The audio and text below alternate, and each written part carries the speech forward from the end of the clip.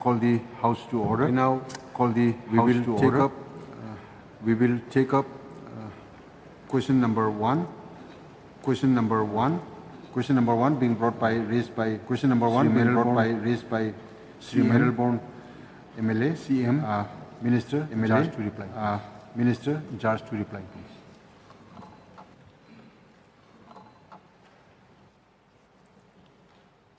Mr. Speaker, sir, answer to number one star question. A. Sir, the major reasons contributing to the delay are as follows. Obstruction by Joint Action Committee, that is JACWU. Forest objections at Umsau Range Forest. B, sir,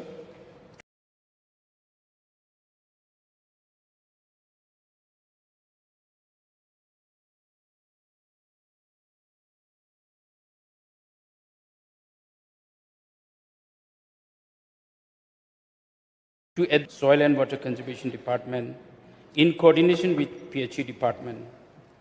This includes Miyawaki forestation, construction of check dams, contour trenches, and other soil and water conservation measures aimed at improving groundwater recharge and strengthening the sustainability of water sources. Further, community awareness programs and catchment plantation activities are also being undertaken by concerned department with a coordination and support from the PHE department to ensure long-term sustainability and protection of critical water sources. See, sir, the total number of water samples tested in Riboy district during 2025-26 is 3,336 numbers. D, sir, the total number of samples found contaminated is nil. Sir. Your supplementary, please. Yeah. So before I ask my supplementary question, allow me to just express my gratitude to the Honorable Chief Minister for promoting Rendia. This is very close to my heart. And yesterday I have seen in social media that Honorable Chief Minister has expressed desire that this is one of the attire that we should wear. And Rendia is very close to me personally because I belong from the village Diwan, which has been regarded as an Erisil village. So I want to place on record my sincere thanks on this. So my first supplementary question. The principal question that I have put forward is that in the course of response at A, the two reasons that has been mentioned clearly, now it has been addressed, and I would like to know from the Honorable Minister in charge, I would like to get a clear assurance, the timeline for the completion of Nongpo Combined Water Supply Scheme, as well as the physical progress in percentage, as well as the financial status on this project.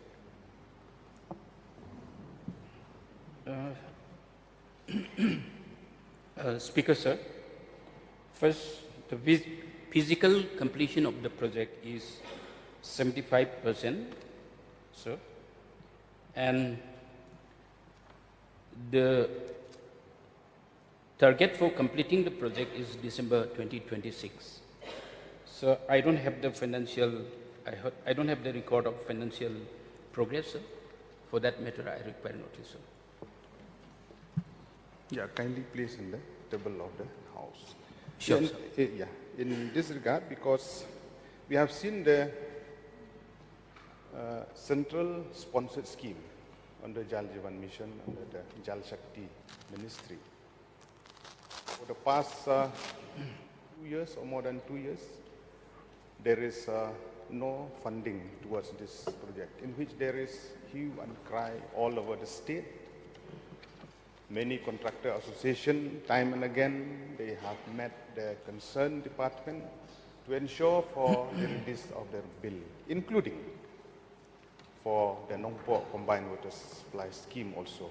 In this regard, I would like to get an assurance from the Honorable Minister with regards to the pending bills of all the JJM contractor in the state, as well as for Nongpo Combined Water Supply Scheme, because keeping in mind the fiscal progress is 75%. And I'm not wrong to say that even the central government, the Ministry of Jal Shakti, will monitor the progress of the work, whether it has been completed or not, then only they will release the fund. So I would like to get a categorical response in this regard. Sir, I would like to place a report on with regard to the sanctioning of the JJM funds. Sir, very recently the Government of India has sanctioned. The sanction letter number is G-1026/JJM-1-DDWS. The NJJM under Department of Drinking Water Supply and Ministry of Jal Shakti has released JJM 2.0 funds with the following breakup. Release of central share against additional share is 2.36 crore. Number two, upfront release of schemes of SBS, that is single village scheme, and multi-village scheme pipe water supply, that is rupees 171.46 crore. Number three, reimbursement mode for MBS dash rupees 140.78 crore. Number four, support activities rupees 15.73 crore. Number five, water quality monitoring activities 6.29 crores. These are the sanctions that has been given from the Government of India. So this in fact an allocation for JJM 2.0 for the financial year 26-27, considering that 336.62 has been allocated and earmarked for Meghalaya by way of JJM funds, and comparing with other similar states, this allocation is significant and much more than similarly placed northeast on hilly states. Sir, however, it has to be understood that this is allocation and sanction of JJM funds, not released. There are certain procedures like financial audit of last 2 years, creation of head of account by Office of Accountant General, scheme onboarding and functionality assessment, which have to be followed before ministry would consider release in installments. The exact same procedures are applicable and are being followed by all other states, and only a few states have been able to comply, and mostly these are the states that are seeking reimbursement for state funding of JJM. Sir, also it is to be noted that release will be made first for 100% completed schemes, then 95%, then 90 to 95%, and so on and so forth. It is therefore humbly requested that contractors may take steps to complete the schemes.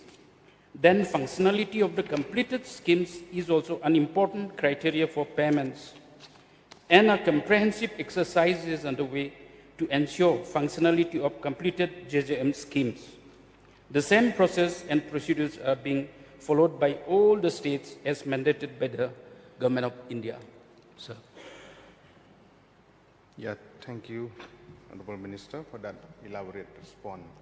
And I would like to reiterate my stand to the government and the PHE department through you, sir, so that it will press up this matter with the ministry for the early release of the fund, as well as at the same time to instruct all concerned firm or contractor to complete the work, because as per the statement made, it depends on their completion of the work for 100%, 90%, 80%, and so on.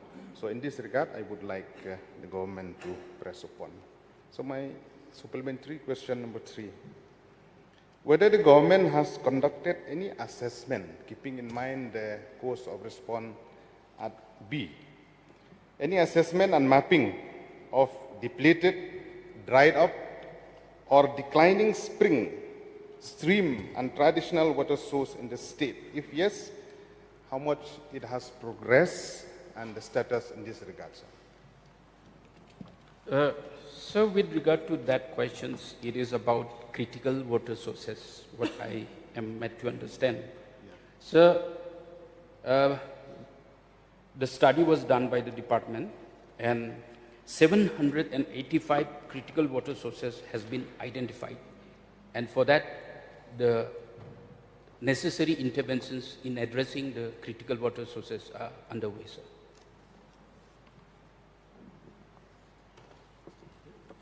Keeping in mind the water scarcity in the state, I would like to sincerely request the department to speed up this process into identifying and to speed up the process to restore the critical water source in the state.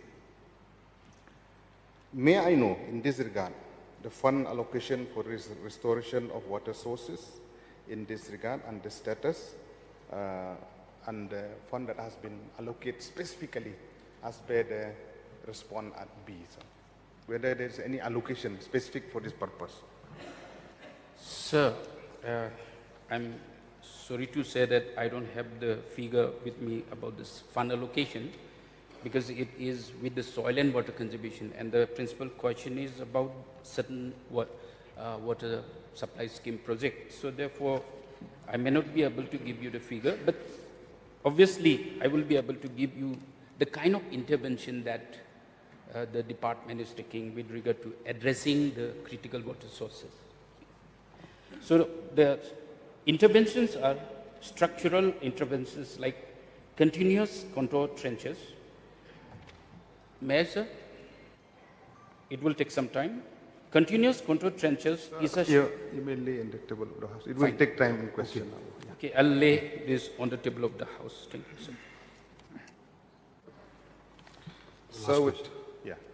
So with regard to the response at C and D, this is with regards to the contaminated water sample that has been taken. Only in Ribhoi district, around 3,336 sample has been taken. And the good news is that at D, the response is that contaminated found is nil. Even though, keeping in mind, for the safety and the safe drinking water for the citizen of the state, I would like to know the mind of the PH. As we have heard even at the allocation from the central government also, where there is a specific mention about the sample water testing lab also. What step has been taken by the government or proposed to establish or strengthen water quality testing lab and regular monitoring facility in the state and in Ribhoi? If yes, how it has been progressed, sir? Sir, I don't have the number of laboratories that is having in entire state. There are good number of laboratories across the state. Some of the laboratories are already accredited by NABCL and doing very well, sir. And water testings are done pre-monsoon and post-monsoon, sir, annually. Thank you.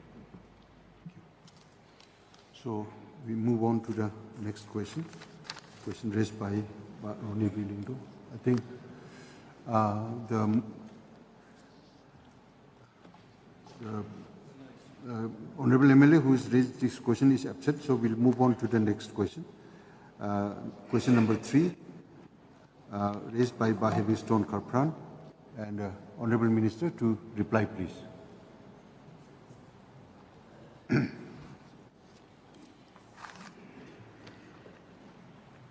So,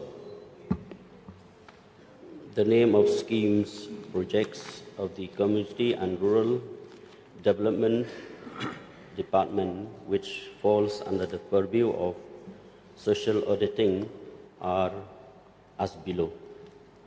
The Viksit Bharat Guarantee for Rozgar and Ajivika Mission, Grameen, BB Ramji. B. Pradhan Mantri Awas Yojana Gramin PMAYG. C. National Social Assistance Program NSAP. And D. Pradhan Mantri Adas Gram Yojana PMAGY. Sir. Your supplementary. Thank you, Mr. Speaker, sir. I would like to thank the Honorable Minister in charge of CID Department. So I would like to ask the Honorable Minister whether social auditing is being conducted regularly in every year in all the CID blocks of the state, as prescribed under the respective schemes. So, may I request again the Honourable Member to repeat? Whether social audit is being conducted regularly every year in all the CID blocks of the state.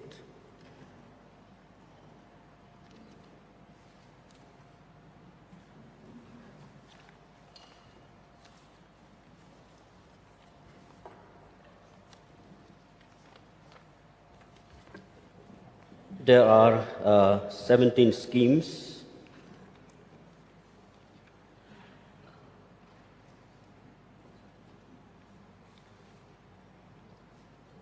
Again, I'm confusing, sir. I'm hearing about the Honorable number of MLA is schemes. asking whether you have regular social auditing done, whether it is annually or Around 70,000 audits conducted last year, sir. Okay. How many cases of financial irregularities have been detected? You said that you have been conducting the social audit every year. So I want to know how many cases of financial irregularities have been detected through such audits.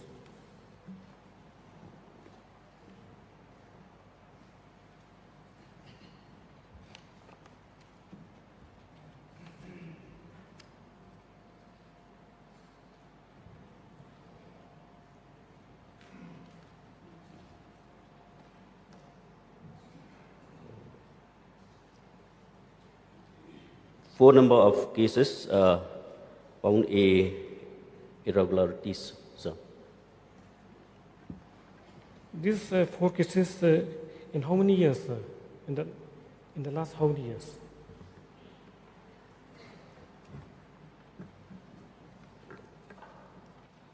The social auditing, it is done to every schemes, and the conduct of the social auditing, it continues, sir. Oh, sorry, I clear. So I want to know, sir. I'll just supplement. Just supplement to the minister's reply, sir. In the last 3 years, about 7,724 issues have been reported, sir. In the last 3 years put together, out of these 7,724, there are financial ones, which I don't have the breakup right now, but 724 have been resolved, and action taken report has been uploaded also.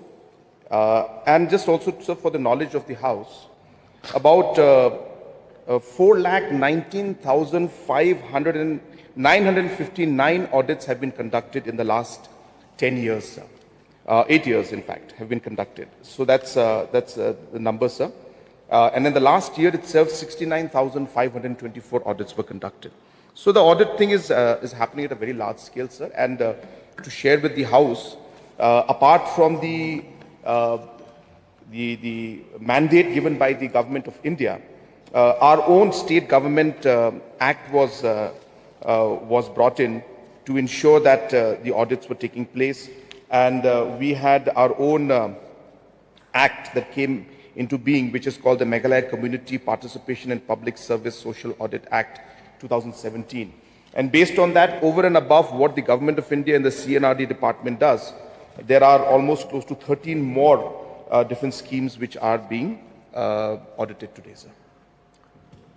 Sir, thank you, sir. Any disciplinary action initiated on the basis of findings of social auditing, sir? Sir, I'll reply to this because it is beyond the audit, because beyond the CNRD. So the procedure is very simple. Once the CNRD or any of the particular, when this particular aspect is looked into by the concerned auditing agency, then this auditing agency then sends the reports to the respective departments. As I mentioned, sir, the the schemes are mentioned in the reply, but apart from those schemes also, different aspects of, as I said, aspects like the Jal Jeevan, Blue Revolution, revamped distribution for power department, health institutions. There are many other departments also where the social audit is done. And the procedure is that once the audit is done, the report is sent to the departments concerned, and then the departments concerned then take the necessary action to be taken against those agencies or implementing agencies that are concerned. So therefore, those are all departmental wise, and that the exact information will not be available with us as of now. So, thank you, sir. What are the findings of social audit are made available in the public domain and communicated to the concerned VC or the participant or beneficiaries? Sir, the issues are reported, and as I had mentioned, 1,491 actions taken report have been uploaded in the MG and NRGS MIS. So it is made publicly available. Last question. So whether the government has any intention that the schemes implemented through CID department, that means a state-funded scheme of projects, will be covered that purview of the social audit in future? Yes, sir, this goes beyond the departmental CNRD department's purview. That's why, sir, I'll just mention that so there are two aspects to social audit. One is the central government's requirement and mandate as per the different acts and the different schemes, the different schemes that are there. And that's what the Honorable Minister just replied to. And then they need to be audited.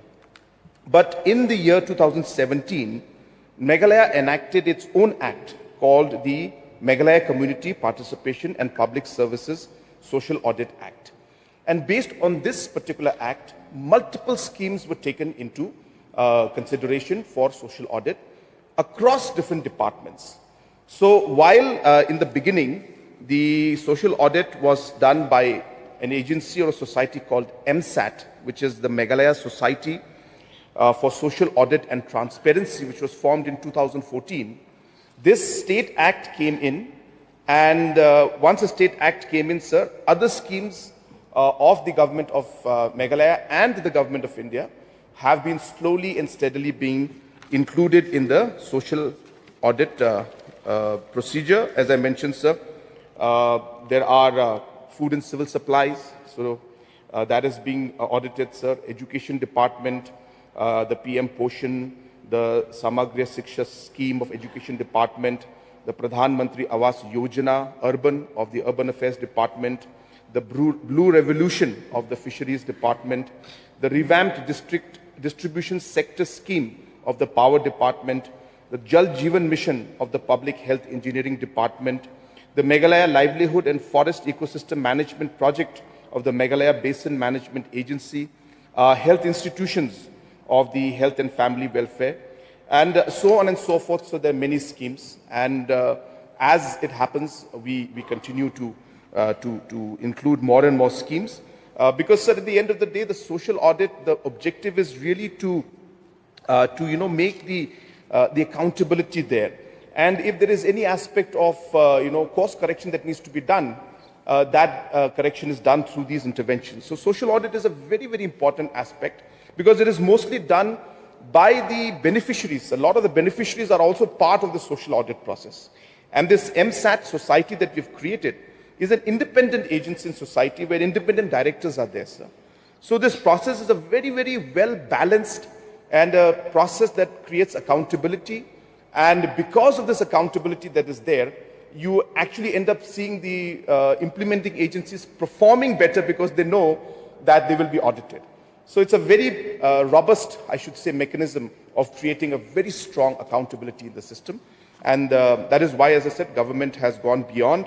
In fact, sir, we are one of the few states in the country that actually funds the MSAT and the social audit through our own fund. Approximately close to 5 crores is budgeted every year for social audit to be conducted, sir. And very, very few states in the country, I will not be wrong in saying, sir, we may be 1 or 2 in the country that actually fund separately to conduct social audit from the state's own budget, sir.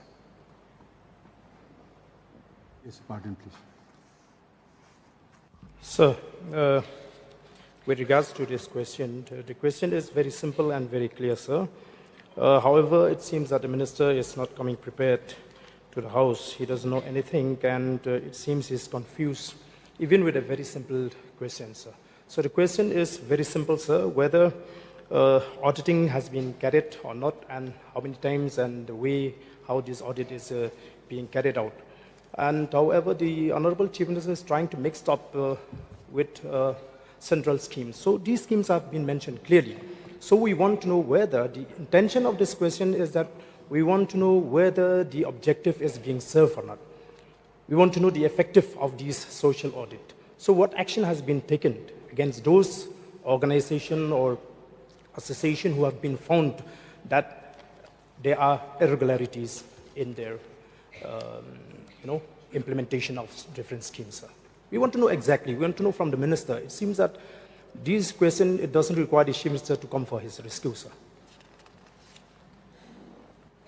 Sir, number one, I think it's unfortunate that the honorable member is using such language. The honorable minister has definitely prepared. I can vouch for that. We've prepared this question together. But there are different aspects, sir. It goes beyond the questions that have been asked for the CNRD department. So therefore, if you look at, and if you heard my reply, sir, I was very clear in my reply. I mentioned that there are schemes under the CNRD, and then there are schemes outside CNRD, which are being audited. Then there are certain guidelines of the Government of India, which require us to audit certain schemes. And then we came out with our own act in 2017. In fact, when the leader of opposition was the chief minister, this very, very great and wonderful scheme and act came out. Not scheme, I'm sorry. Act came out. And today, as I said, many of the other schemes beyond central government's mandate are also being audited. So this is the only clarification I was making. And hence, when asked a question, it went beyond the CNRD department's reply, sir. So therefore, I mentioned, sir, that already if you look at the entire aspect of social audit, there are 7,724 issues have been reported in the last 3 years. Again, I've been very clear on that. And respective departments, after the audit is done, the respective departments are informed and then they take necessary action on whatever needs to be done. If it's a financial regularity or if there's a quality issue or if there's a supply issue, whatever the issue may be there. The concerned department and then takes the action. And therefore, that information again is not available with the minister. And of course, because it is beyond the scope in the sense it goes very large, sir. We don't have all the aspects. But as I said, sir, issues of job cards come up, issues of irregularities of muster roll, delay in wage payment. So all of these issues come out in the social audit, which are, most of them are resolved at the department level, sir. You may continue. Sir, I think it would be wrong to say that the language that I used, when I see that the minister is not prepared, so I have to say like that, no? I think there's nothing wrong. It is not unparliamentary, sir. So, sir, we want to know from the minister, since the minister himself has clarified that out of 7,000 plus, there are 4 organizations that have been found that their works are irregular. Some irregularities have been found. So we want to know what types of irregularities. And we want to know the concrete action being taken against those organizations that have been found in their irregularities.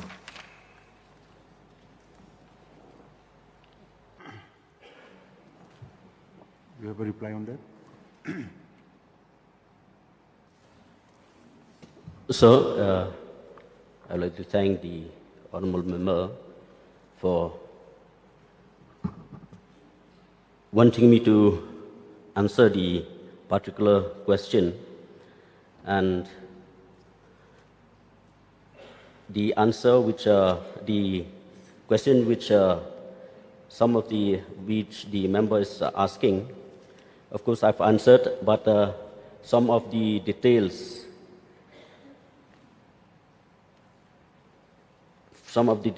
which is not with me, so that's why I require notice. I'm not able to get the exact numbers.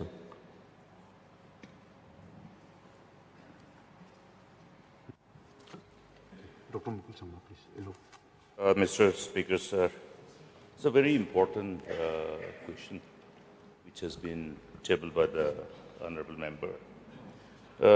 Mr. Speaker, sir, as referred to by the honorable CM, in fact, this act, when was passed, the state was lauded. It is considered as one of the legislation which was highly appreciated in the matter of ensuring transparency through community participation on a real-time basis auditing.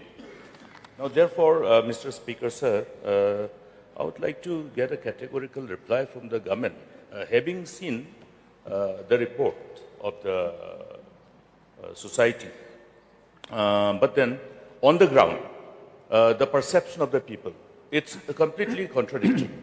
Because the whole concept, if you look at the name of the principal act itself, community participation, it starts with this. So I think the approach of auditing has somehow shifted from the original intent of the act itself. Therefore, I think it would be in the fitness of thing that we realign our approach as we further proceed in implementing the mandate of this act with the sole intention of achieving the objective of the act.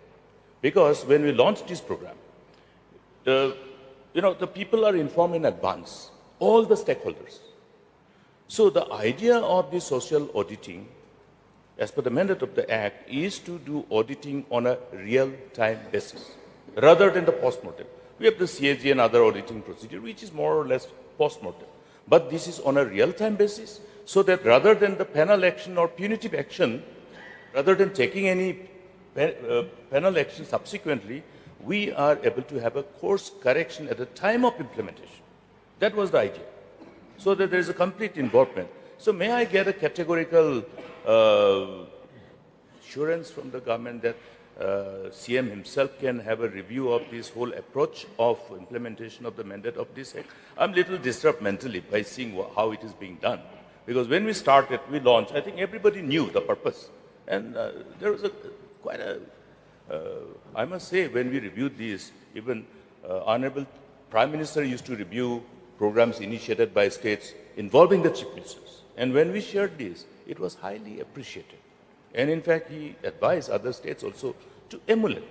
So therefore, I think it is to ensure transparency with the involvement of the community participation at the time of implementation on a real-time basis. We see many of these, our own MLAs in the House, sometimes sharing the concern that at the time of implementation of program, many of the members of this August House are not aware of the programs. Therefore, may I get this categorical assurance from the Honorable Chief Minister himself that he will have a review of this particular mandate of the Act and realign the approach of implementing the mandate of this Act.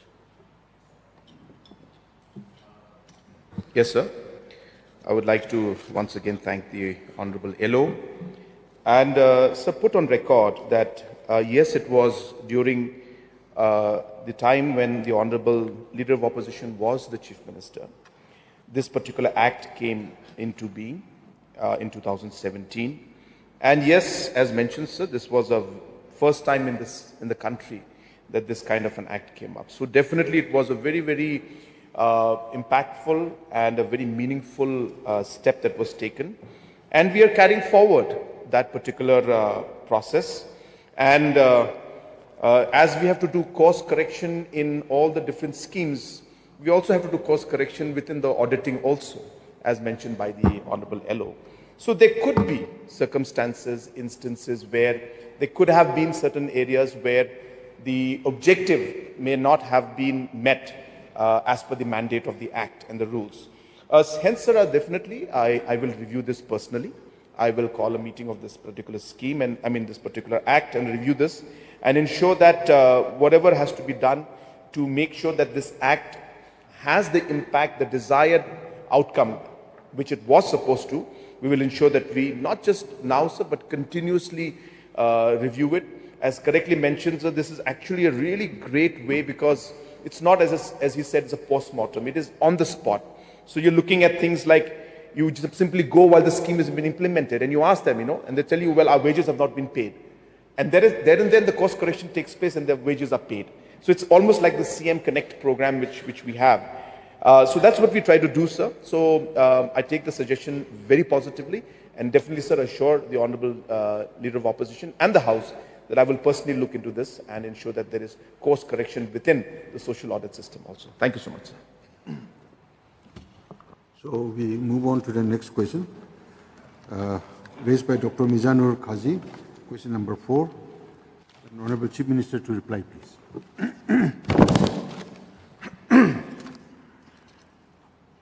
So reply to star question 4. A, sir. So there are 666 number of Anganwadi centers operated from rented or temporary buildings. B, sir, construction of Anganwadi centers is being taken up in convergence with CNRD for construction of new buildings.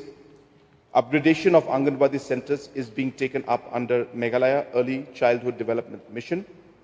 C, sir, under the Anganwadi Services Supplementary Nutrition Mission program, is being provided for 25 days in a month.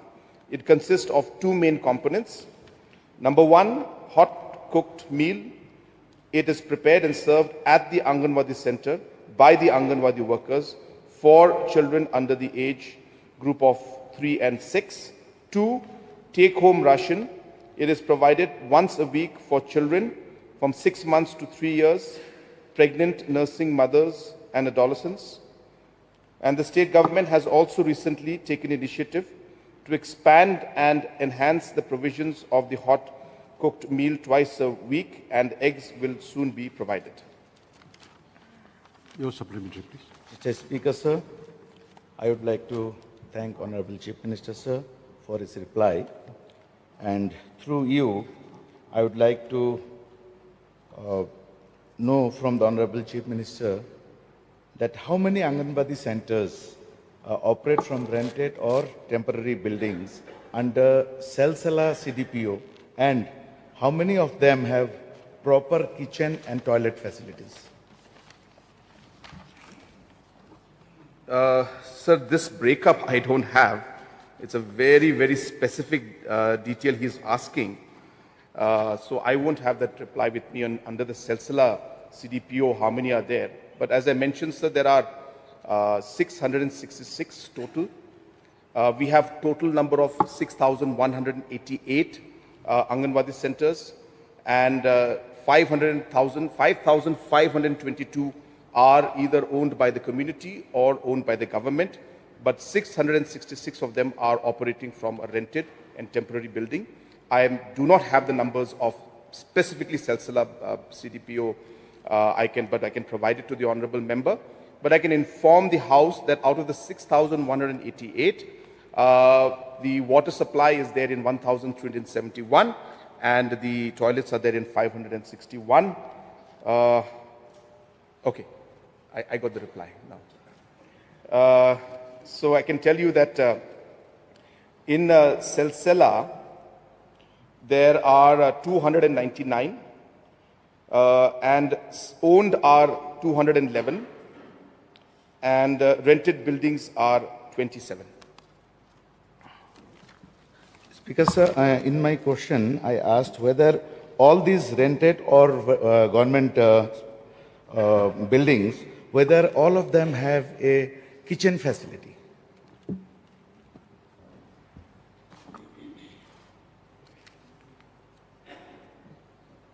Sir, specifically kitchens, rooms, the details are not there, sir. But in all of these Anganwadi centers, since the hot cooked meal is being provided in the Anganwadi centers, so there is a cooking place. And so the definition of kitchen, if it means a cooking space where the food can be cooked, if that is a definition, then yes, there is a space to cook food. But if there is a separate building for kitchen, so that detailed information is not there. But as I said, since we are already have mentioned in the reply that we are providing hot cooked meal, therefore the facility to cook the food and prepare the food is there in the Anganwadi centers. Mr. Speaker, sir, why I asked specifically about the kitchen is, as serving the hot cooked food is the most important part of providing nutrition to the children.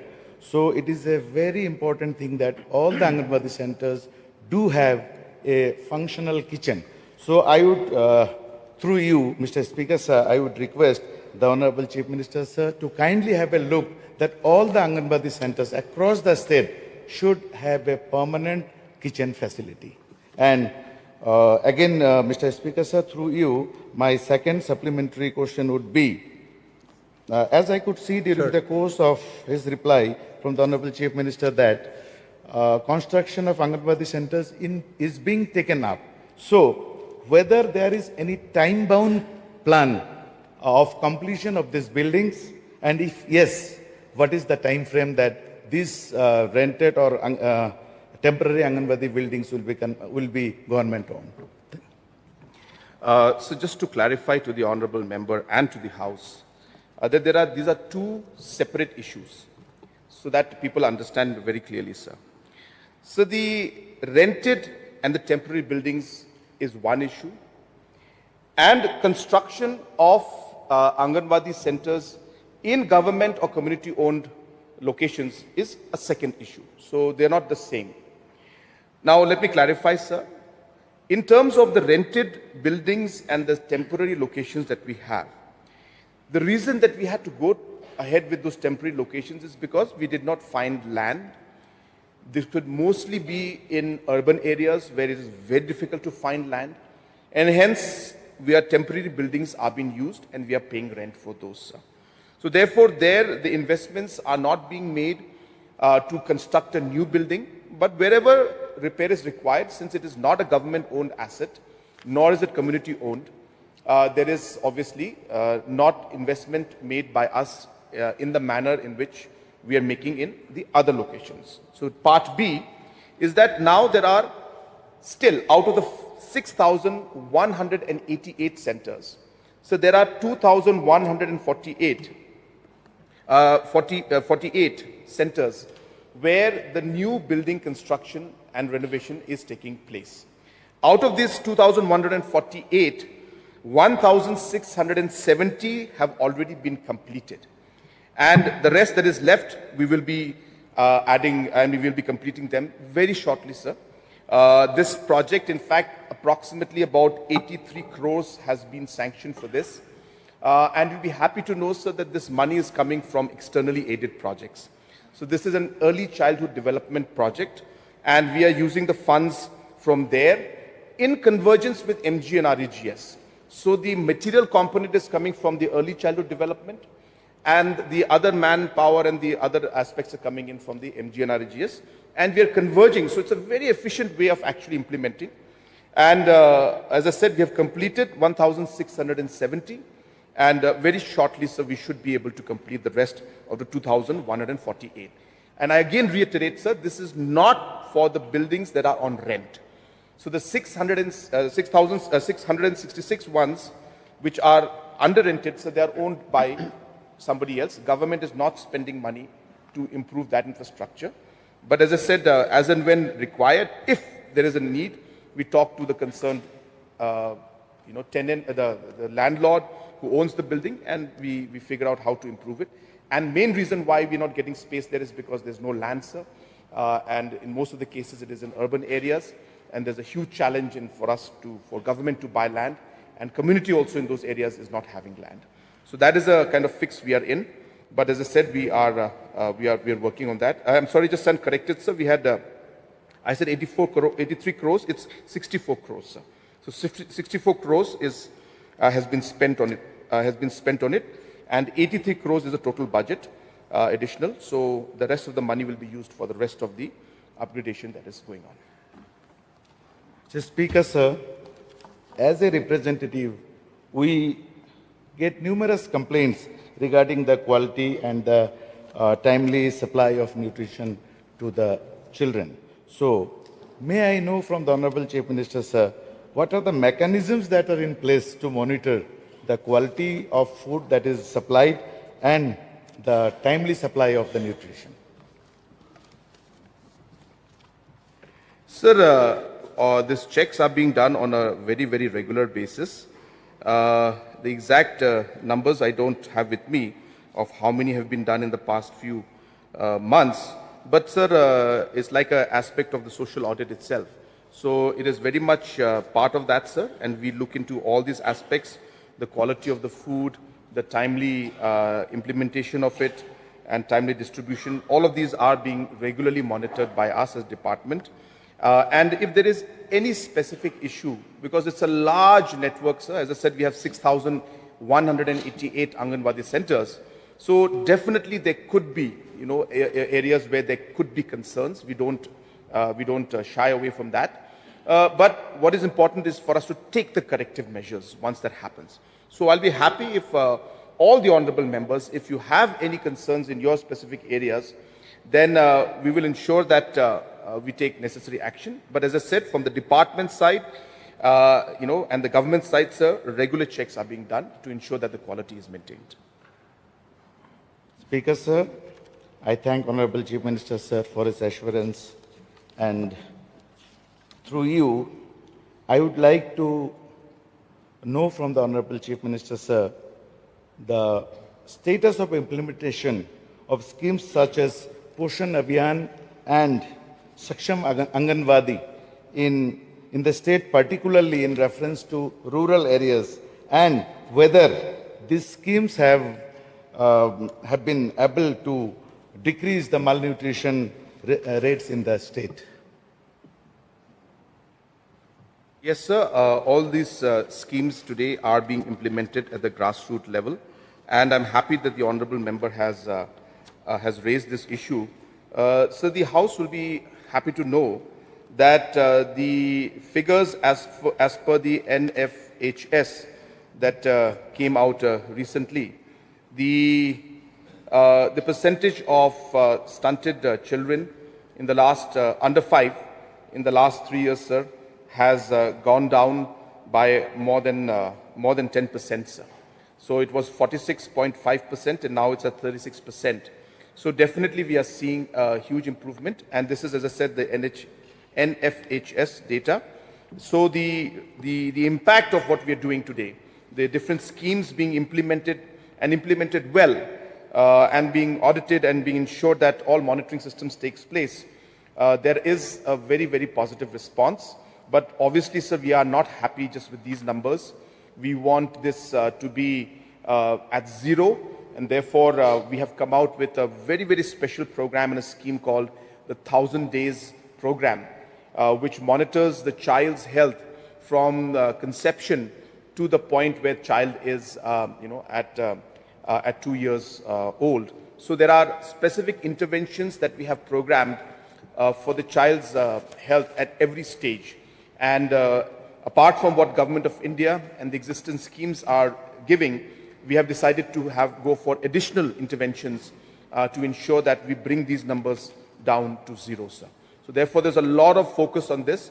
This is maybe one of the major targets and missions of our government, because stunting and malnutrition, SAM and mal children, is something that is of great concern to us, and we're ensuring that that this number comes down, sir. Sir, Speaker, sir, through you, my last supplementary would be from the Honorable Chief Minister, sir, that how many children in the group of 0 to 6 years have been found severely malnourished during the latest survey available and the interventions taken thereof? So the number of the malnutrition children in that age, that exact number is not there with me right now, sir. I will require notice.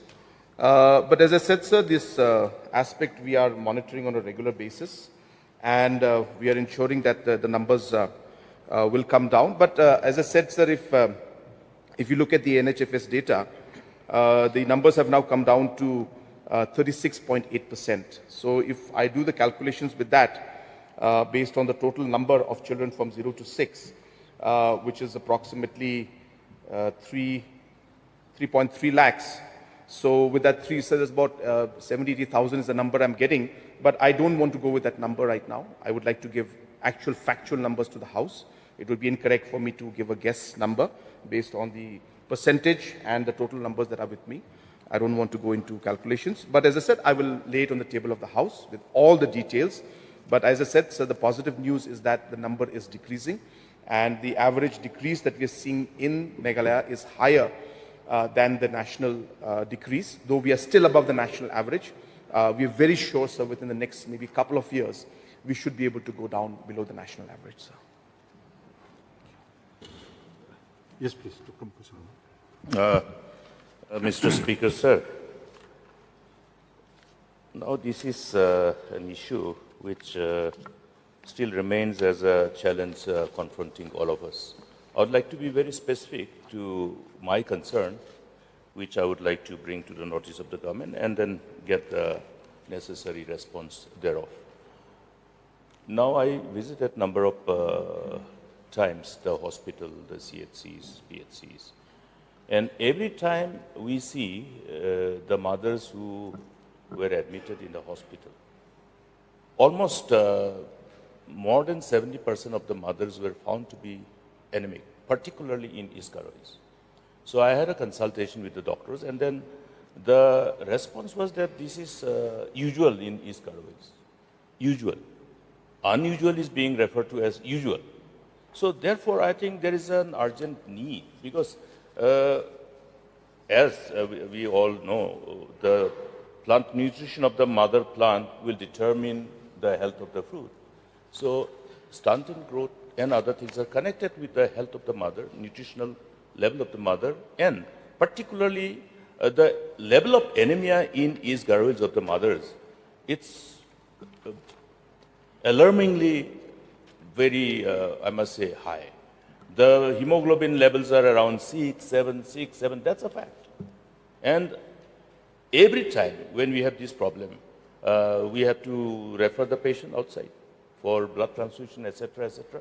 And this is a real pertinent problem we are confronted by. Somehow or other, it's abnormally high in East Garois. So may I, therefore, since we have the whole program supporting all aspects of nutrition of both pregnant mother and the children, see that at least a special focus is probably worked out, strategized to look at this angle and specifically have a complete survey done in respect of East Garois pertaining to the health of the mothers. Sir, I would like to thank the Honorable LO for this very important point he has mentioned.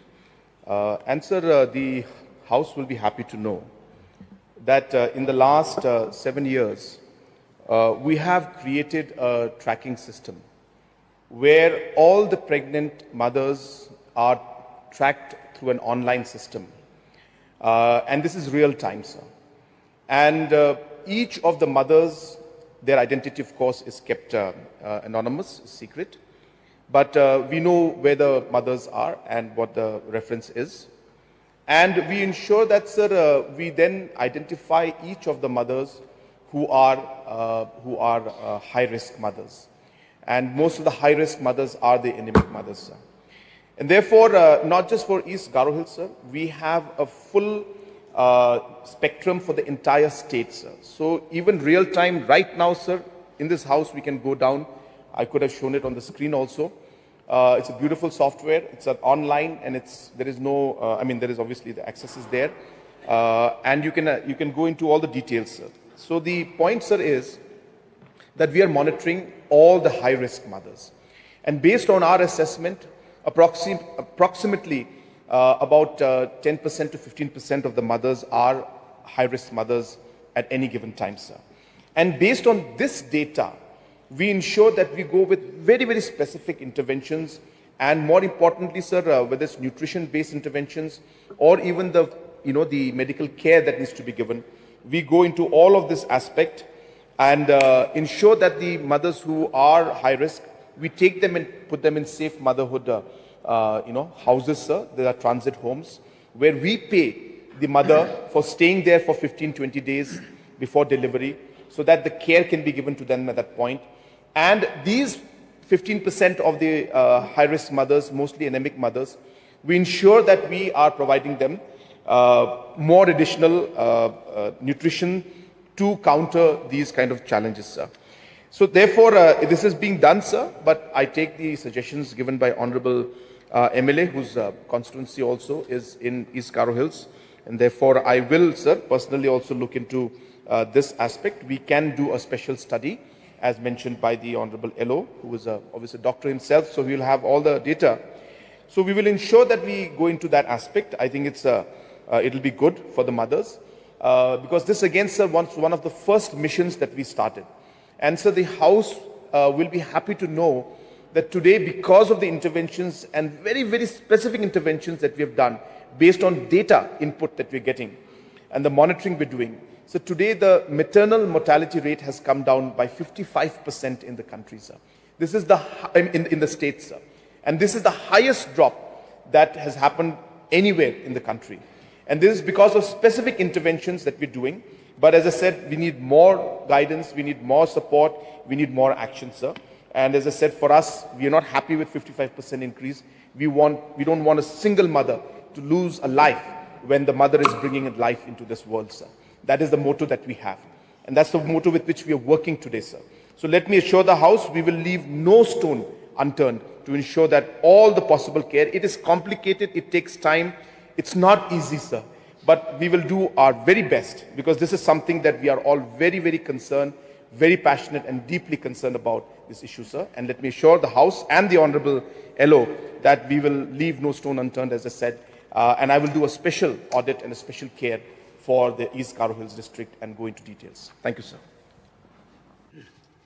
So now we move on to the next question, raised by Dr. Mukul M. Sangma, LO.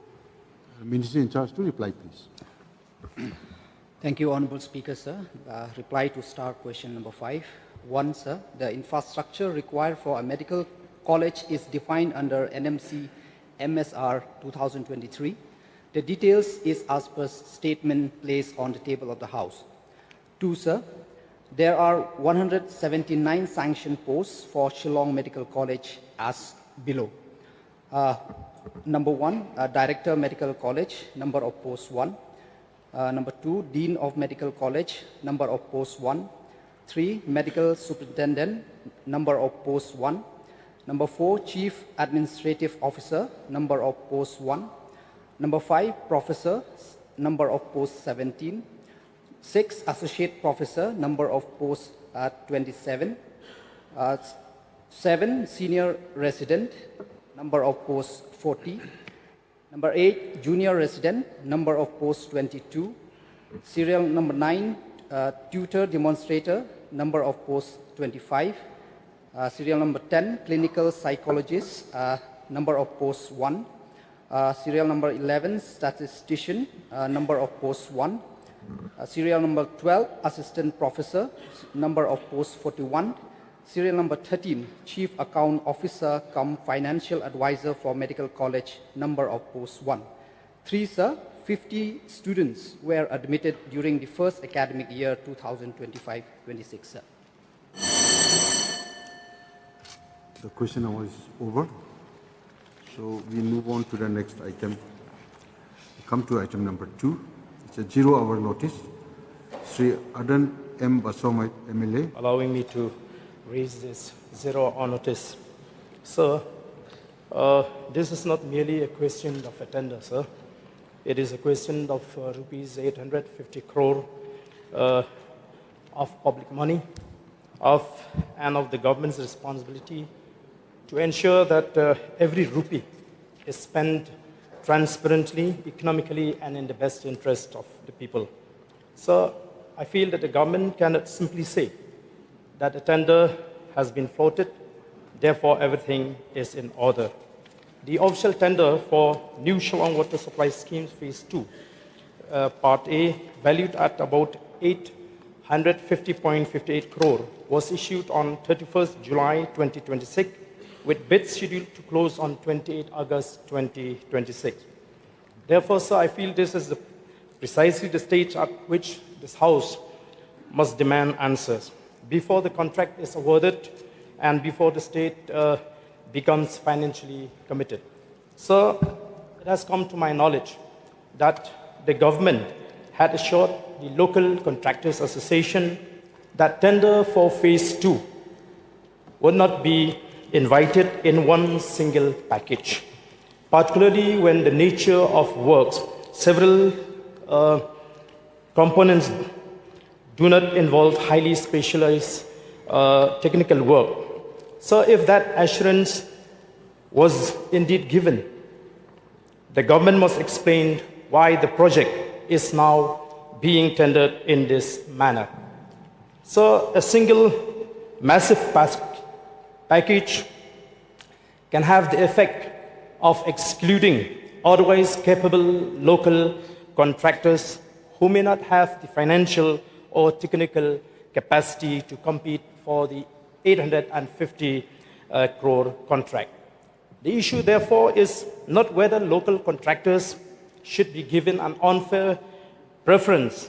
The issue is whether tender structure itself is unnecessarily restricting competition. So, Madam, therefore, I would like to seek clear answer from the Honorable Minister. First, what is the detailed project cost and the complete bill of quantities? Second, has phase 1 been completed satisfactorily, and is it presently delivering the water supply for which it was designed? Third, what is the precise justification for undertaking phase 2 at a cost of approximately 850 crore? Fourth, why has the project been packaged in this manner? Why were the works not divided into smaller, technically appropriate and geographically viable packages? Fifth, how many Meghalaya-based contractors are actually eligible and financially capable of participating in the entire package? Sixth, what steps has the government taken to ensure genuine and meaningful participation of competent local contractors? Seven, what safeguards have been put in place to ensure that the tender process produces genuine participation and the best value for public money? Madam, there's another serious financial question which cannot be ignored. The government has acknowledged that pending bills of contractors implementing Jal Jeevan Mission have crossed 900 crore. If the state government is already carrying such a substantial payment burden, the government must explain how it proposes to finance another project of approximately 850 crore without creating further financial stress. Madam, 850 crore is not merely a figure in a tender document. It is the taxpayers' money. Every rupee must be justified, every process must be transparent, and every contract must deliver value to the people of Meghalaya. I therefore urge the government to place before this August House the detailed project report, BOQ, the Phase 1 expenditure and performance details, the justification for the present tender structure, the financial plan and funding pattern for Phase 2 before the contract is finally awarded. Failing which, Madam, I strongly feel that the department has to cancel this bid and go for retendering in order to be able to address all these concerns. Thank you, Madam. Shri Marcus N. Marak, Minister in charge, PHE, to reply, please. Thank you, Madam Chairperson. Madam, I'm pleased that Sri Adan Miller Basayumat, Honorable MLA of Nongkrem, ST constituency, has raised this pertinent question on the news item that appeared in the Shillong Times dated 7/8/2026 under the caption, PHE floats for Rs 850 crore for new Shillong Township Water Supply Scheme Phase 2. Under the Rule 49A of the Rules of Procedure and Conduct of Business during the autumn session of Meghalaya 2026. Madam, in response to the questions, I am pleased to inform the House that number 1, the construction of new Shillong Water Supply Scheme Phase 2 Part A was sanctioned in 30th July 2026 at an estimated cost of Rs 850.589 crores. Number 2, the major components of the work required to be incorporated in Phase 2 Part A of the scheme are as follows. A, survey, investigation, design in laying of pumping mains from water treatment plant Mopadang to main clear water reservoir 1, that is in Maulin Ray, and main clear water reservoir 2, Umsoli, including betting from reputed engineering institute, PWD road compensation and other public utilities, administrative charges, 3 years of operations and maintenance, and tools and plants. B, survey, investigation, design and construction of main clear water reservoirs and zonal reservoirs, including betting, site development / leveling, solar energy system, including compensation for public utilities. C, survey, investigation, design in laying of feeder mains, distribution feeder mains, including betting from reputed engineering institute, PWD road compensation and other public utilities, administration charges, 3 years operations and maintenance, tools and plants. D, Madam, survey, investigation, design and supplying, installation, fittings, etc. of pump sets, including RCC, pump house building, backup DG sets at Dam Nonghali, Umsauli, and drawal of power line, installation of substations, transformer at main clear water reservoir locations, Maulin, Umsauli, etc., including betting from reputed engineering institute, compensation for public utilities, administration charges, 3 years of operation and maintenance, tools and plants. E, Madam, survey, investigation, design for approach roads, IoT and SCADA, laboratory hydrants, motorable roads, non-residential complex / blocks, water protection bunds / check dams, rejuvenation of important existing sources, pipelines, etc., including betting, site development / labeling, solar energy system, tools and plants. 3, tender was invited on EPC mode for the construction of new Shillong Water Supply Scheme Phase 2 Part A on 31st July 2026. 4. Justification for opting the EPC, that is Engineering, Procurement and Construction mode. EPC, Engineering, Procurement and Construction mode is preferred for large water supply projects as it places the responsibility for detailed engineering, procurement, construction, testing, commissioning, and performance demonstration on a single contractor. This is particularly suitable for the new Shillong Water Supply Scheme, which comprises several interconnected components such as intake works, water treatment plant, pumping stations, raw and clear water transmission mains, reservoirs, distribution networks, electrical systems, implementations, and SCADA execution through EPC mode will ensure integrated design, coordinated implementation, single point accountability, and delivery of a complete and operational water supply system. 4A, single point responsibility. Under EPC mode, the employer deals primarily with one EPC contractor who is responsible for coordinating the detailed design, procurement, construction, testing, commissioning, performance demonstration. This reduces ambiguity and disputes regarding responsibility among designers, suppliers, and contractors, and enables faster resolution of technical and contractual issues. 4.2, subnumber, better coordination of complex project components.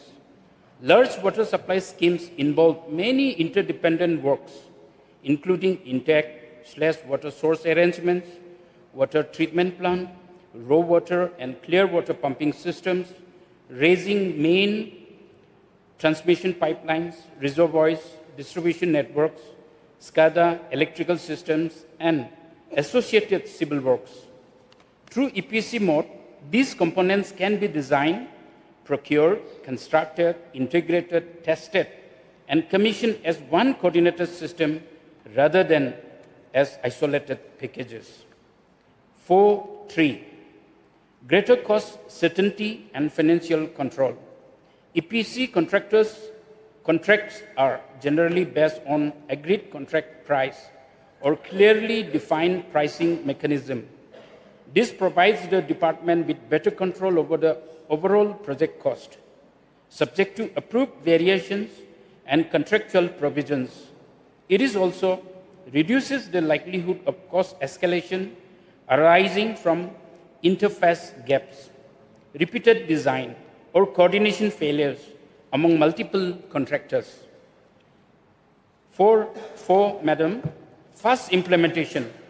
In EPC mode, engineering, procurement, and construction activities can be planned and coordinated in an integrated manner, and certain activities can be proceed in parallel wherever technically feasible.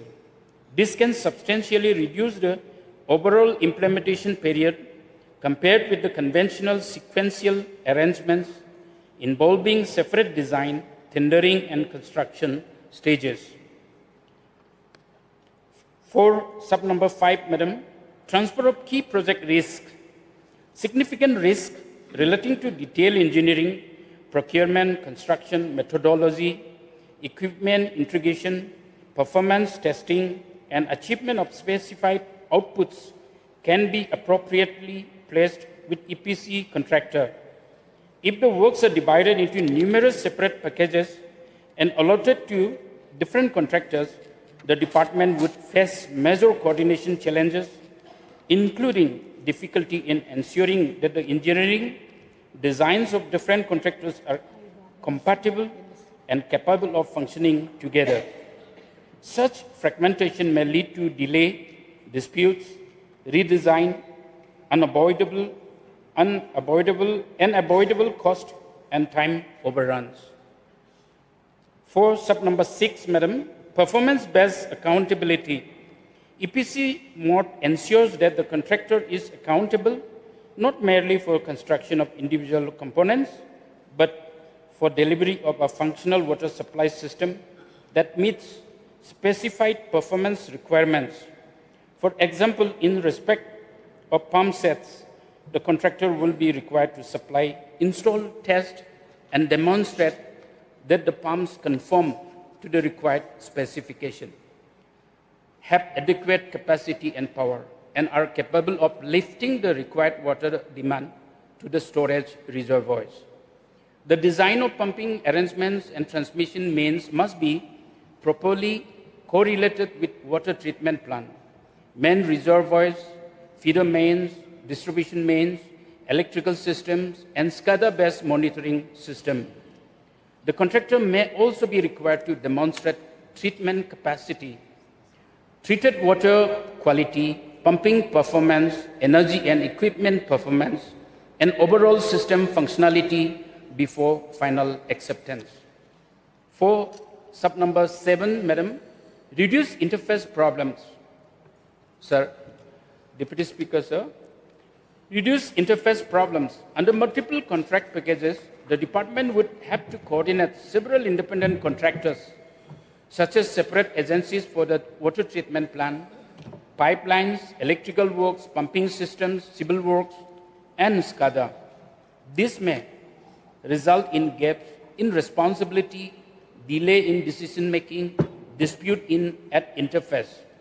EPC mode substantially reduces this interface issues by assigning integrated responsibility to one contractor. For sub-number 8, sir, suitability for large and technically complex urban water supply scheme. The larger and the more integrated a scheme is, the more valuable single point responsibility becomes. The EPC contractor can be made responsible for coordination with related departments and agencies such as PWD, MEECL, Urban Affairs, Police, and other authorities for permissions, shifting of utilities, road cutting and restorations, traffic management, safety arrangements, other site-related requirements. For example, road restoration can be undertaken by EPC contractor directly through coordination with PWD, and traffic and safety arrangements during construction can be coordinated with the police. This avoids the confusion, duplication, and delay that may arise if numerous individual contractors separately approach different departments for permissions, road cutting, restoration, and related approvals. For sub-number 9, sir, defect liability period. The involvement of multiple contractors would weaken the effectiveness of the defect liability period, as all components are interlinked and collectively required to ensure 24/7 water supply in accordance with current central public health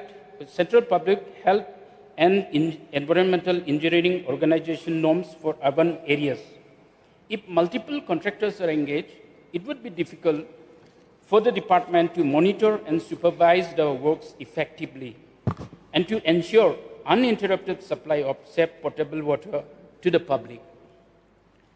Number 4, sub-number 10, sir, operation and maintenance. The contractor shall be responsible for ensuring smooth and effective operation and maintenance of the system for a period of 3 years. The contractor must ensure strict compliance with the requirement of uninterrupted water supply up to the households, institutions, other intended consumers. This objective would be defeated if multiple contractors are involved, as it would become extremely difficult for the department to clearly fix accountability and responsibility for any failure or disruption in service. Sir, in conclusion, in view of the above, bidding through EPC mode is justified for the new Shillong Water Supply Scheme Phase 2, Part A, as it will provide an integrated execution framework, reduce coordination and interface risk, improve cost and time control, ensure performance-based accountability, and support timely delivery of complete, reliable, and functional water supply system for New Shillong. Thank you, sir. Now we come to item number 3, calling attention. Sri Livingston Katpran, MLA, to call the attention of the Minister in charge, Public Health Engineering, under the Rule 54, 1 of the Rules of Procedure and Conduct of Business to the next item published in U. Nongsen Hima, dated 6 May 2026, under the caption, Taka rupees 217 crore Q Ka Jingpin Lut Jongka New Shillong Water Supply Scheme. Sri Livingston Katpran, MLA, please. Thank you, Mr. Chairman, sir, for allowing me to call the attention of the Minister in charge of PG Department under the Rule 54, sub Rule 1 of the Rules of Procedure and Conduct of Business to the news item published in Nongsan Hima, dated 6 May 2026, under the caption, Daga Aspakat Nyokru, Kyo Kijing Pelut Jaka Phase 1 Jongka New Shillong Water Supply Scheme. Mr. Chairman, sir, I wish to address an issue that is crucial to our community through this New Shillong Water Supply Scheme, Phase 1. This project has been seen significantly and repeatedly in the news in recent times. However, if this project will truly succeed, it is important to address some key concerns. Madam Sri Chairman, sir, as an elected representative of New Shillong area, I am aware of the challenges that we face regarding the water scarcity and also access to clean and reliable water. Mr. Chairman, sir, we know that water is one of the important natural resources out of the 3 vital natural resources that we have, like soil, vegetation, and water. Water is the most crucial. So there is saying that water is life, life is water. Mr. Chairman, sir, I want to address on 5 key concerns. Firstly, I would like to share a few concerns before the Minister in charge of PG regarding the sanction amount for the first phase, which was sanctioned earlier an amount of 553 crores, but now it was enhanced to rupees 770 crores during 2026-27, an increase or enhancement of 217 crores, which is a huge amount. It comes to 39%. So, Mr. Chairman, sir, I would like to know the reason why, in the span of just 2 years, the sanction amount has been increased to 217 crores. I want to know on the matter as to ensure the transparency and accountability. So I need the clarification on this matter. Number 2, sir, as regards the infrastructural development in the area, I have visited the site in June 2026 this year. I found that the road connectivity to Nonghali and also even to the project site, where there is a water source, I found still lacking and need a lot of improvement. And some of the anti-point activities will need to speed up. So I want to suggest also that for the safety of the village community, that the government should install even solar street lighting in the village, especially to the road to the project site. That's my suggestion. Number 3, regarding the biosecurity and sustainability of Umkhan River catchment.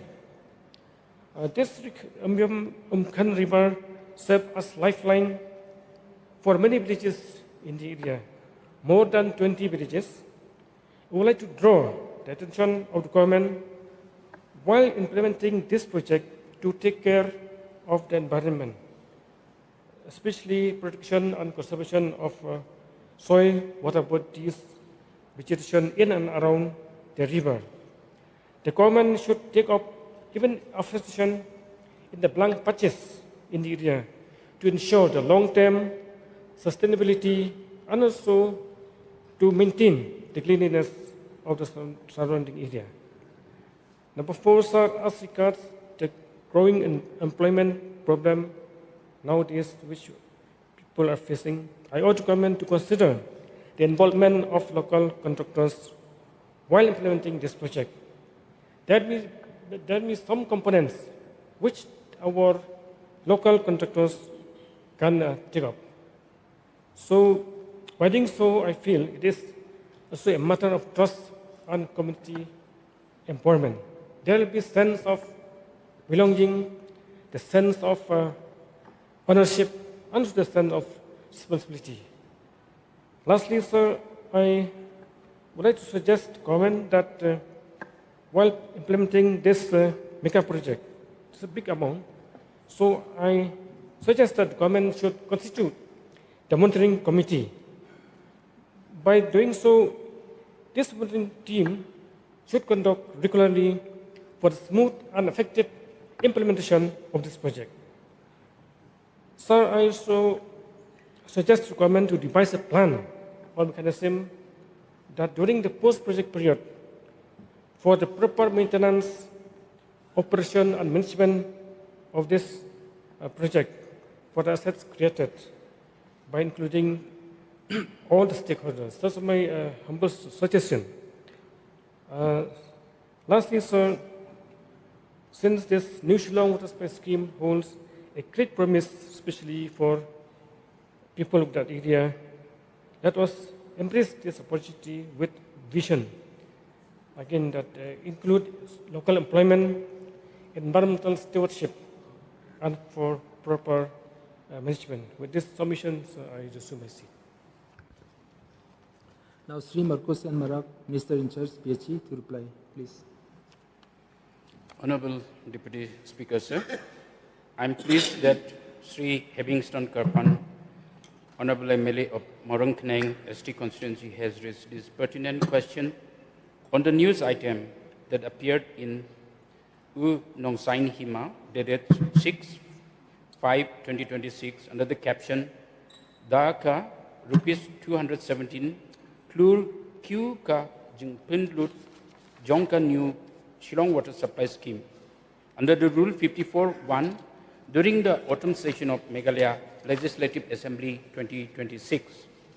Sir, in response to the question, I am pleased to inform the August House that, number 1, the new Shillong Water Supply Scheme is designed to ensure sustainable potable water supply to the new Shillong Township, Maukhanu Knowledge City, and 32 adjoining villages, Umsoli Village, Maulong Village, Mauyer Village, Seisiach Village, Maukenring Village, Lamkse Village, Lumding Sai Village, Ding Yong Village, Malin Ray, Maudiangdiang, Umro, Mokasiang, Sijiong, Tenreng, Mapadang, Washure, Umir, Mausharo, Mautumdu, Maukano, Rikso, Solaper, Mawiyong, Dengpaso, Sirwar, Kaput, Jeroid, Nongtamai, Nongali, Nongken, Nongtir Kong, Menriang, Nongkro, including institutions, offices, etc. Number 2, under Phase 1 of the Shillong Water Supply Scheme, the scope of work consists mainly the construction of dam, pumping system, pumping mains, treatment of water only with the main clear water reservoir.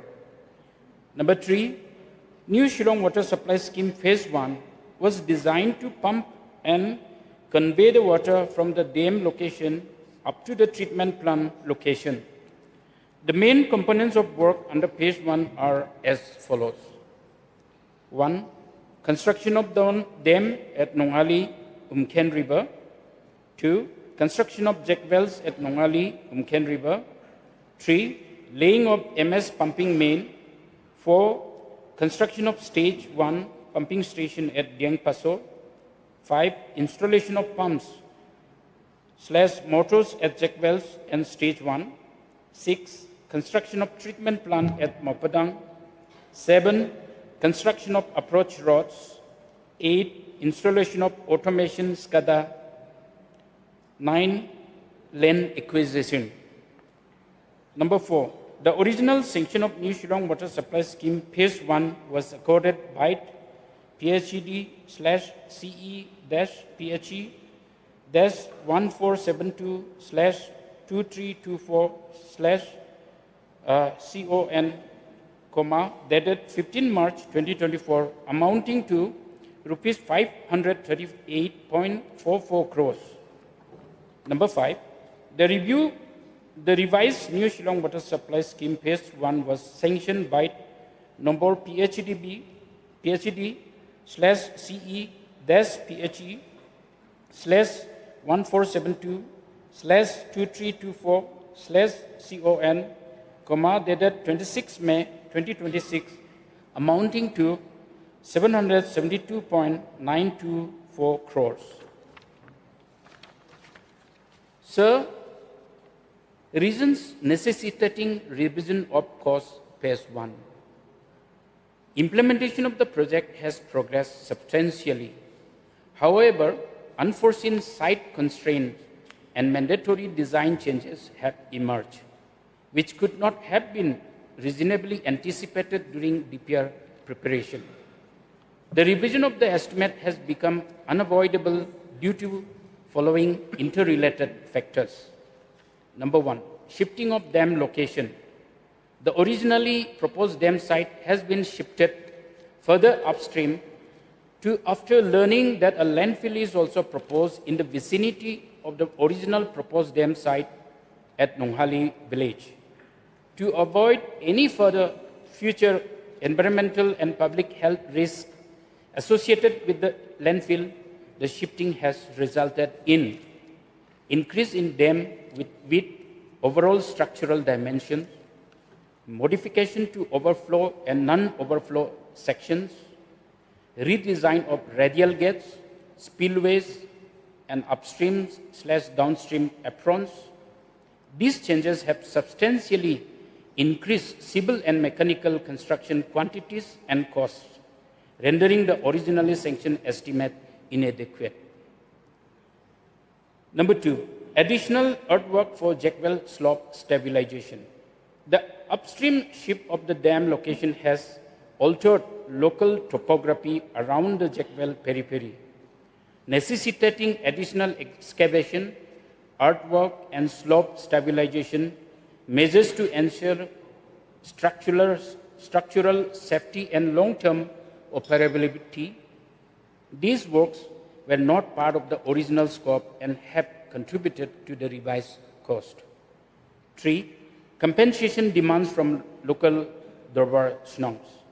The laying of raw water pumping main pipelines across customary lengths has led to formal representations from Dorbar Shnongs of Nonghali, Dieng Paso, and Mopadang villages, seeking compensation for land usage and associated impacts. Compliance with these community demands is essential for uninterrupted project execution and social harmony. 4, requirement of dedicated power light supply. The operational assessment during execution revealed the critical necessity of a dedicated and reliable power supply for pumping stations to ensure uninterrupted water supply.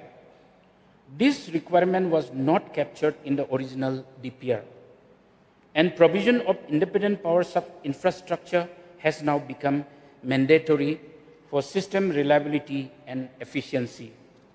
5th, road restoration compensation at Jeroit village and Dieng Paso. Due to change in alignment of pumping main at Jeroit village, Dieng Paso village, approximately 1.5 kilometers of existing PWD road must be dismantled and excavated for pipeline laying.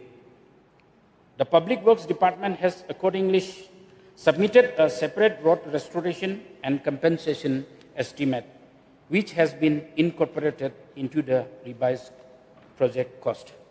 This is the justification that because to justify the enhancement of 217 crores, sir. Thank you, sir. Now, Honorable MLA can seek one clarification. Thank you, Mr. Chairman, sir. I want to know from the Honorable Minister in charge of PHE the time frame. When will this project will be completed? We are targeting next year, December 2027, sir. Now we come to item number 4, short duration discussion. Sri Aden M. Basamot, MLA, to raise a short duration discussion on the Rule 50 of the Rules of Procedure and Conduct of Business to the 10th charter demand highlighted by the Voice of the People Party. The short duration discussion has been supported by Sri Prastravel Marbanyang, MLA, and Sri Evingston Katpan, MLA. Sri Aden Miller Basamot, MLA, please. Sir, I would like to thank you for giving me this opportunity to raise this short duration motion, whereby we will address and make a submission on the 10 points charter of demands raised by the Voice of the People Party. So the first demand is scrap the Lompongding project, protect our land, people, and environment. So this is not simply a question of whether one project should be constructed or not. It is a fundamental question of who has the right to decide the future of Meghalaya's land and natural resources.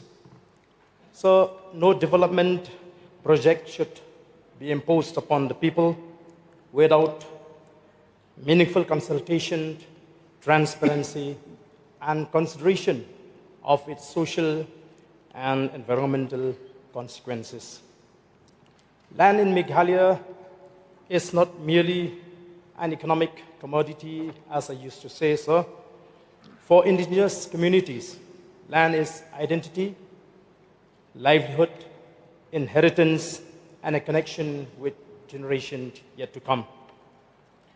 The government must therefore disclose the complete details of the project, its environmental implications, land requirements, rehabilitation measures, financial commitments, and the benefits that will actually accrue to the people. Which is why we demand for a white paper. We would also like to know whether the proposed hotel or project will be managed exclusively by the Taj Group or an individual. Because, sir, the talk is doing the round that an individual by the name of Badir Rai is actually the owner of the project. So I do not understand why the government is so beholden with this person. We have received information that he is doing a lot of works through backdoor and seems to be in every business. So I was told that even the development of multi-purpose event ground at Rongalgre, East Garo Hills, on the tourism department was being carried out by him without the proper valid work order. The government is also making effort to give him permission to set up a liquor factory at Mendipatar, and the land for this purpose has already been allotted. He is also carrying out construction work of Eklavia Model Residential Schools, EMRS, in some blocks.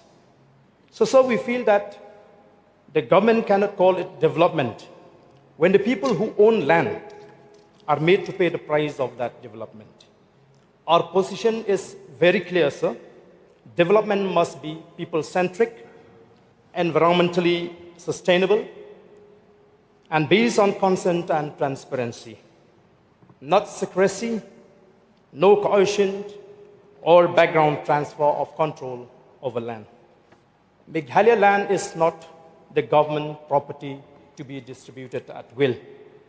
It is the inheritance of its people and the responsibility to future generation. The second demand, sir, is stop harassment of teachers, respect experience, and withdraw anti-teachers policy. So teachers who have spent decades educating our children cannot be easily treated as though the entire service and experience have no value. If qualification requirements such as Meghalaya Teachers Eligibility Test or TET are applied retrospectively to long-serving teachers, the government must examine whether such implementations is fair and reasonable, particularly where teachers entered their service under the rules applicable at the time. There has to be a policy that combines quality and fairness.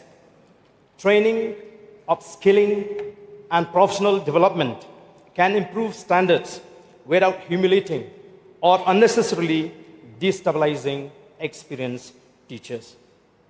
So coming to the Meghalaya Private College Act 2025, we strongly feel that this act should likewise be examined with regard to the autonomy of institutions, the rights of teachers and students, and the stability of grant and aid institution. I know I may be asked, why do I ask this question now? Yes, sir, I somehow missed at the time when they introduced this bill last year. And after I have read the act, I found out that this act is not conducive and indeed detrimental to the growth of education in the state. So we also notice that the government is surreptitiously withdrawing UGC pay scale, which was introduced in the state after statehood. It has come to our notice that many posts sanctioned under UGC remain vacant across various colleges. However, the government has not yet advertised these vacancies. So, efforts of the government to dilute the deficit system, which has greatly contributed to the good of education by attracting qualified people to the teaching profession. Therefore, we would also like to demand from the government to ensure that deficit system continues. We would also like to demand from the government, sir, to stop harassing teachers. For example, delay in the release of post-retirement benefits, sending teachers for election and census-related duties. And these duties, sir, can be recruited by many unemployed youths in the state. So, a government that cannot respect the teachers who built our education system cannot claim that it is building the future of our children. And demand number 3, sir, is to ensure clean recruitment, make DSC and MPSC truly independent. So, employment is one of the most sensitive issues facing the youth of Meghalaya.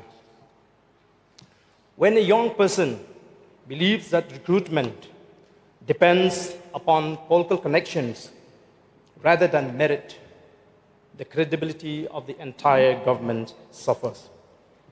The Meghalaya Public Service Commission and district selection committees must function with complete independence, transparency, and accountability. So therefore, we would demand from the government to immediately remove people with party affiliation to ensure fairness in the recruitment process. Because we know that there are many members in these committees and even in the commission who have party affiliation. Secondly, sir, we would like to demand from the government to constitute a search committee for the appointment of members of MPSC. The government should also create confidential section in order to ensure confidentiality of these interviewing bodies. and it will also facilitate the government in the wake of any malpractices or corruption to fix the responsibility. So, we would also like to demand the protection of recruitment bodies from political interference, transparent recruitment procedure, publication of clear eligibility criteria. Another demand is disclosure of marks and selection criteria wherever legally permissible. Strong safeguards against conflict of interest. Strict action also should be taken against bribery and manipulation, and the timely completion of recruitment. So we feel that the government must create an atmosphere, a situation where a young person can say, I may not know a minister, an MLA, or officer, but if I work hard, I have a fair chance to pass the examination. So that is what equality means in practice. So we have a case in point where malpractice and favoritism were found in the recent examination conducted by West Giant Hills District DSC. We have with us the proof that what we were claiming is not an attempt to defame the government, but actually it was based on facts. We had brought this matter to the notice of the government through the Chief Secretary, sir. However, to our surprise, we received no positive response. And the letter that we have written to the Chief Secretary is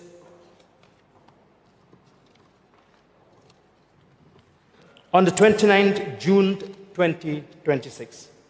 But, sir, we received no positive response from the government till today. Perhaps the government would like to bury this issue for political convenience. We therefore strongly demand, sir, from the government to cancel the entire examination process and immediately constitute an inquiry. And here is the proof, sir. We managed somehow to get this valid proof where there are some roll number 14370, roll number 14406, and roll number 14447. And you'll find that in this OMR, this roll number 14370, the answer is only 4 out of 50. And another candidate, roll number 14406, his answer is only 6 in this OMR sheet, sir. And roll number 1447, his answer is only 3 out of 50. And these 3 candidates managed to appear for the examination, the personal interview. We were told that these are the candidates, the supporters of some of the politicians. So therefore, sir, we feel that this is a fit case for the government to cancel this entire examination and constitute an inquiry and immediately investigate into the matter and fix the responsibility accordingly. Sir, the demand number 4, stop job extension to retired employees. Give youth their rightful opportunity. This issue is not about disrespecting experienced officer. It is about ensuring generational fairness of public employment. When retired employees are repeatedly given extensions or re-engaged in positions that could otherwise be open to eligible candidates, thousands of qualified young people may feel that the doors of government employment are permanently closed to them. The government should therefore establish clear and transparent criteria for any extension or re-employment after recruitment. After retirement, I mean to say so. Such arrangements should be based on genuine necessity, specialized expertise, and public interest, rather than convenience or personal preference. So at a time when educated youths are waiting for employment opportunities, government must demonstrate that public service is not an exclusive reserve for a small circle. Retirement should not mean the end of contribution, neither should it mean the beginning of permanent occupation of opportunities meant for the next generation. Another serious issue that I would like to bring, which relate to employment, is the continuous irregular payment of salary to home guards, casual employees, muster roll in different departments, and even in same secretariat. I was also informed that there's no attempt to regularize the casual employees in MEECL, though they have served more than 20 years. And even in social welfare department, many employees are facing the same problem for non-regularization, though they were appointed against a sanctioned post for more than 17 to 18 years of service. So what kind of employment is this? This is the result of the failure of the government to have a transparent and a robust recruitment process. So another demand is about the protection of public land, stop backdoor sale, leasing, and illegal acquisition. Land is perhaps the most sensitive issue in Meghalaya. Any alleged transfer, leasing, acquisition, or alienation of public land must be subject to law, transparency, and public accountability. There must be no mechanism by which public land can quietly move into private or corporate control. The government must ensure proper land records, transparent procedures, lawful acquisition and leasing, protection of community interests, strict action against illegal occupation, and compliance with the constitutional and statutory frameworks applicable to Meghalaya, including the role and powers of the Autonomous District Council. When the KHADC issued a notification whereby preventing a headman and the executive committee that they should not give NOC for leasing a land unilaterally without the consent of the Dorbar. There has been a serious attempt to misinform the people, mislead the people as if the Voice of the People Party is against these institutions. However, sir, that is not the case. We want to ensure that community land should be protected, and if a community wants to dispose that land or lease out that land, members of the community in that locality or in that village should be taken into consideration. So if land belongs to the public or is protected under the applicable customary and legal framework, who gave anyone the authority to dispose of it behind the people's back? I remember when we debated in this August House at the time when they introduced this investment bill, which has become an act. So I raised an amendment demanding from the government to withdraw that provision, where in that provision it was mentioned for the creation of land banks. And the government ultimately accepted and withdrawn the provision for the creation of land banks.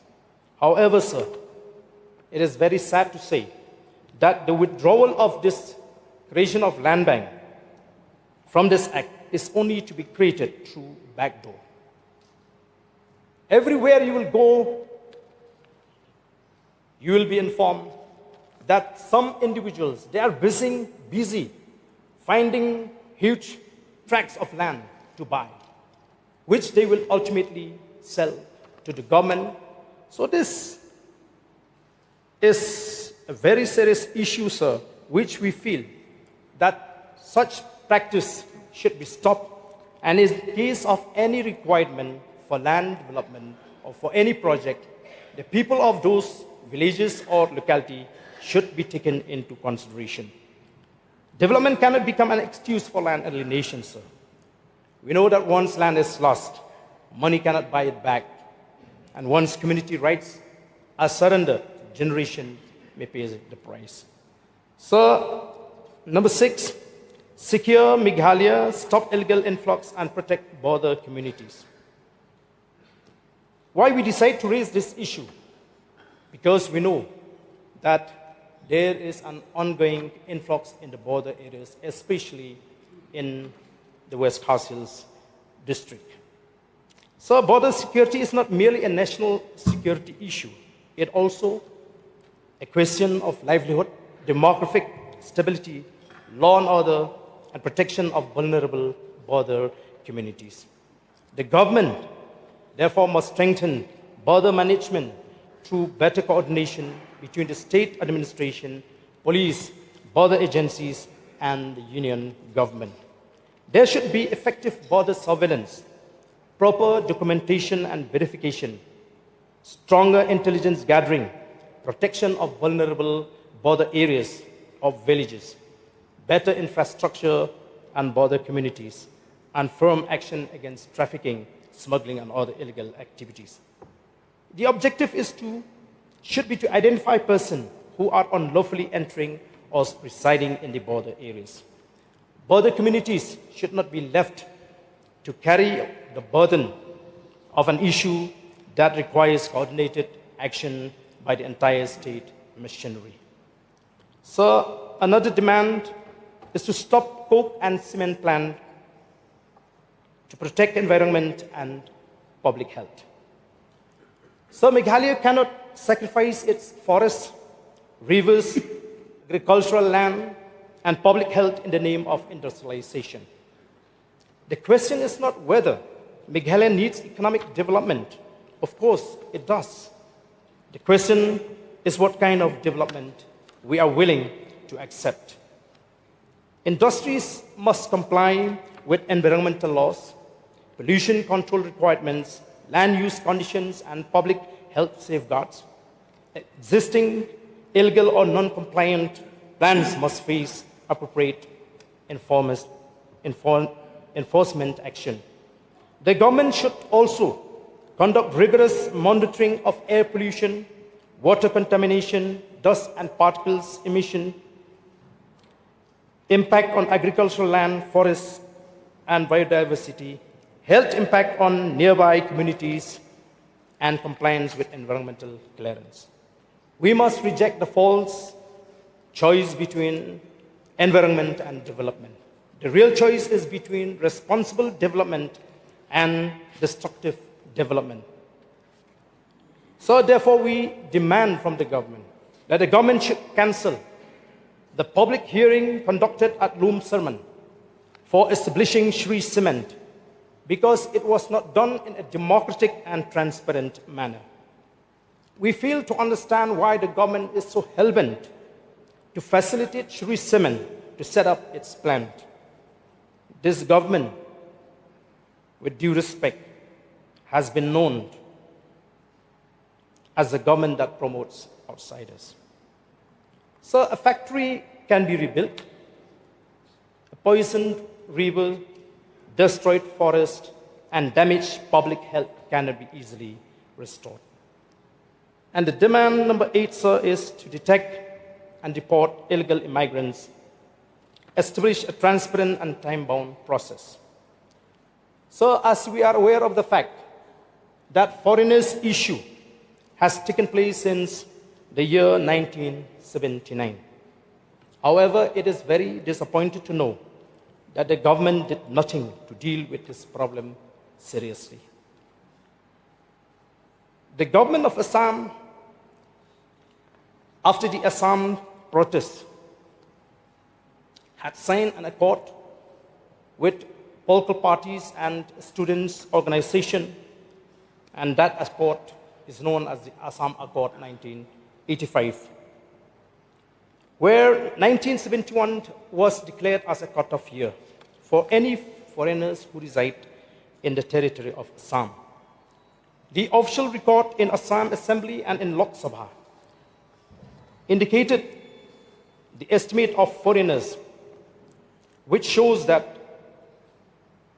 the estimate of foreigners increasing consistently from 33 lakhs in 1993 to 40 lakhs in 1997.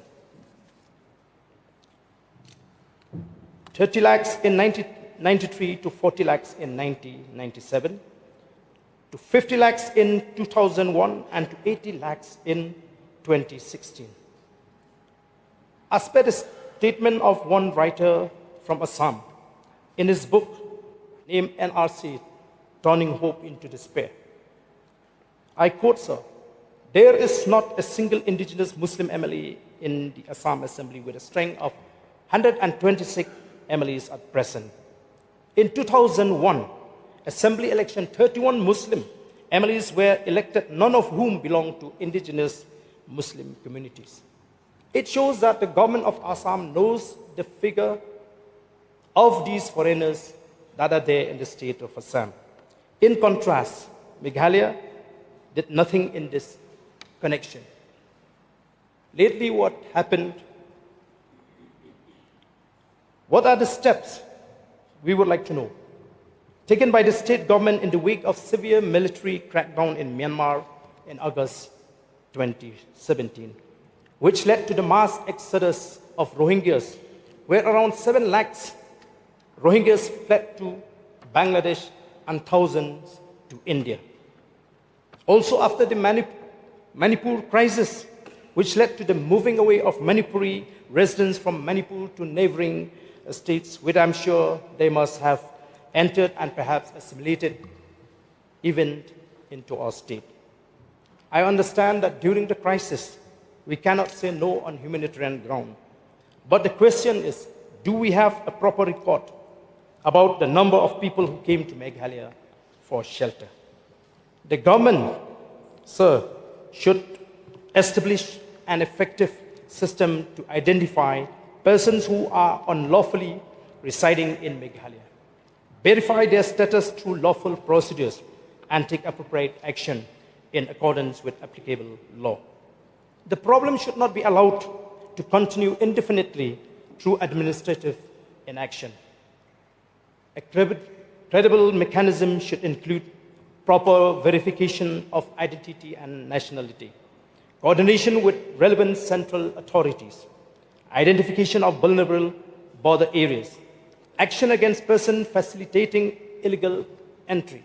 We have seen in media reports, there are some people who facilitate the entry of foreigners into the state by paying them 10,000, 15,000. So therefore, sir, action should be taken against those people and appropriate legal proceeding before removal or deportation where required. The government must distinguish between legitimate residents, citizens, migrants with lawful status, and persons who have entered or remained unlawfully. The demand is therefore not for arbitrary action, it is for effective enforcement of the law. So, the demand number 9 is lift the ban on coal mining, ensure equal opportunity under the law. Coal mining is one of the most contentious issues in Meghalaya because it involves a difficult balance between livelihood, traditional practices, environmental protection, and the rule of law. Small landowners and local communities should not be permanently excluded from economic opportunities, while only financially powerful entities are capable of navigating complicated regulatory procedures. The government should explore whether lawful mining can be enabled through transparent licensing, scientific mining practices, environmental safeguards, mines reclamation, worker safety, proper royalty and revenue mechanism, community benefit sharing, and strict enforcement against illegal mining. We understand that if mining is permitted, it must be permitted legally, scientifically, and responsibly, not through illegal extraction and not through monopolistic control. We are not demanding for an unregulated and unrestricted coal mining. We are demanding a lawful framework in which the small miner is not crushed by the system while the powerful find a way around it. And number 10, sir, the demand is to lift the ban on stone and sand mining, protect livelihoods through sustainable regulation. Stone and sand are essential to construction, and infrastructure. A blanket restriction, if not accompanied by a workable legal alternative, can create serious consequences for workers, transporters, contractors, local communities, and consumers. But environmental protection cannot be ignored either. The solution should therefore be regulated and sustainable extraction rather than either complete prohibition or unrestricted exploitation. The government should identify scientifically suitable mining areas, establish carrying capacity limits, regulate extraction, prevent mining in ecologically sensitive zones, and ensure restoration of degraded areas. There must also be strict action against illegal extraction and transportation. The objective should not be to create a system where people can earn. The objective should be to create a system where people can earn a livelihood, government can collect legitimate revenue, construction can continue, and the environment remains protected. The choice is not between livelihood and environment. The responsibility of the government is to protect both. So these 10 demands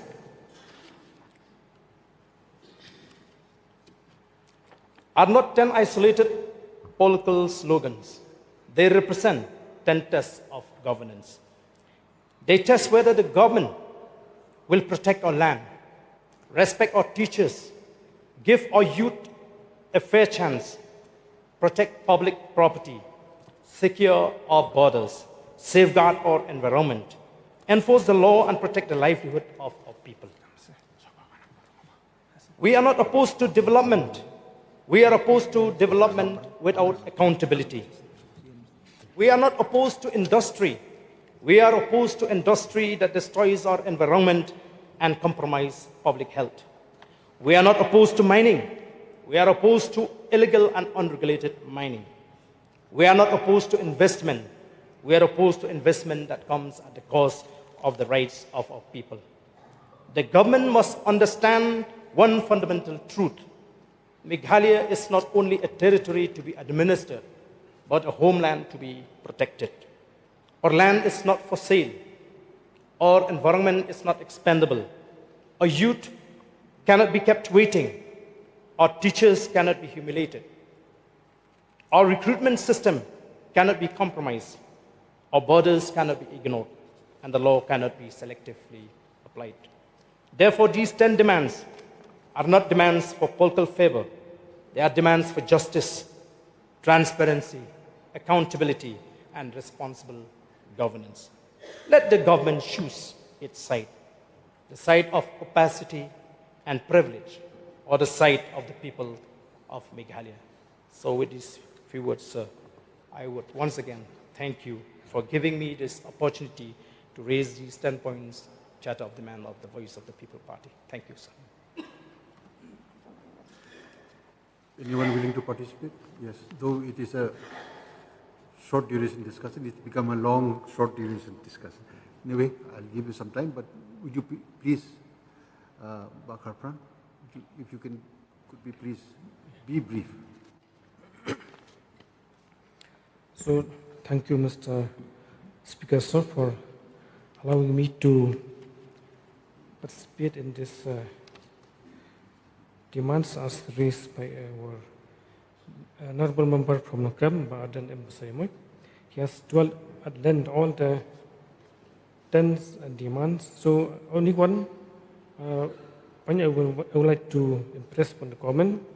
So thank you once again, Mr. Speaker, for allowing me to take part in this short duration discussion under the Rule 50 of the Rules of Procedure and Conduct of Business to the 10 Charter demand highlighted by VPP, honorable member from Nakam.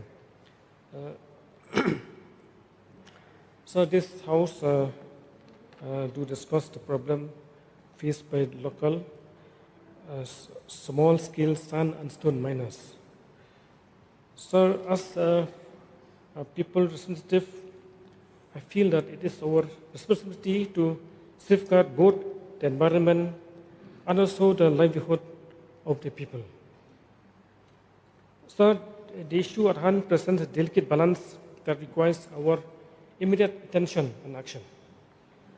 We find that the local small-scale miners, sand and stone miners, play a vital role in our economy, providing materials for construction as well as for our infrastructural development. However, their operations often come with environmental consequences that cannot be ignored. Sir, mining of sand and stone can lead to the habitat destruction, then the water erosion, even air pollution, and also soil erosion, posing significant threats to our environment and also our public health as well. Sir, it is imperative that we find a way forward to ensure that sustainability of mining activities while mitigating the environment impact. To achieve this, I urge upon the government to adopt comprehensive policies that strike a balance between environment protection and needs of local miners. These policies should include measures to promote sustainable mining practices such as reclamation and rehabilitation. At the same time, sir, I want to remind that since our state falls under 6th schedule of the Constitution of India, the government should come up with clear policy so that the central policy should not come into effect in our state, upholding the spirit of our federal structure of the country. Sir, I also comment that to ease out this problem so that our small miners will not be suffered. With the banning on mining, many of our workers have lost their only source of income.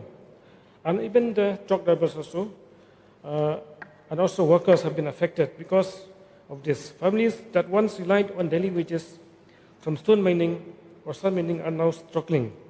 So I ought to comment that whether it is in touch with Government of India, Ministry of Forest and Environment to discuss this issue or not, what steps the government has taken to ease out this issue, whether the government has reviewed this matter or not.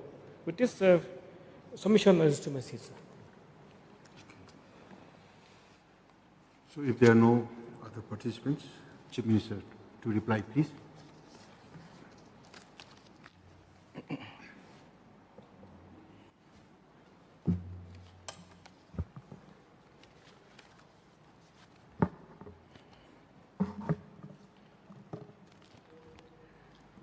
Mr. Speaker, sir,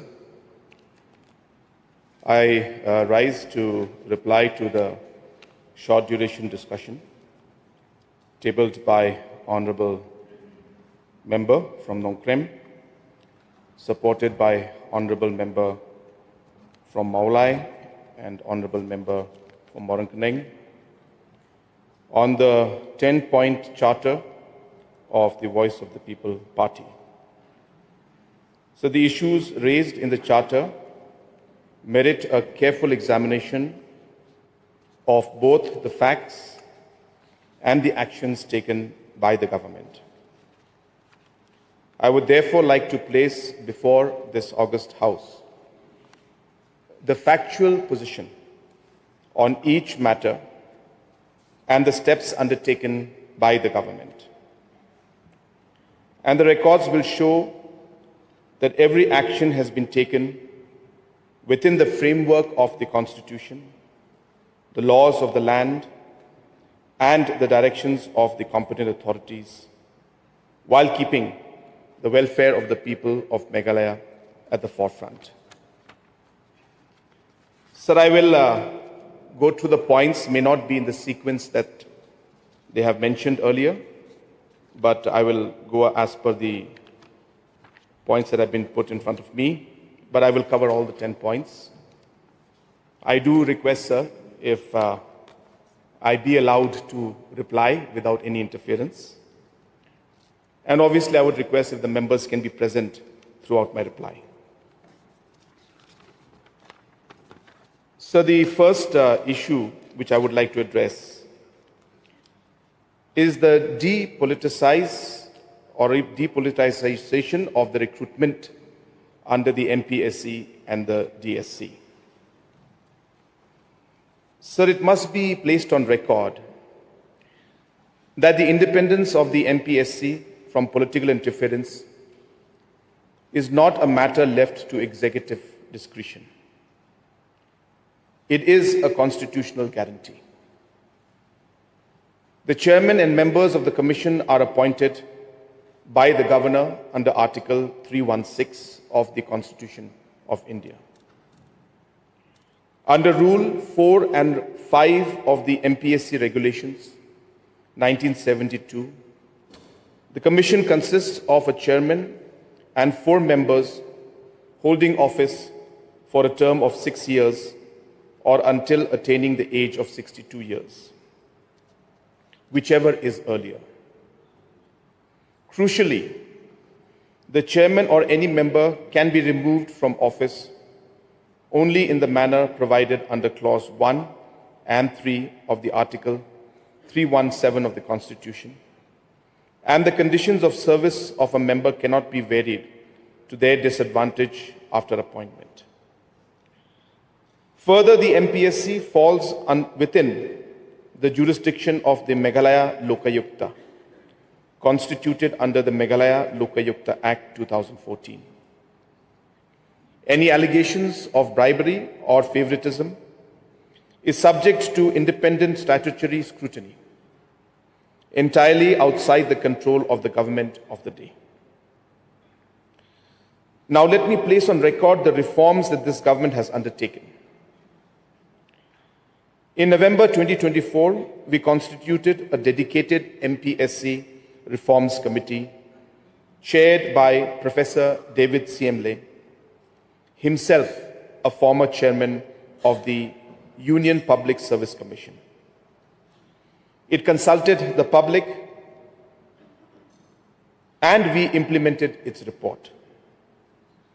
Today, any candidate or citizen can be rest assured that the syllabus, the candidate to vacancy ratio, and the selection process are pre-declared in the advertisement itself. Discretion is removed before the process begins. Number 2, applications are scrutinized through automatic recruitment processing software. Number 3, OMR-based examinations are tamper-resistant and auditable, with answer keys published after every exam, with 7 full days to challenge them.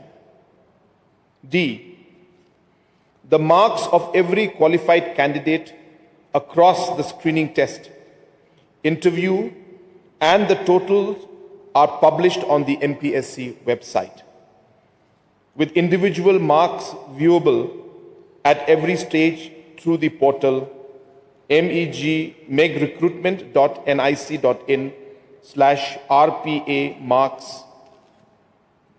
/RPA marks. E, a public facilitation center has been established to handle candidate inquiries and provide necessary information. Additionally, the grievances cell of the MPSC is available for receiving representations or grievances from candidates through an online portal, rpa.meghalaya.gov.in/MPSE grievance. Sir, I shall now address the concerns relating to the district selection committees. These committees handle recruitment to district level posts under the offices and establishments of districts and subdivisions that do not fall within the purview of the MPSC or the departmental selection committees. They are created to conduct recruitment to local posts close to the communities served, while maintaining fairness, transparency, and administrative efficiency.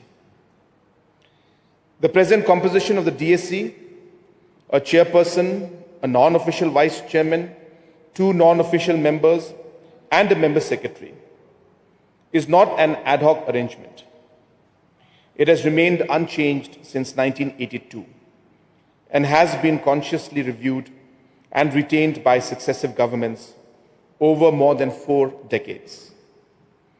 This continuity reflects a deliberate administrative judgment that balances official oversight with community participation. A fundamental objective of the DSC framework is to build local oversight into recruitment. The inclusion of non-official members brings the perspective of communities served by the district administration and keeps decision-making inclusive. At present, the chairman and member secretary are already senior officers of the district administration. If the vice chairman and other members were also made official appointments, the committee would become entirely bureaucratic, with no independent community-facing presence. Such a structure may appear streamlined, but it could weaken public confidence in the fairness of district recruitment. Alongside this representative composition, the government has already put several safeguards in place to protect the integrity of the process.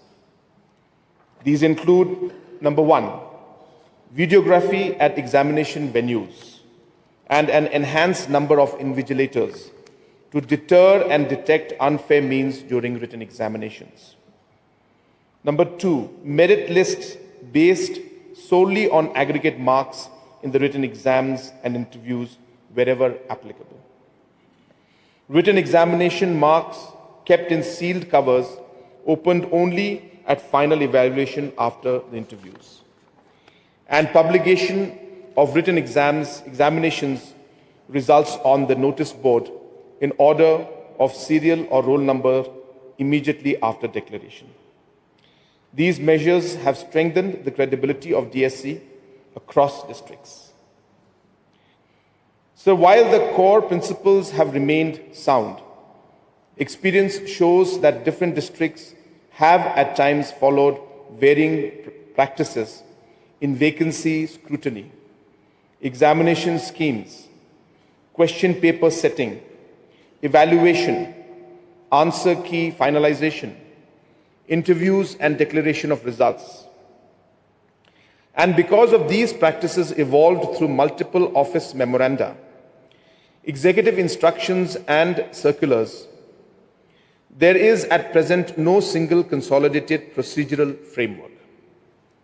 And this has caused avoidable inconsistencies, delay, and litigation risks. Sir, the government has therefore decided, I repeat, sir, the government has therefore decided to introduce a comprehensive standard operating procedure that harmonizes all existing instructions into a single, sequential, and legal coherent framework applicable across all districts. The SOP establishes a uniform, transparent, and legal robust recruitment framework aimed at merit-based selection, equal opportunity, adherence to government rules, administrative efficiency, accountability, and a verifiable audit trail. 2, it defines the composition, powers, and responsibilities of the DSC and segregates functions to prevent conflict of interest. Major decisions on examination schemes, answer keys, results, and selection lists must be taken collectively with proper documentation and approval. C, all persons associated with recruitment must give confidentiality undertakings and conflict of interest declarations. Any breach may invite disciplinary or legal action. D, recruitment shall begin only after a complete approved intimation of vacancies from the concerned departments after approval of the reservation roster. The prescribed sequence, vacancy notification, advertisement, examinations, qualifying test, written examinations, and interview, where applicable, and declaration of results must be strictly followed, and the process shall be ordinarily completed within 6 months from advertisement to final selection. Knowledge of local language is a mandatory eligibility criteria, tested through a separate local language proficiency paper on a qualifying basis. A candidate must secure at least 30 out of 100 marks. Failure results in disqualification without evaluation of other papers. And so this is being done also in line with the fact that we have brought the act or the bill to include Khasi and Garo as official language. And it is with that spirit we are continuing to implement this aspect and this mandatory eligibility criteria. So I repeat, for all the other communities who may be concerned, that this is an eligibility criteria, which means you have to score only 30 out of 100. So whether you score 31 or 90 or 99, it does not affect your marks. You simply have to qualify in this particular language proficiency exam, and this has been made mandatory in the DSC. F, the advertisement must clearly disclose vacancies, eligibility, examination scheme, syllabus, qualifying marks, local language requirement, application dates, indicative timelines, and grievance mechanisms. Applications should ordinarily be received through a secure online system with appropriate data safeguards. The SOP guards against malpractice through multiple question paper sets or randomized computer-based papers, independent modernization, identity verification, and attendance recording. Evaluation shall be sequential, beginning with the local language proficiency paper. H, provisional answer keys are to be published within 7 days of the examination, followed by an online objection window. Objections are examined by independent subject experts, and a final answer key is approved by the DSC for evaluation. While applicable, interview marks shall not exceed 12 points. Where applicable, interview marks shall not exceed 12.5% of the total marks for final merit. It also reiterates the discontinuation, and I repeat, sir, it also reiterates the discontinuation of interviews for Group D posts. Results should ordinarily be declared within 30 days of completing each stage, and merit lists prepared in accordance with the prescribed rules and reservation roster. Sir, very soon the government has also decided that we will move for removal of the interview process in other grades also. So very soon in the cabinet, the grade C, the non-technical post, and others, wherever it is permitted and wherever the UPSC is following the procedures, we will be also following those procedures and will be removing the interview aspect in different groups also in the days to come. So the SOP requires publication of cutoff marks, merit list, and final selection list.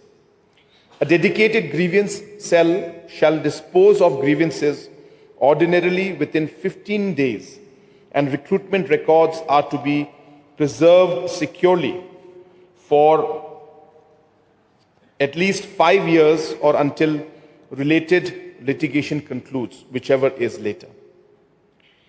Sir, the government's objective is not merely to conduct recruitment, but to ensure that recruitment is transparent, merit-based, locally responsive, and publicly credible. The existing DSC composition has been retained over decades because it balances administrative oversight with community participation. At the same time, the government recognizes the need for continuous improvement and is introducing this comprehensive SOP to further strengthen fairness, consistency, and accountability in the district level recruitment across the state. Sir, in the course of the different points that were mentioned, Honorable Member from Nongkrem had mentioned about a particular case in one of the districts. I am to inform the House that the matter is in High Court as of now, and therefore it will not be appropriate for me to respond. We will have to wait for the court's decision, and hence that particular matter is sub judice, and hence I will refrain from going into details of that. But I would like to inform the House that there is a hearing or this case that is going on in the High Court. So second point was stop job extensions to retired employees. So this premise that extending service of retired employees blocks opportunities for the youth is not true. So let me clarify that re-employment of retired officers is, number one, very rare, very, very rare, sir. And even if it is done for a very short period and in a handful of cases.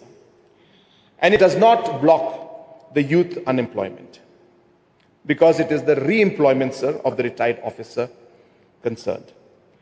So the appointments which the honorable members point to are to statutory bodies like the State Information Commission, the Farmers Commission, the State Food Commission, the Public Service Delivery Commission, and the Real Estate Regulatory Authority.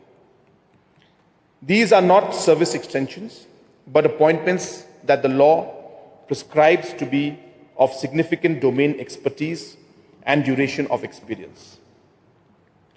Section 22 of the Real Estate Regulation and Development Act 2016 mandates that the chairperson and members shall be appointed from amongst persons having adequate knowledge of and professional experience of at least 15 to 20 years in urban development, housing, real estate development, infrastructure, economics, technical expertise from relevant fields like planning, law, commerce, accountancy, industry, management, social service, public affairs, or administration.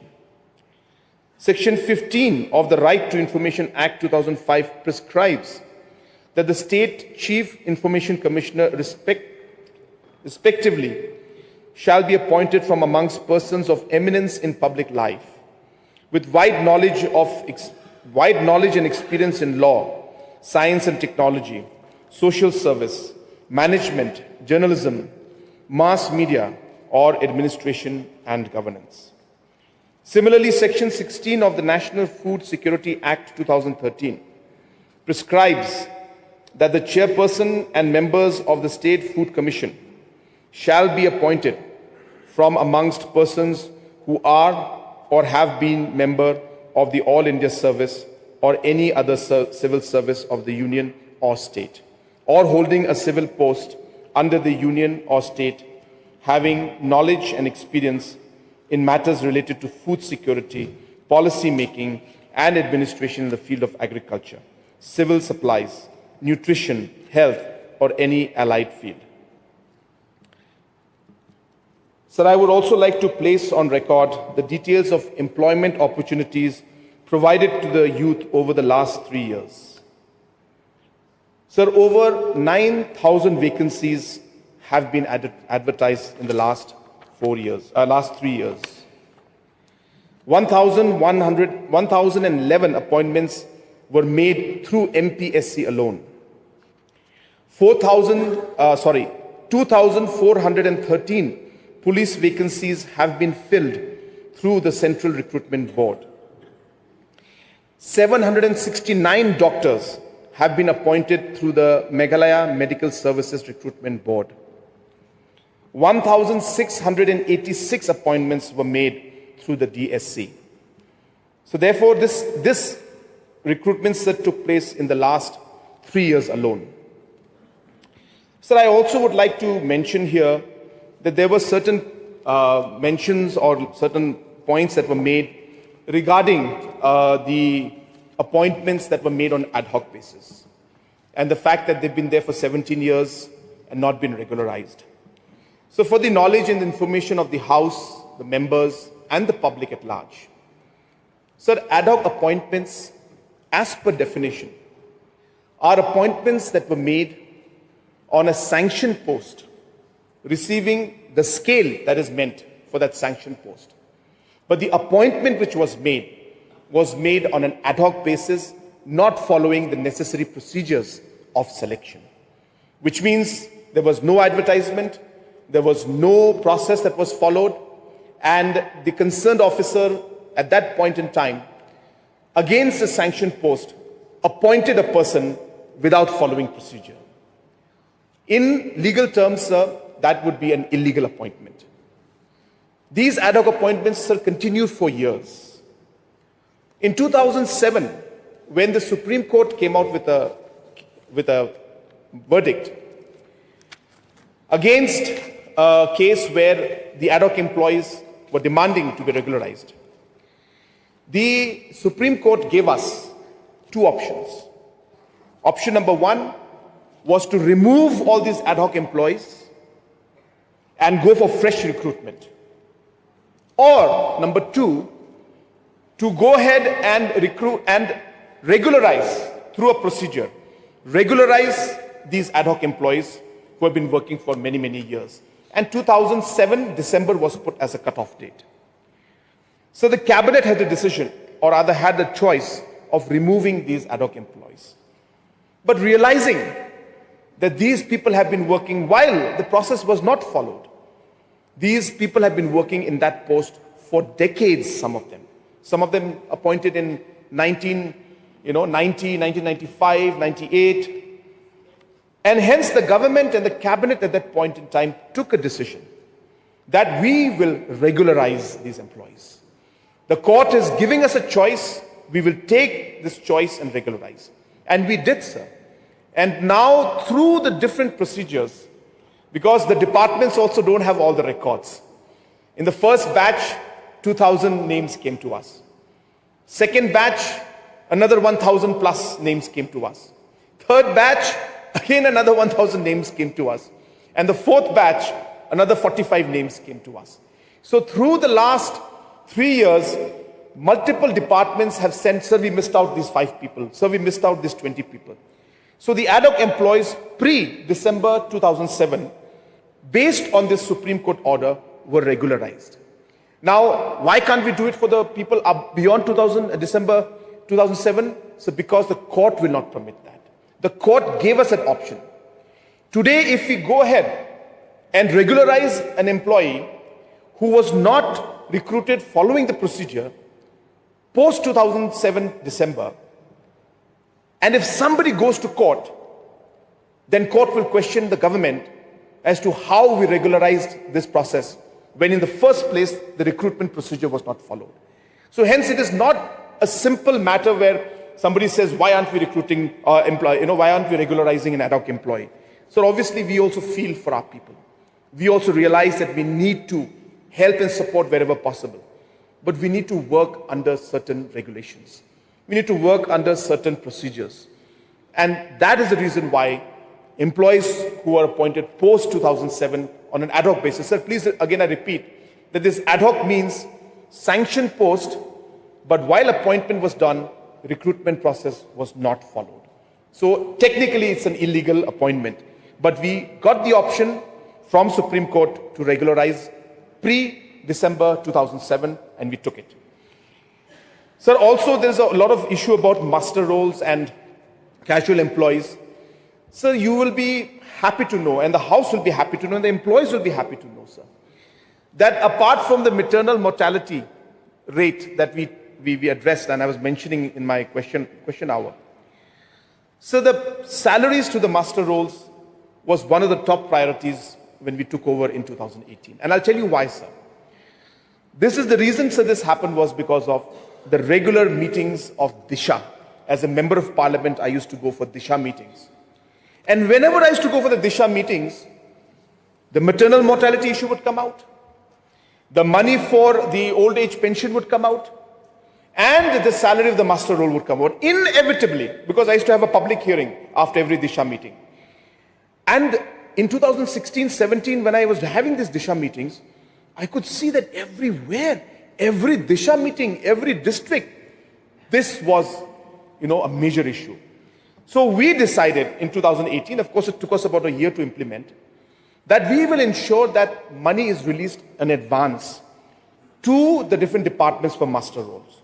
Now, sir, please you have to remember, these are heads of accounts which we have to release to every department. So master roll is not like one head, sir. Under PWD is a separate one. Under PHE, again separate. Under agriculture, again separate. Under water resources, again different. Under all departments, so about 8-9 departments are there, major ones, where the master rolls are there. And hence we have to get the demand from them and then we release the money to each one. Now this process, sir, has been quite smooth in say PWD and PHE and the larger ones, like even in health, it's smooth. But sir, and in the last 7 years, I'm sure you can ask any of the master rolls, things are far more regular than they were before. Not that I'm trying to compare, but I'm just giving a basic idea.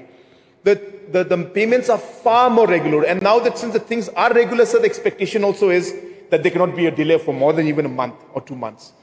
Whereas there were times when there was delay for 9 months, sometimes a whole year. But that is not the point, sir.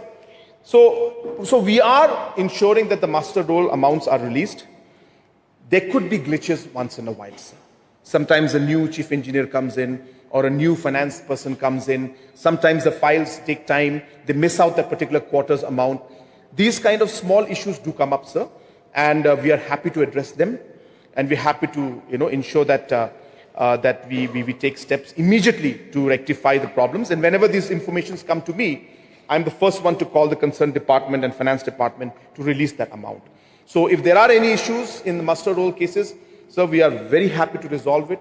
We have always believed in the principle that every single person working in the government must get their salaries on time, whether you are a permanent employee or whether you're a master roll, you are serving the people, and therefore we go with that principle. There could be shortcomings, sir. I don't disagree to that. There could be, and we rectify it. And if there are any cases where more needs to be done, so we'll be happy to personally look into this matter. Again, as I said, sir, we have a very strong system called the CM Connect 1971 number. Anybody can call that number and ensure that these things are taken care of. So the employment creation has not been confined only to government and public sector recruitment. Alongside direct public employment, the government has also runs several livelihood and entrepreneurship programs, which have created income-generating opportunities for the youth and the citizens of Meghalaya, sir. So since 2019, the state government has created, sir, and I'll repeat this, sir. Since 2019, the state government has created over 3.6 lakh livelihood opportunities across sectors, demonstrating that government's employment strategy extends beyond sanction post to enterprise creation and self-employment based livelihood. So in the last 3 years, about 50,000 wage and self-employment opportunities have been created for our youth, sir. So here I would also like to share, because some of the members had mentioned that that this government is for outsiders. And it's a statement or a feeling that individuals may have, and the honorable member may have, sir. But these 3.6 lakhs jobs that we created, so these are not outsiders. These are youth of our state. They are benefiting today from the economic growth that we're having. The farmers whom we are helping today, every day, these farmers are not outsiders, sir. There are many schemes that are being given to them. These are farmers from our state who are benefiting, whether it's a CM Assure program, whether it's the CM Farm Plus program, or whether it's the Focus and the Focus Plus programs. It is the farmers, our own farmers, and not outsiders who are benefiting. When the MGMP program takes place, where there are 8,000 of our youth and talented musicians who are today being supported, close to 50 crores has been distributed to these artists in the last 4 years. 50 crores, sir. Which means on an average about 12 crores every year goes to 8,000 artists. They perform in some place and the government pays for it. These MGMP artists are not from outside, sir. They are very much from our state. The 5 lakh self-help groups who are being supported with thousands of crores from NRLM, Government of India fund, and our own state fund, and from different EAPs. So these are not outsiders. These are women, self-help groups, hard-working women from our state who are being supported. The homestays, more than 1,000 homestays that we have created in the last 4-5 years, and another 3,000 we're going to add. So these are again not people from outside.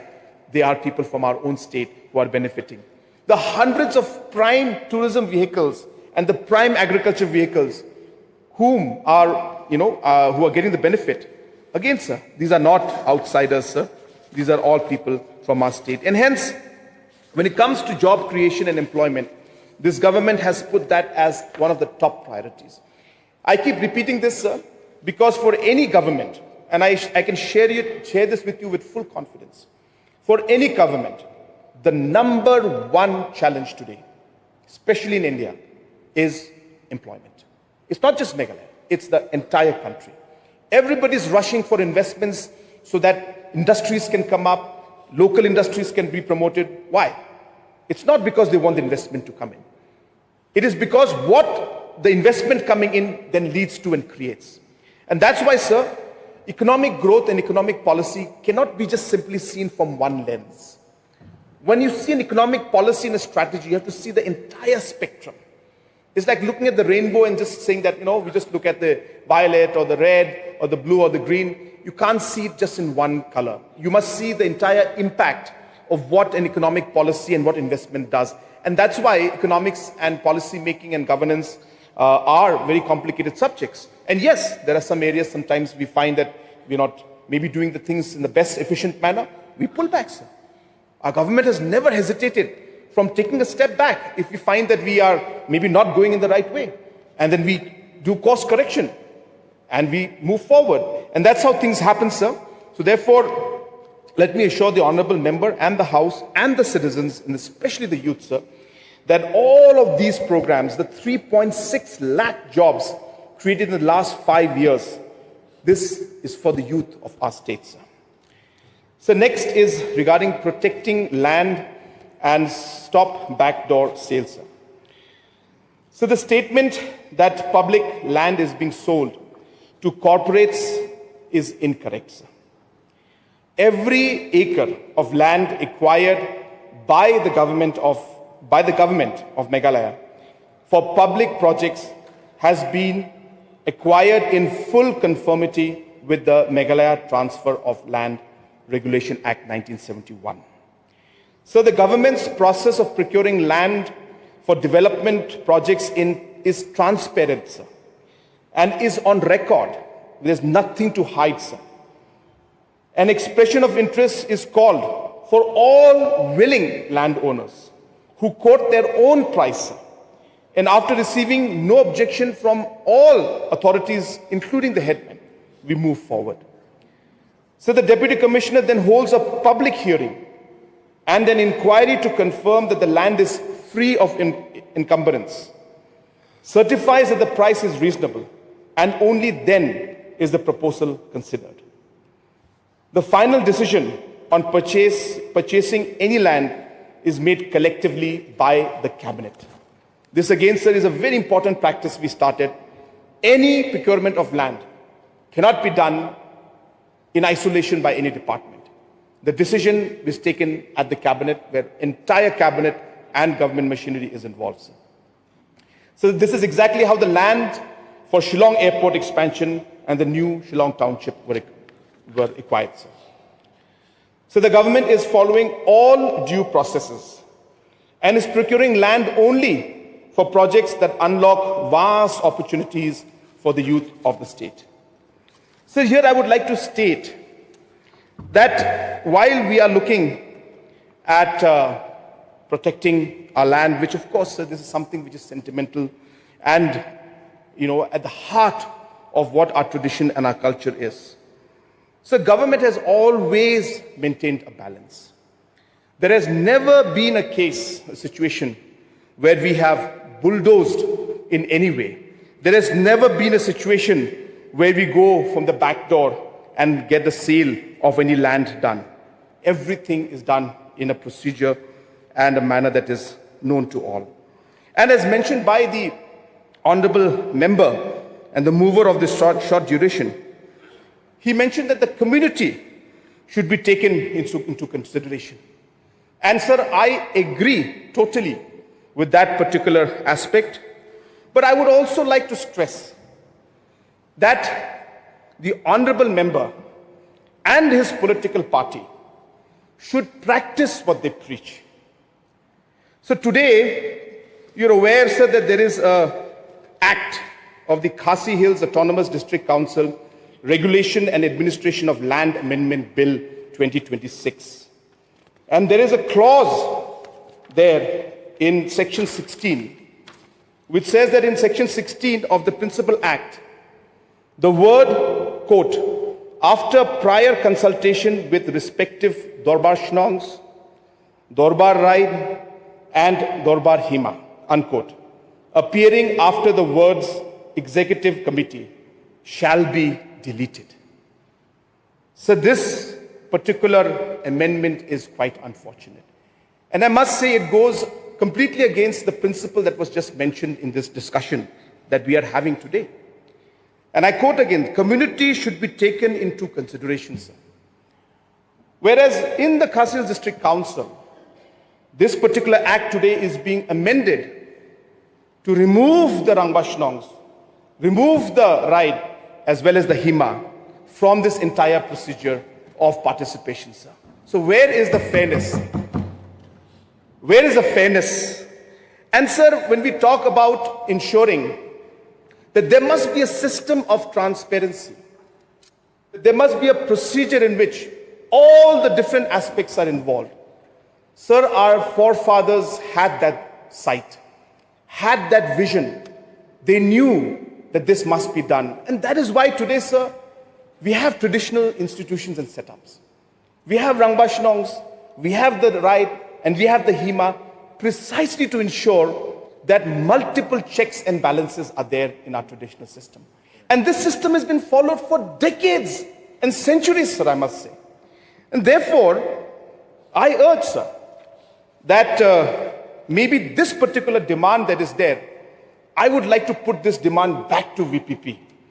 And I would like to also put my charter of demand on VPP to the KHADC and tell them that please practice what you preach. Please involve the traditional institutes. Please ensure that community is not left behind. I think that is very, very important. I totally agree with what the honorable member has mentioned, sir. So the next point is the securing of secure Meghalaya by stopping illegal influx. So for over 50 years, the border issue was left at status quo. In March 2022, this government signed an MOU with the government of Assam and resolved 6 of the 12 areas of differences. Tarabari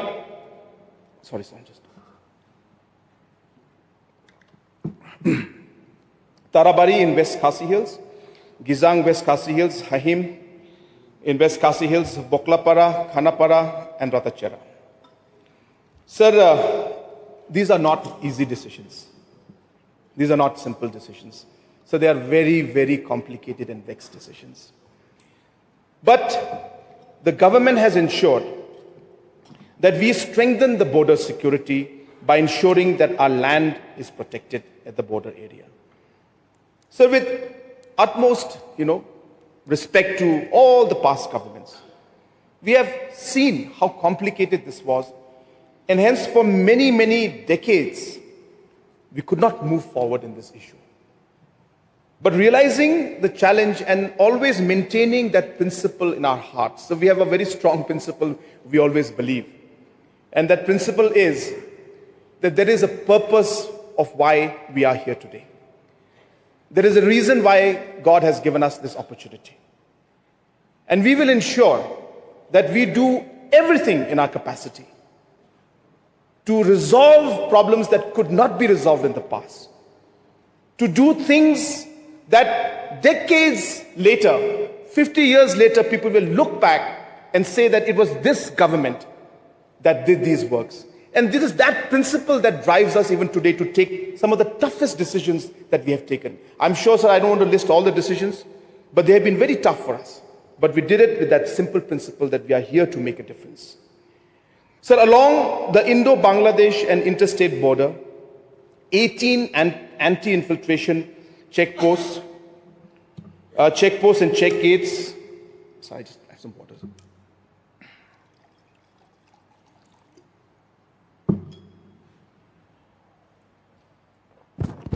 A railway facilitation center and a land customs station have been established, sir. So district special squads have also been stationed at the headquarters of all 12 districts to conduct extensive anti-infiltration drives. So border management is a security function undertaken in close coordination between the state and the BSF. The BSF being stationed near the international border serves as the first line of defense, while the state police deployed at nearby police stations, outposts and checkposts provide the second line of defense. Surveillance is maintained through regular joint patrolling and Naka checking along the international borders. Electronic surveillance equipments, including high-density lights, has also been installed at strategic locations to deter illegal intrusion. To strengthen the detection of illegal infiltration and regularly monitor anti-infiltration measures, the government has constituted 12 district task forces for the detection of Bangladeshi nationals. These task forces undertake regular checking and special drives.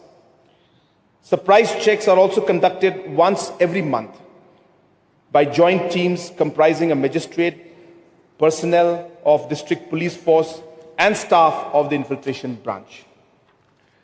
A state-level committee headed by the Principal Secretary or Secretary Home, Political, has been constituted to identify foreigners residing illegally in the state.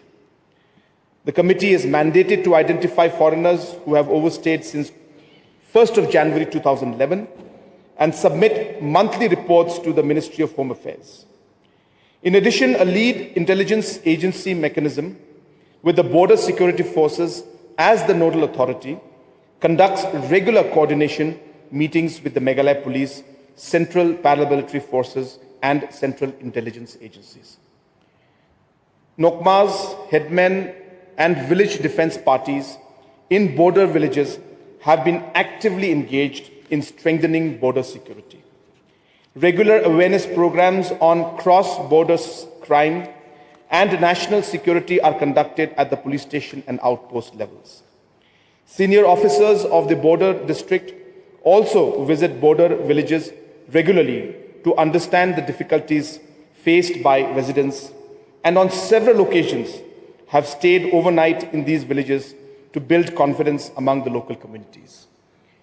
So I also would like to add that very recently we have revisited the Village Defense Party scheme that is there.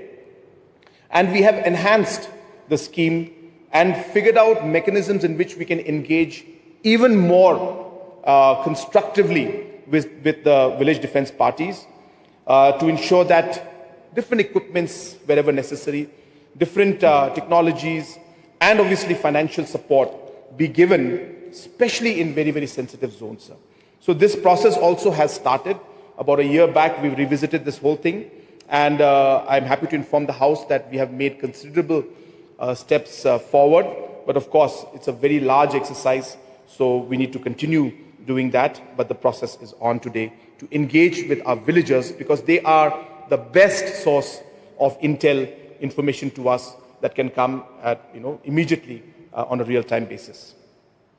Sir, along the interstate border, regular alerts have been issued to districts sharing boundaries with Assam, directing them to put in place appropriate preventive measures against illegal entry, particularly in view of the recent eviction drive in Assam.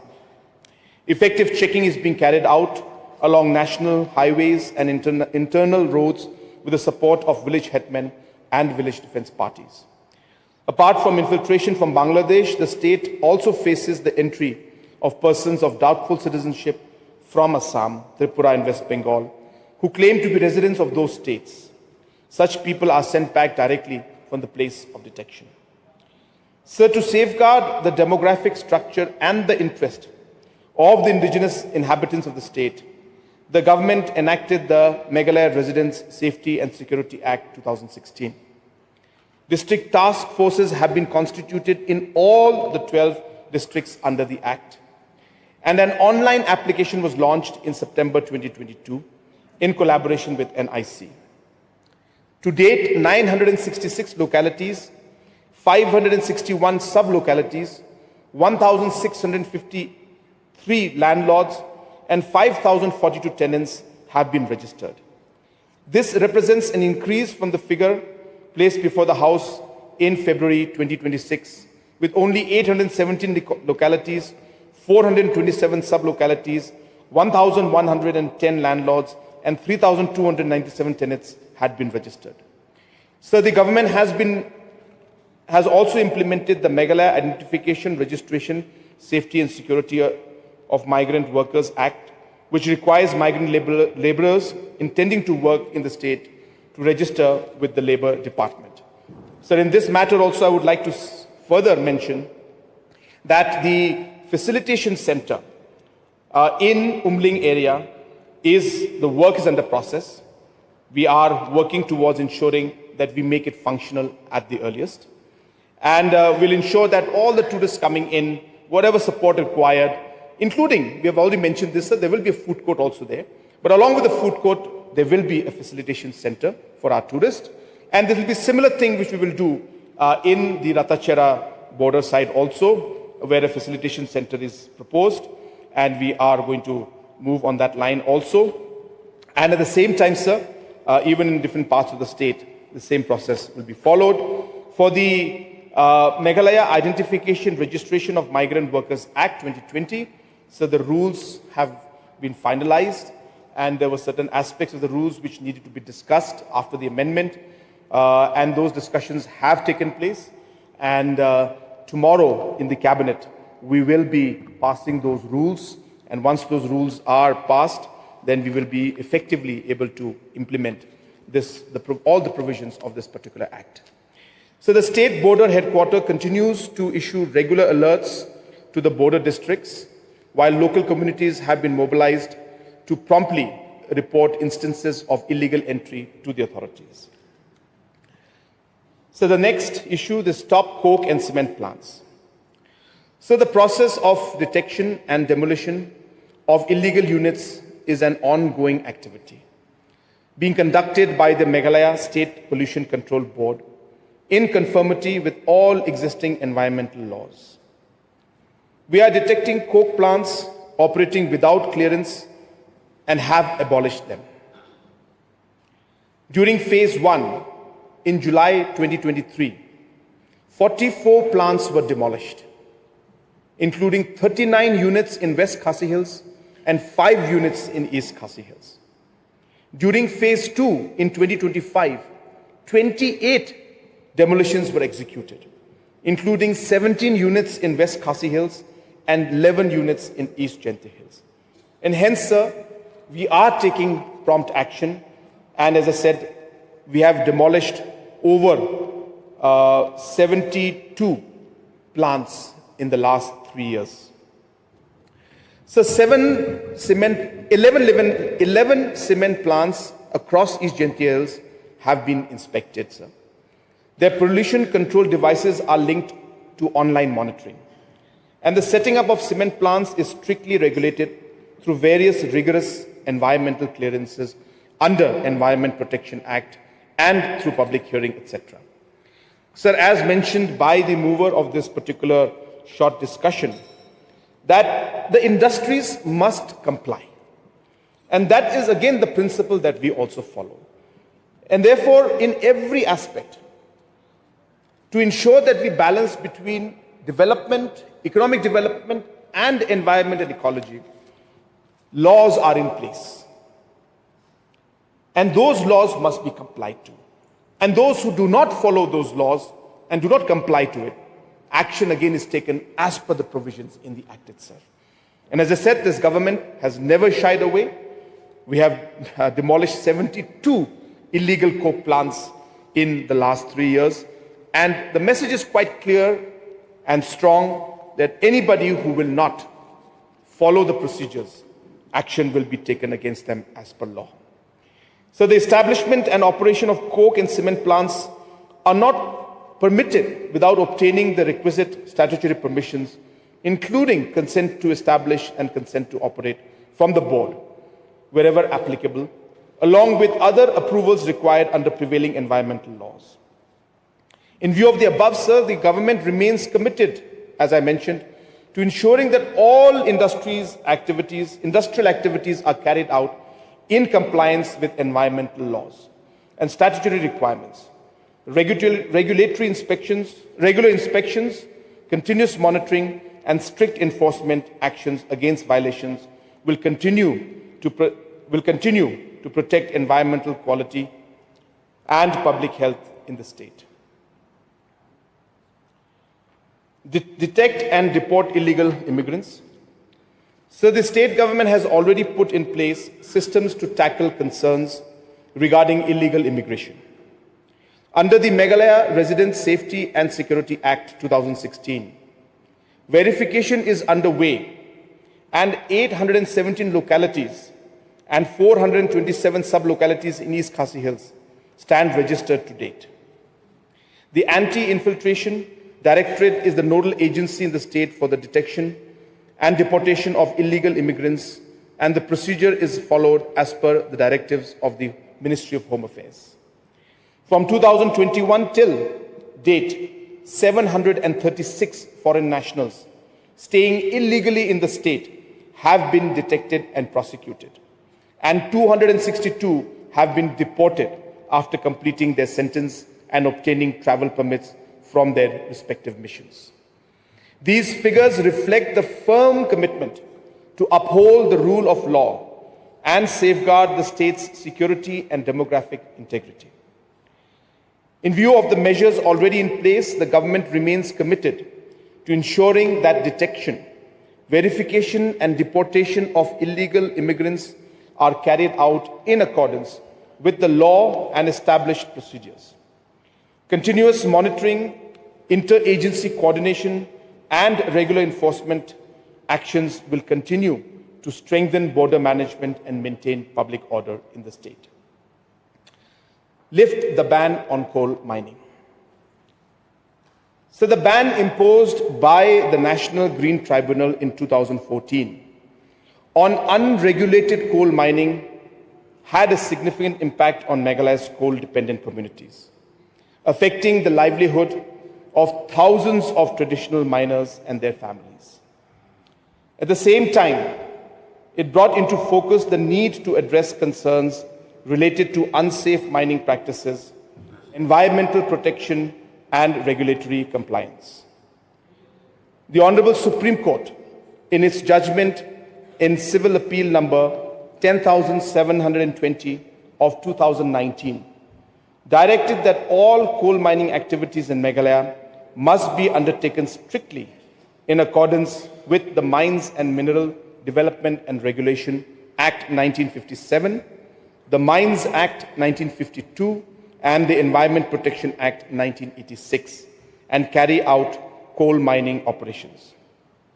As per the judgment of the Honorable Supreme Court in Meghalaya, which is governed by the provisions of the 6th Schedule to the Constitution of India, private and community landowners possess both surface and subsoil rights. It recognized that the tribal land ownership owns not only the land, but also the minerals beneath it. So this judgment in itself is a very, very strong and powerful validation of our traditional rights. And this order of the Supreme Court, sir, cannot be just seen from the coal ban perspective, but it gives an overall arching right to the landowners in line with our traditional culture and our belief and our ownership, that not just the land, the surface, but even the subsoil rights belong to the landowner. And this, sir, is, I must say, a very, very historic judgment that the Supreme Court gave in favor of the state and the people of Meghalaya. So accordingly, such landowners may lease out their lands to eligible persons for the purpose of coal mining, subject to the applicable laws, rules, and regulatory requirements.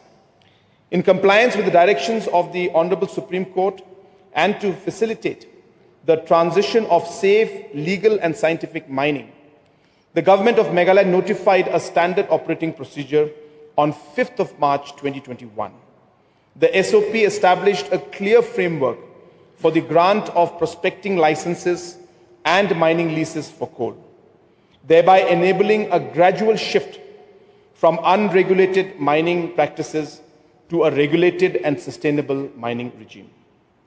As on date, previous approvals for prospecting licenses for 30 blocks and for mining lease of 12 blocks have been granted by the Ministry of Coal. Furthermore, coal production has commenced in 3 coal blocks. One of the key challenges in expanding scientific coal mining in Meghalaya is the regulatory requirement of a minimum 100-hectare area for the grant of mining leases. This requirement possesses significant difficulties for small miners, many of whom do not possess land holdings of the prescribed size. In addition, the approval processes involving central government authorities can be time-consuming and complex. So the state government has acknowledged these challenges and has taken up the matter with Government of India and continues to pursue measures to facilitate greater participation of small miners in lawful and scientific mining activities. In response, the Ministry of Coal constituted a committee comprising representatives of the Coal Ministry, Central Mine Planning Design Institute, the Directorate General of Mines Safety, Shillong region, and the Government of Meghalaya to examine these matters.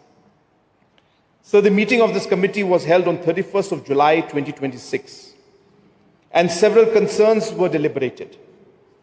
The state government has proposed the following.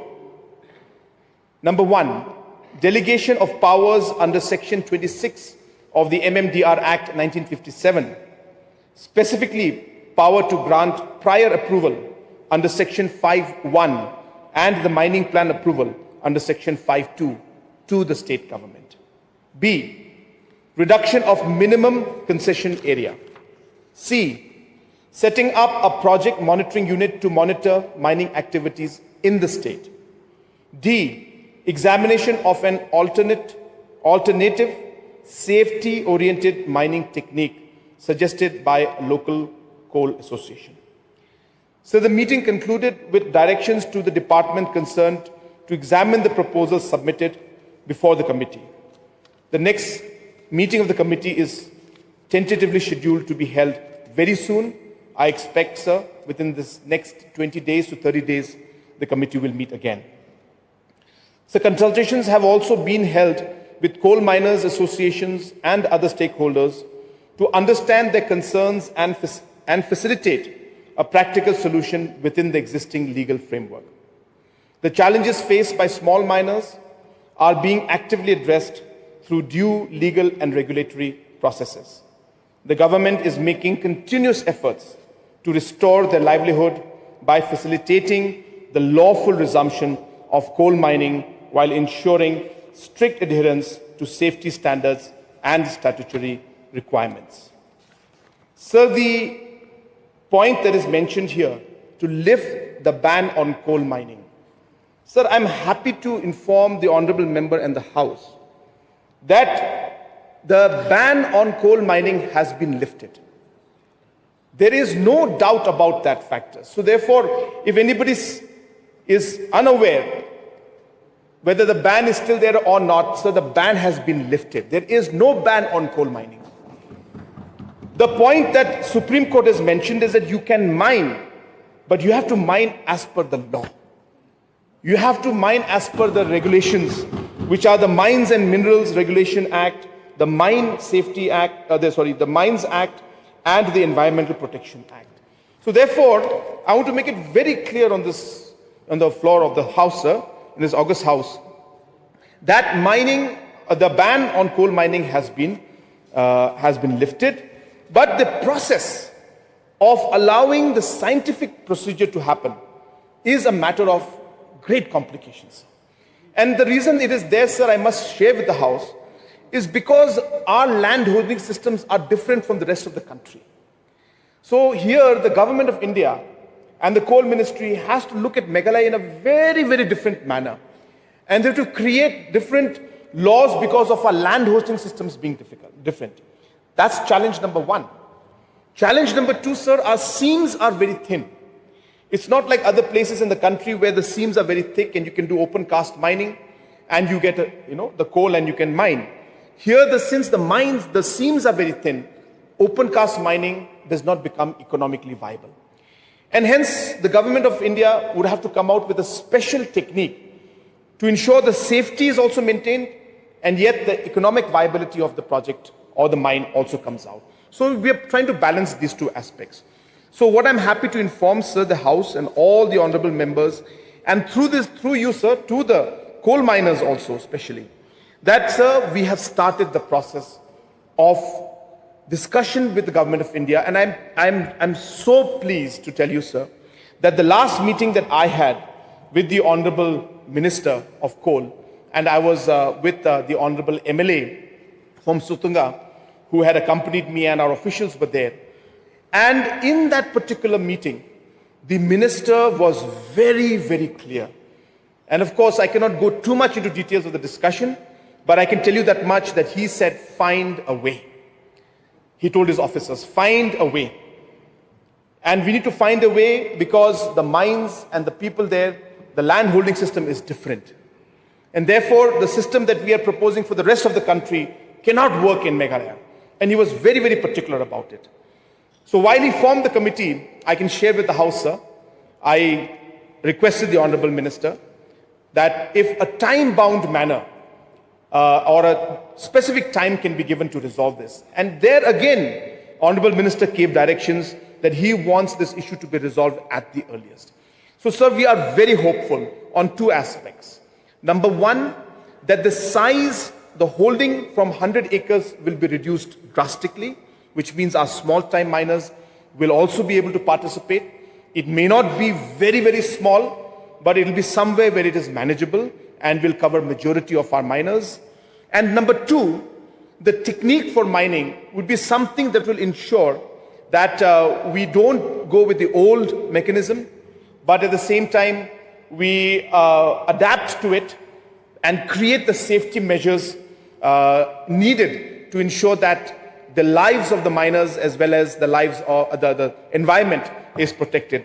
And I don't want to go into detail of the technology that is being discussed, sir, but I can share with you that I have had a meeting, you can say officially, but not with the committee officially, but with the members multiple times, including Government of India. One of the additional secretaries of coal is chairing this committee, and I've had discussions with her on this matter. And I have specifically tried to clarify these points from the Meghalaya perspective to ensure that they understand why this is very complicated and yet why this is needed and where we require their additional help for us to be able to find a way forward. So, and having said that, again, I agree with the honorable members who have moved this particular short duration discussion that, sir, there are different activities, sir. So one has to remember and realize that our miners have been doing this for decades, sir, if not centuries. And this is the way that they know. And this is the process that they understand. And they're all from very, very economically weaker, educationally weaker background, and hence they have challenges in trying to adapt to the new technology. The funds that are required is not available to do that. And these challenges are there, sir. At the same time, government had come in, NGT had come in and simply said, from tomorrow you cannot do this anymore. Sir, there are challenges when that happens. Just to share with you, sir, and the House, that in East Jente Hills alone, there are 22,000 mines. 22,000 mines. Even if we work on stopping 500,000 this month, and then we stop them, or whatever we take action, we go and search and find out what's happening and see if there's any activity going on, and if there is activity, we actually stop it. And then we go to the next 1,000 in the next 1 month. We don't know what's happening in the first 1,000 again. So it's such a massive exercise that you cannot imagine, sir. And in the whole process, the police, the administration, yes, sir, struggles in trying to ensure that this entire, as per law, things are done. And yes, sir, I've seen many times, even the opposition, the honorable mover of the short duration discussion, has raised this issue a number of times, and many people in Jente Hills especially, many people who were involved in this kind of illegal activities, because of the voice they had raised that time, the mines were closed, people were caught, their livelihood was removed at that temporary point, and they raised it, sir. And because of their intervention, a lot of these activities stopped. A lot of the miners were affected, were impacted, they lost their livelihood, but the illegal activity stopped. And so therefore, this thing kind of work that we're doing, we're ensuring that we work closely, we try to ensure that balance is maintained, and we try to ensure that that the legal activities continue and the illegal activities stop. I repeat again, the legal activities continue, but the illegal activities stop. And we are trying to work towards balancing this entire process, sir. And I hope that we have seen the worst behind us. I hope that we'll be able to transition into something that is very, very stable in the days to come. Sir, the next number 8 point is regarding the ban on stone and sand mining and frame people-centric, environment-friendly laws. So here, let me reiterate, sir, there is no blanket ban on stone mining and or sand quarrying in Meghalaya. Sir, I repeat, there is no ban on stone mining or sand quarrying in Meghalaya. Lawful quarrying is fully permitted, but it is subject to valid mining license, quarry permit, environmental clearance, and compliance with forest pollution control and transport requirements that the law demands for everyone across the country, sir. Stone and sand are minor minerals under the Mines, Minerals, Development and Regulation Act 1957. And under Section 15 of that Act, this state government has framed the Meghalaya Minor Minerals Concession Rules 2016 to govern leases, quarry permits, royalty and transport.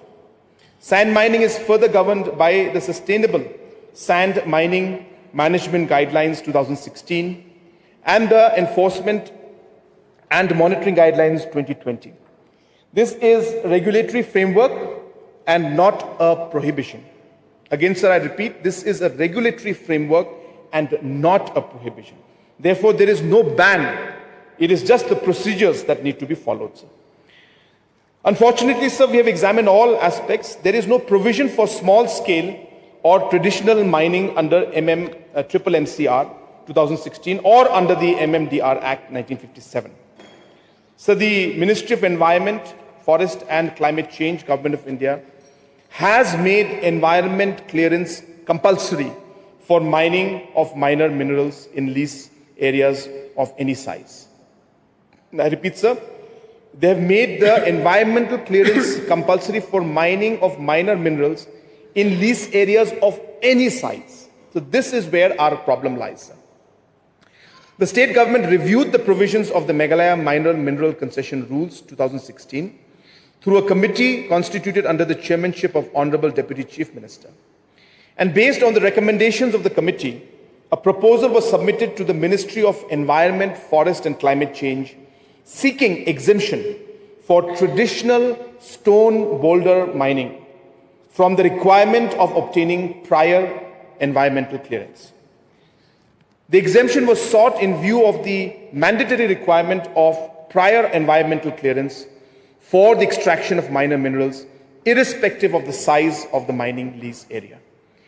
Sir, the ministry, however, did not accept our proposal, citing the directions arising from a judgment of the Honorable High Court of Patna. Sir, even now the government is navigating a very delicate balance between protecting livelihood of small miners and ensuring compliance with the legal and regulatory framework. The concerns of the mining community are fully appreciated, and continuous efforts are being undertaken to facilitate lawful mining activities while safeguarding the interest of small miners. Sir, here I would like to add that very recently, Honorable Deputy Chief Minister and myself had a meeting with the miners. And we have gone through all different provisions of the Act. Sir, we are examining all possibility. As I mentioned, sir, there are legal provisions within the Central Act which needs to be complied. Yet there are conditions that are very, very unique to our state and to our people and to our miners. And sometimes those provisions are not addressed, are not taken into consideration of the local situation that we have. Hence, sir, we have found some areas. I don't want to share all the details, sir, right now because we are still in the procedure right now. We are still working on things. It will be incorrect for me to give any further information. But all I can tell you, sir, is that we're working closely with the miners. They are aware of what provisions we are trying to look at. There seems to be a ray of hope where we may be able to figure out some way, but it is still a few meetings away. We are working very closely, as I said, even with the legal department and the AG, and also some officials of the central government to see if we can figure out a way forward. But as I said, I don't want to give a commitment right now, but I can tell you, sir, that that continuous effort and a serious effort is being made by the government on this aspect. Sir, also I would like to put on record that this government has prioritized the interest and well-being of small miners. It is this government which in 2019 fought for the rights of the tribal landowners, both private and community, and got a landmark judgment that the landowners possess both surface and subsoil rights. It is this government, so this government will continue taking up all issues with central government, the courts and all others to find a sustainable solution to the concerns of all the small miners. I would also like to place on record before this August House that this government is implementing several environmental programs, including the country's biggest Payment for Ecosystems Services program, several highly acclaimed spring sheds and water conservation efforts are being conducted. So I would like to conclude this aspect and go to the next point, sir, which is scrap the Lumpongdeng project.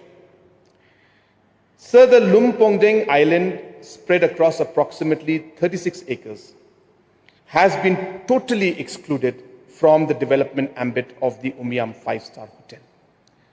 So if you remember, there was concerns that were raised by certain environment organizations.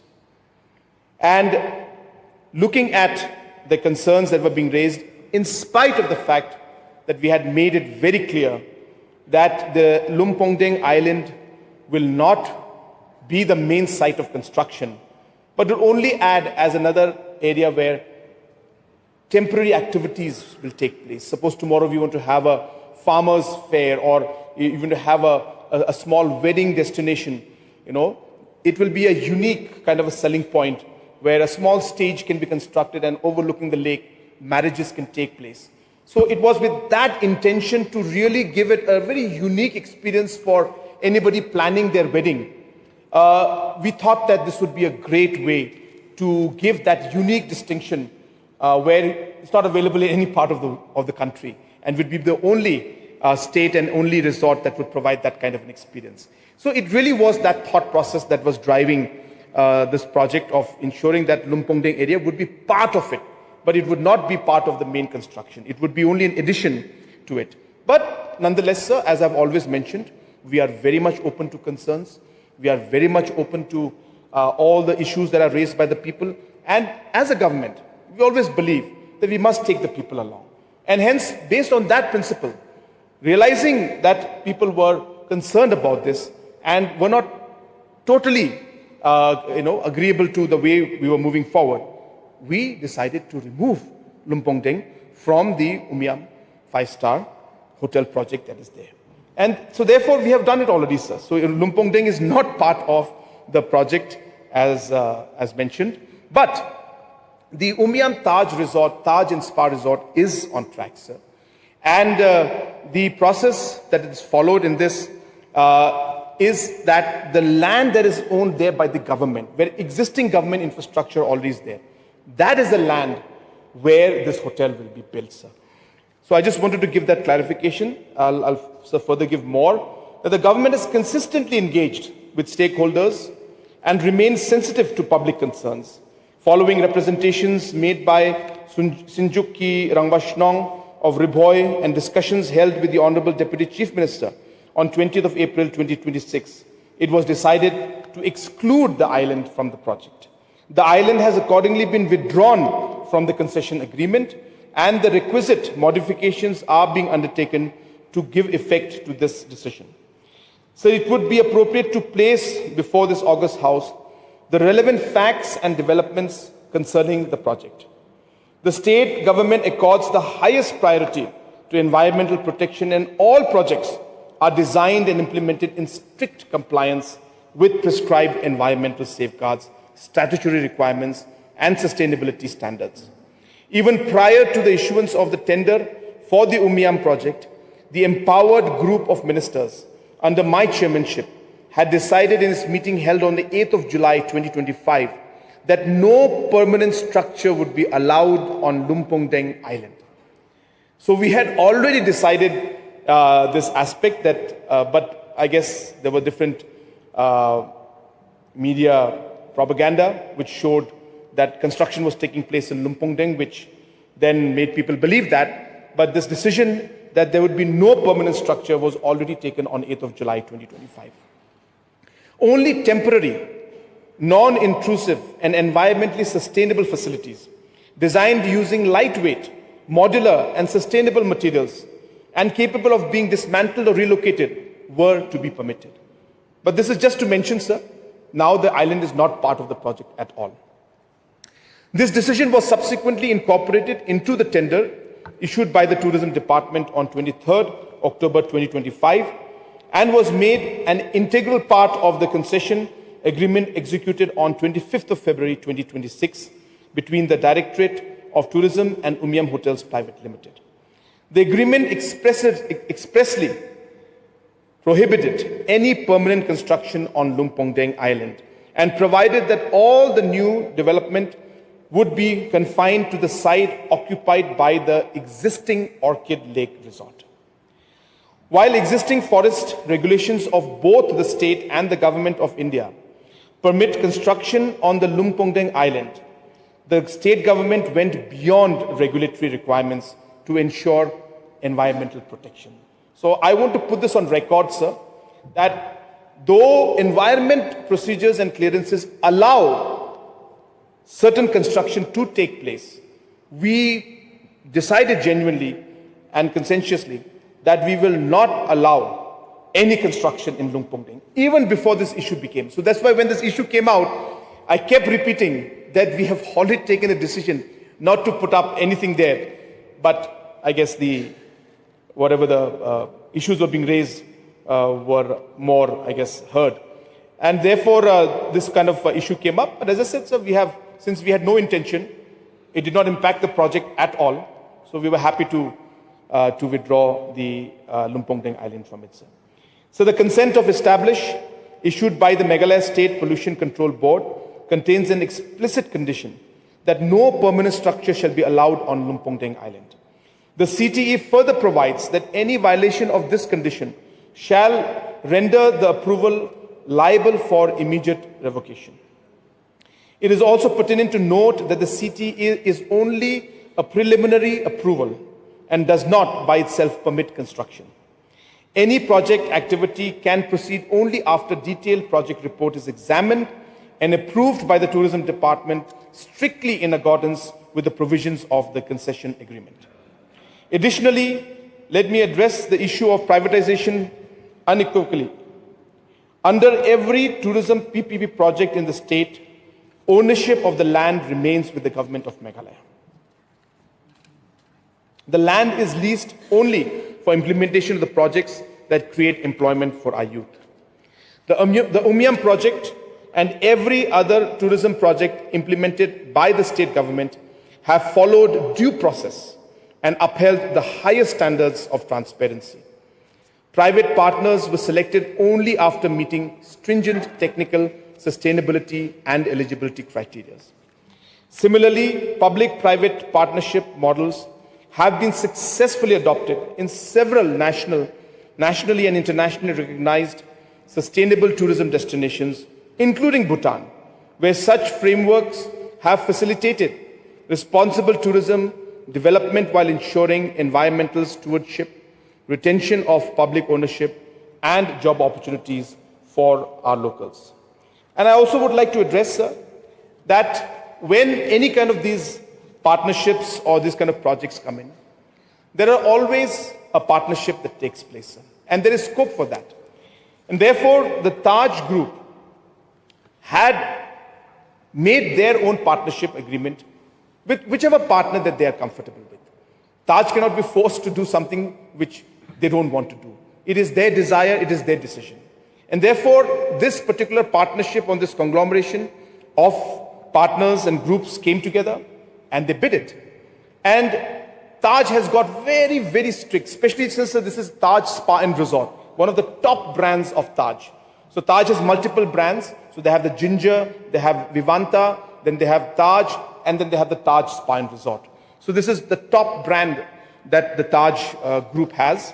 And therefore, the functioning, the management, and all aspects, Taj is very, very, very particular, even to the extent of what kind of, different designers or what kind of different materials will be used. There is a very detailed SOP with just not Taj, sir. Every large hotel group and chain, they have their procedures cut out. And let me show the house that that is how we will ensure that this particular aspect is also incorporated in this project. And let me show the house, as I said, that this is a very prestigious project for us, sir. We are very happy today that all other development aspects also are in line. We expect our airport also to be in line and operational in terms of the larger aircrafts very soon, sir. I don't want to give a date because obviously there are challenges, but the process is on now and we are on track. At the same time, sir, the expressway will come up in the long run. So all of these aspects will make this destination a very, very, very viable, at the same time, a very popular destination in the long run. And we expect that because of that, the footfall will increase. And once we have this footfalls increasing in this area, sir, these people will go out and, and involve in activities around that region, which will be activities that will then further be run by our own local people. And all local economy, the ecosystem of the economy will develop. And that is how, sir, economy moves forward. So one has to understand when economic development is involved, when projects are involved, it is not just the project, but what it does to the entire ecosystem that is there. It converts the entire space into a different economic zone because the spending capacity goes up, money flowing in terms of the tourist spending, in terms of the hotel spending, in terms of the allied activities that are required. All of these activities leads to the growth and the job opportunities that we all are talking about. So here, the honorable member had mentioned about certain groups, saying that, oh, it seems this group has got. Sir, in a country like ours, there are mechanisms. Everything is free and fair and transparent, sir. So anybody who is capable, anybody who's fulfills the criteria, anybody who's able to technically qualify in this aspect is free to apply and free to be participate, sir. There were many people, sir, who participated in this and other projects. And that's how the process happens, sir. And if a certain group, whoever the group may be, sir, I don't want to name A, B, C, D, but there's a procedure. And if a certain group manages to do things better than, say, another group, I think that's how tendering, that's how selection process happens. And that is something, because one individual gets it, other doesn't get it, we try to, shape it and look at it in a different way. So that would be completely incorrect, sir. So today, every single aspect of whatever we do as a government, whatever tender process is there, whatever selection process is there, is all under scrutiny, sir. And everything is transparent, and anybody is free to look into all of those aspects, and audit is there, and so many aspects are there, sir. So therefore, I think I don't want to dwell too much into those aspects, but as I said, we are very clear, sir. We follow a free and transparent and a fair process, and that is how all the development aspects are done, sir. So last but not the least, sir, stop harassment of teachers and withdraw anti-teacher policy. So the teacher eligibility test is not a state policy, sir. So they were mentioning about the MTET. Now the teacher eligibility test is not a state policy, sir. It is a central law. It flows from the Right of Children to Free and Compulsory Education Act 2009. And it has been made binding by the Honorable Supreme Court of India in its judgment of 1st of September 2025. So the Supreme Court has directed that every in-service teacher of class 1 to 8 with more than 5 years of service left must clear the TET by 31st of August 2028. Teachers with less than 5 years left need not clear it to continue. So this judgment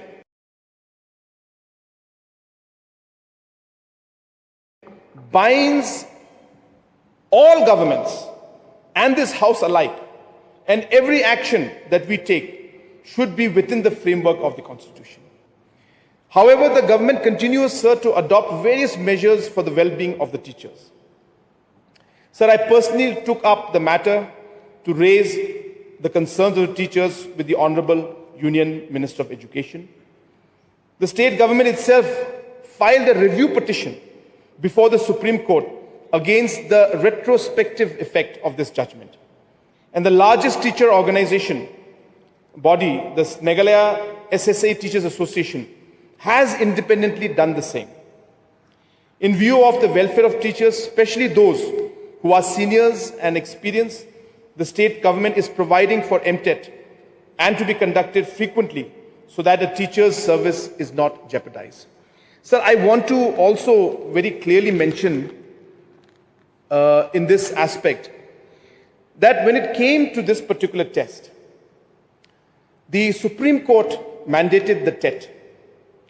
Now, some of our teachers had taken many eligibility tests in the past. And so the teachers argued, why are we having to go through this again? And that's a very valid point, sir. So what we have told them is that we have now put up a review petition in the Supreme Court. Now, if the review petition says that the old test which we conducted is equally applicable to this, we won't have to conduct the test anymore. But what if the Supreme Court says, no, it is not? Then we are back to square one. So our suggestion and request to the teachers was, the best way to resolve this forever is just conduct this MTET once and for all. And this is not a marks thing. It's about 158 marks. If I may be wrong, 1 or 2 points here and there.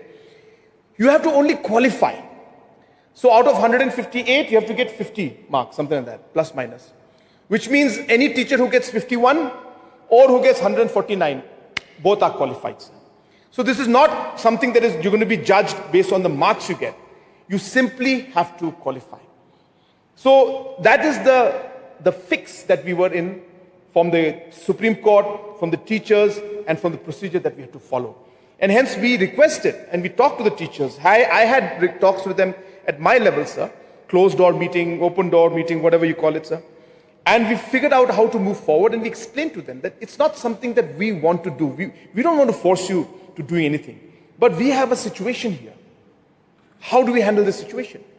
If tomorrow Supreme Court says the old tests taken are not acceptable by Supreme Court, we will be in a position or situation where then we will have no choice, and Supreme Court will say, now terminate those teachers. What do we do then?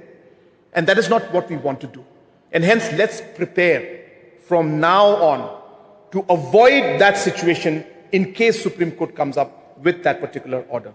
And that is the background, sir, of this particular examination. But I'm very happy, sir, that a lot of teachers have participated. We have seen positive participation.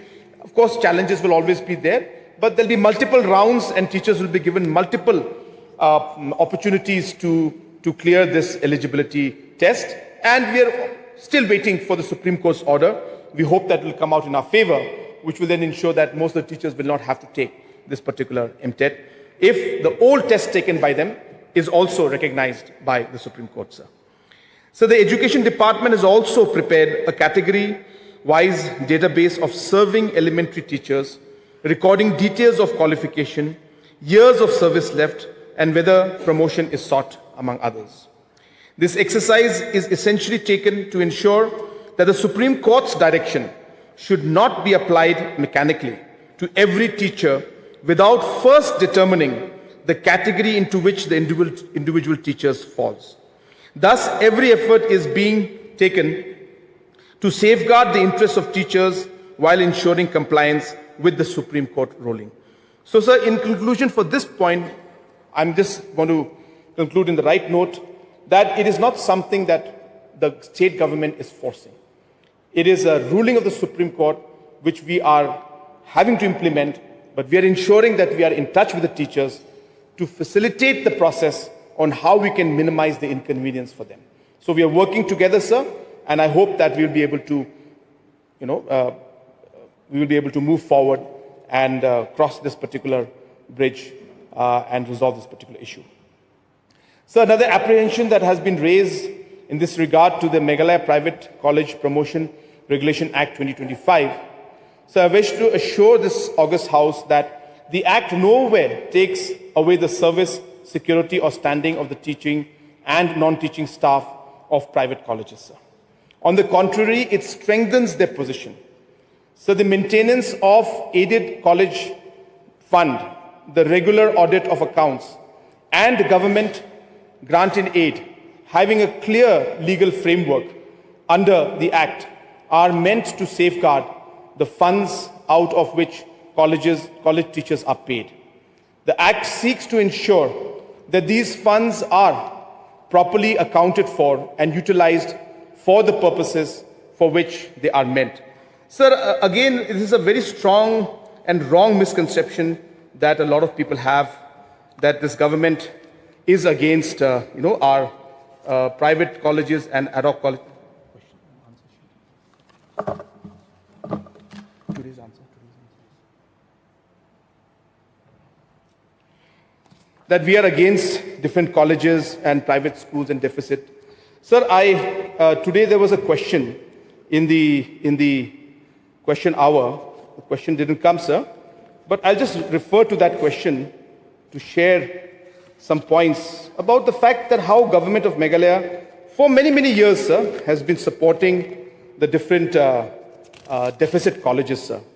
So just to share without giving names, I don't want to go into names, sir, but government of Meghalaya, sir, I'll just go to the question, sir.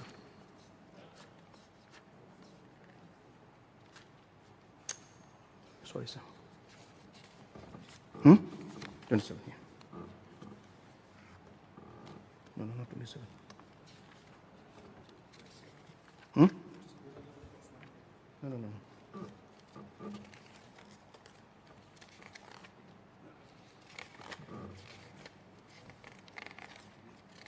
Oh, so yeah.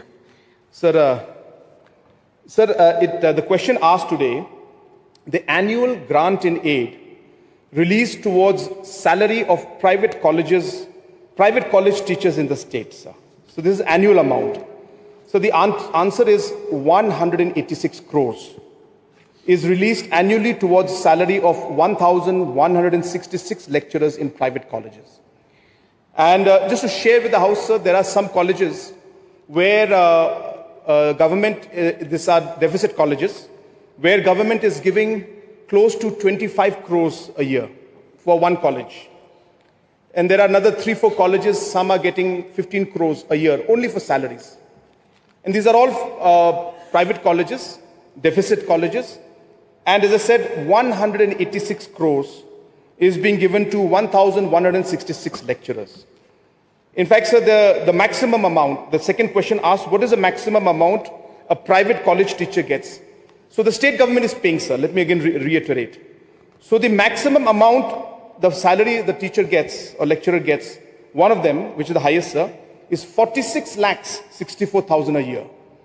Government of Meghalaya pays, which roughly comes up to about 4.5 lakhs per month to one teacher, sir, one lecturer of a deficit college.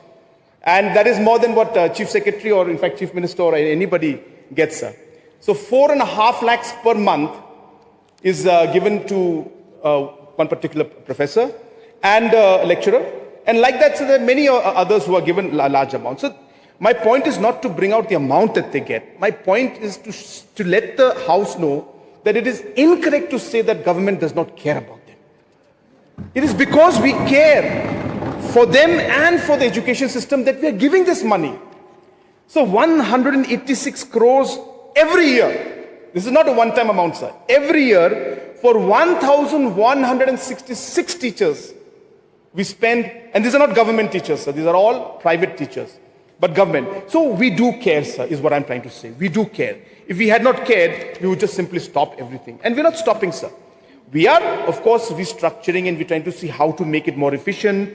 Because, again, sir, in the same colleges, we have a lot of discrepancies. Some of the professors are getting 4,50,000, whereas there are some of the lecturers teaching the same subject, they're getting 30,000, 50,000.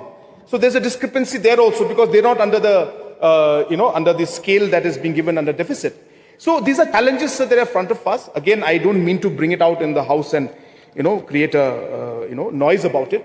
But I think saying that we are not bothered, I think is incorrect, sir. We are very much bothered. Today, Meghalaya is the only state which has close to 4,300 plus institutes which are supported, private institutes supported by government of Meghalaya. No other states provide that, sir. Where our grant in aid that we give to schools is touching 1,200 crores every year in salary. Every year to private schools, private colleges, and yes, including SSA and others, we give close to 1,200 crores just for salaries, sir. So therefore, I think this notion that we are against education, sir, is absolutely incorrect. If there is any government that supports the education system, especially our private schools and colleges, if there's any government, it is the Meghalaya government that does it, sir. Sir, I also would like to highlight that the Act, sir, I mentioned earlier, provides for the welfare of college employees, sir. So the government has been empowered to frame rules for benefits granted to the employees of aided colleges, thus protecting them from arbitrary decisions. The requirement that colleges furnish the names and qualifications of their teaching and non-teaching staff further creates a proper and updated record of those in service. Any entitlement that are to be given shall be based on these proper records. Any concerns of teachers regarding service conditions can be fully considered and accommodated at the rule-making stage.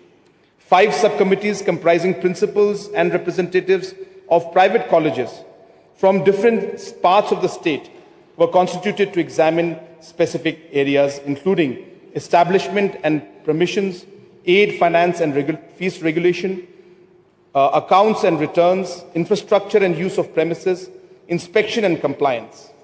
Thus, this ensures that the concerns of teachers are heard and considered. Sir, also, when an honorable member who has raised this short duration had mentioned that, the different aspects of the status of the college teachers and the UGC grant and other aspects are being tampered with or are being changed or are being rather deleted. So this also, as I said, is not true, sir. So anybody who is working and receiving the UGC scale are not being touched. I must be very clear on that, sir. They are not being touched. Simply because we realize that we cannot change what has already been going on for years, sir. But yes, we are working towards how to make things more efficient in the future. Now, I gave an example, sir, that in the same college, there are lecturers who are getting 4.5 lakh rupees per month. And there are same college, the lecturers in the same subject, maybe they're more senior, sir, but getting 20,000, 30,000, 50,000. So the college also, since it's a private college, desires to rationalize the amounts that are being paid to the teachers. So the teachers and the lecturers who are getting very less, can the college be given the necessary power to then rationalize? That is actually the debate that's going on, sir. And we have not come to any conclusion. Because we understand that the lecturers and teachers also want their scale. Those who are on the scale and who have applied for the scale. They should get, sir. But there is also a concern that's saying that now this is a private school, it's a private college, not a government. So what about those who are not getting scale? They are at 1/10 of what the others are getting. So the college management is in a big dilemma. And they're trying to rationalize. Now in this whole thing, we are facilitating that discussion. Does that mean that we're going to cut from somewhere and put somewhere? No. We are only discussing, sir. Should we discuss it? We should, sir. We should discuss. We should figure out. And then decide together what we need to do. So we have not come to any discussion. There are different concerns. As a government, sir, we have to listen to everybody's concern. Now those teachers coming in, that management committee coming in and telling us that, sir, can we distribute the funds? So the grant is now given to the teachers directly. Can you give that to the managing committee? And the managing committee will rationalize and give the same to all. Now, is that correct or wrong? I'm not saying it, sir. Neither am I saying it's right, neither am I saying it's wrong. But I'm saying that it is a concern being raised by the managing committee, which is genuine. Should we listen to that or not? We should. Should we give that a thought? We should. Should we do it or not? Is another story altogether. So therefore, sir, today, the honorable members jumping to the conclusion that that's what we want to do. I want to assure the House, sir, we are in deep consultation. We are trying to reform the system. We're not trying to harm anybody. We're trying to see how we can make things better. Maybe a larger public debate would be good. Maybe public can start discussing about it. Maybe intellectuals can start discussing about it and say what is the best rational way to move forward and save the unnecessary criticism coming on us that we are trying to destroy people's careers. So we are not. We are not. We're pulled from all angles and we're being asked to do this by this group. We're being asked to do by this by group. Then somebody picks up one particular statement making and saying that no, they're against the teachers. That is not the case, sir. And I think the fact that it was this government that has finally now given a structured pay to the ad hoc as well as the SSA teachers, sir. An issue that was pending for decades again, sir. And these teachers every year would come to the government and every year they would be on the streets. Today, because of the work of the education minister, the education department, our commissioner secretary, and all concerned, and the associations, this couldn't happen without the association. For the first time, government took a very, very tough decision, sir. A decision that is leading to almost a 250 crore impact on us. It is now almost 2 o'clock. In exercise of Rule 11, I will extend the sitting of the House for today till 3 p.m. You may please continue. So there's a last point, so I will not take much time. And it's not that I was waiting for 2 o'clock. I was going as per the points only. So therefore, sir, I want to conclude by saying that about the education, that there is no such thought process in our mind. Our teachers are absolutely one of the most important stakeholders for us. And it is our duty to work together with them to ensure that we are able to take our society and our state forward, sir. So regarding all the other points, as I said, I have tried my best to clarify all the issues. The honorable member has raised many issues, sir, and especially the concerns, sir, I think in general have been that private sector is coming in, outside investment is coming in and trying to take over. So this misconception must be removed, sir. Sir, for any state, any country to move forward, you need investment from outside. That is what growth is. Investment happens, growth happens when investment takes place. So therefore, we have to get investments. So that's how things move forward. So many questions were raised about, companies like Sri Cement coming in. So Sri Cement today is the second largest cement company in the country. They're the second largest in the country. And they're a very known organization throughout the world, and especially in the eastern region. So a company of that stature today is wanting to come in and invest in our state. I think, sir, it's a great plus for us that we should look at the aspects of all the different aspects and ensure that we get investments like these that are coming in. Now, obviously, sir, when this happens, there are concerns. It does not mean that we are going to bulldoze any concern. It does not mean that we are going to not follow any rules or regulations. We must follow all the rules. We must follow all the regulations, sir. And so, in fact, even in this issue, there are a lot of concerns that are being raised about the public hearing. Sir, in large number of these public hearing cases, in the past also we have seen that apart from the local people who are involved in the public hearing, there is always a tendency for people all the way from other districts, faraway districts, to come in and be part of the public hearing. So the public hearing is meant for the stakeholders and meant for the landowners and the people in that surrounding area, sir. And these were the challenges that took place even with the hearing of Sri Cement. But at the same time, there were challenges like this happening for all public hearings. And we've seen this happening quite sometimes, sir. And just to share with the House, sir, that we have also decided that since the concerns are there, we have put up a fact-finding committee to look into all the concerns that are there, that are raised in this regarding, in regards to the public hearing of the Sri Cement. And we will ensure that we go into all the different aspects and concerns that are being raised by the people. But I think as a larger note, sir, as I said, investment is what we require. And therefore, whatever the areas are there, obviously, as I said, there's a procedure for every aspect. Everything that we do is based on procedures, sir. So therefore, we will have to follow those procedures. One cannot bypass those procedures. So to say that we as a government are just simply going for, creating an opportunity for outsiders to come in and invest is giving the image that we are trying to just sell our land or sell things away. It doesn't work like that, sir. That's not the intention of our government. The intention of our government is to bring in investment, because it is with investment and industrial growth and economic growth that jobs are created. So while we bring in investment from outside, yes, we need to protect our people, we need to protect our environment.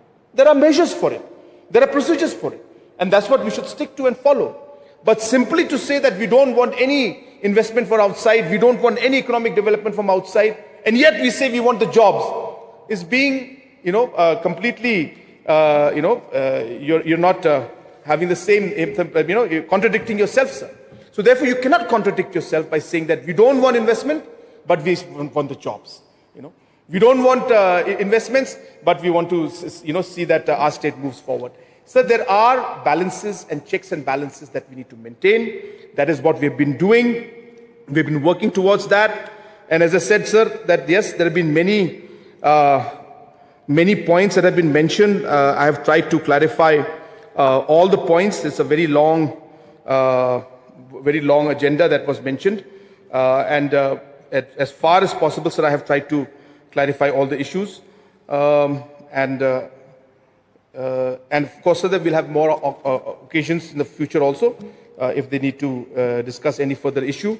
And with these few clarifications, sir, I hope that I have been able to satisfy the honourable mover of the short duration discussion, sir. And with that, I resume my seat. Thank you, sir. Thank you. No, this is a short discussion. I don't think any clarification is can be sought here. So we move on to the next item. We come to item number 5, motions. Now we will take up special motion to be moved by Sri Arden M. Basamait, MLA, which says this House do now discuss the plight of people living in border areas. Sri Arden M. Basamait, MLA, please. Thank you, sir, once again for giving me this opportunity. Sir, I'll try to focus only on the one what happened in Lapangap, Mausikar, Langpi, respectively, the problems that arises in those areas. So people living in border areas are not merely residents of remote villages. So they are the people who live closest to the front line of the state's territorial integrity. So yet, too often, they are the last to receive protection, roads, healthcare, education, communication, electricity, water, and other essential services. So can we expect people to remain on the border and protect their connection with the state when the state itself is not sufficiently present in their daily lives? So, recent... No, you have to first initiate, move the motion first. Okay, sir, sorry. The text.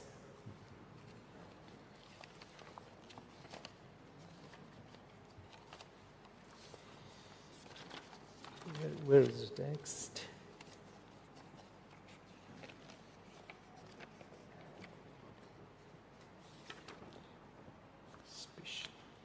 So I beg to move that this House to now discuss the plight of people living in border areas. Yes. Okay, sir. Motion moved. Now you may initiate discussion. I would also like to know how many members will participate so as to, I can regulate the time and allocate. So once again, okay. I would like to thank you for giving me this opportunity to raise this special motion that this House will now discuss the plight of people living in border areas. And I would like to focus my submission to Lapangap, Mausikar, and Langpi areas, sir.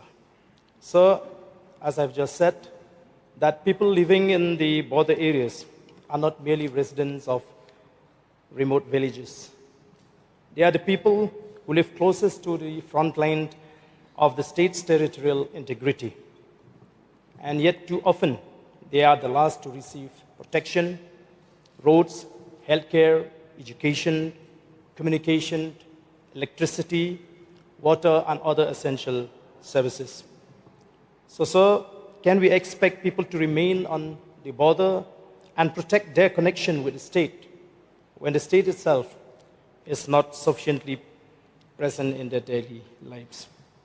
So, recent reporting confirms that Lapangap has again become a flashpoint. Meghalaya government subsequently assured that additional security after farmers reported obstruction and harassment when attempting to cultivate their fields. And in May 2026, villagers complained that farmers were being prevented from cultivating their fields and that there had been harassment and disturbances during the cultivation season. So, hundreds of villagers subsequently marched to the Meghalaya Secretariat demanding protection for farmers. There have also been reports of agricultural huts being burned and crops being damaged in the area.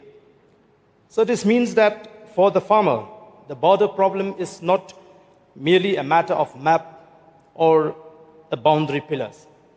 It determines whether he can enter his field, sow his paddy, harvest his crop, and feed his family. In June 2026, Assam and Meghalaya government reached an interim understanding allowing cultivation in designated portions of Lapangap without the consent of the people of Lapangap. Under this interim border agreement, farmers from Lapangap are restricted to cultivating in the low-lying fertile areas, and farmers express grievance over being confined to cultivating only the low-lying areas, alleging that the higher hilltops have been forcefully occupied by the Karbis and that they have destroyed all the crops and trees planted by Lapangap people for years altogether. Lapangap farmers are paying the price.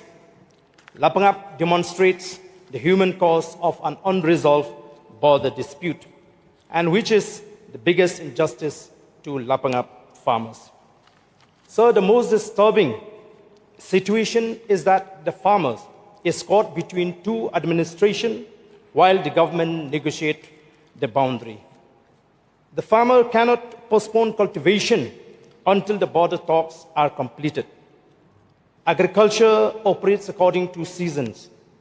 If a farmer misses the sowing season, it means no cultivation, no harvest, no income, which will result in the death and ultimately loss of livelihood. That is why border protection must include protection of agricultural areas. The June 2026 arrangement allowing designated cultivation, though it may appear to be useful as an interim measure, but it cannot become a substitute for a permanent solution. Another concern that I would like to raise is the concern of our new settlements at Mausikar and Langpi areas. So it was reported that new settlement is going on in Mausikar and Langpi. The concern regarding new settlements in and around Mausikar and Langpi areas should be seriously and immediately addressed and ensure that no disputed or vulnerable border areas should be allowed to undergo an irreversible change in its settlement pattern while the boundary question remains unresolved. The government should urgently establish who are the existing residents and traditional land holders. When did new settlements come up? On whose land are the new houses or agricultural activities taking place? Whether the occupants possess valid land documents or lawful rights of occupation. Whether new roads, structure, cultivation or other permanent works are being undertaken. Whether the concerned authorities have conducted a joint verification. So, settlement can become a territorial claim. Langpi is particularly sensitive because the dispute has existed for decades. The danger is that a settlement which begins as an apparently small habitation can eventually acquire roads, houses, cultivation, administrative facilities, and other infrastructures. Therefore, I feel that the government cannot wait until a settlement becomes permanent before taking any action. If the government knows that an area is disputed and vulnerable, why is it allowing the demographic and fiscal status quo on the ground to change before the boundary is finally settled? So, the people of Mausikar, Langpi, and Lapangap are not asking the government for charity. They are asking for protection of their land, their livelihood, and their rights to live peacefully in the areas where they and their ancestors have lived and cultivated. While governments sit across the table discussing boundaries, our farmers are standing in their fields, wondering whether they will be allowed to cultivate their own land. So a boundary dispute cannot be resolved only in conference room. It has to be protected on the ground. If new settlements are allowed to come up unchecked, if agricultural land is gradually occupied, and if our farmers are prevented from cultivating their traditional fields, then the facts on the ground will change faster than the government can negotiate. So therefore, I have 6 demands before the government. Firstly, the government should immediately conduct joint survey of Mausikar and Langpi to identify all new settlements and recent constructions. There has to be a time-bound verification of land ownership and occupation in the vulnerable border areas. Thirdly, no permanent construction or new settlement in disputed areas until the boundary issue is finally settled. subject to law and due process. Fourth, permanent security arrangement for Lapangap farmers during sowing and harvesting season. Fifth, government compensation for verified crop and property losses suffered because of border-related obstruction or violence. And a special border monitoring mechanism involving district administration, police, traditional institution, and local representative with regular reports to the government. So we cannot allow the people of Mausikar, Langpi, Lapangap to become collateral damage of an unresolved boundary dispute. Therefore, it is the duty of the government to protect the land, protect the farmer, and protect the people who live in the frontier, because protecting them is itself protecting Meghalaya's territory. With these few words, I wish you may see.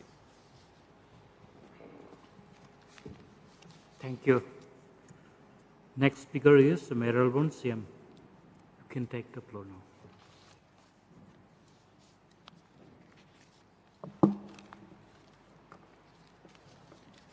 Thank you, sir, for allowing me to participate in this special motion moved by Shri A.M. Basayomoy, MLA, which says this House to now discuss the plight of people living in border areas.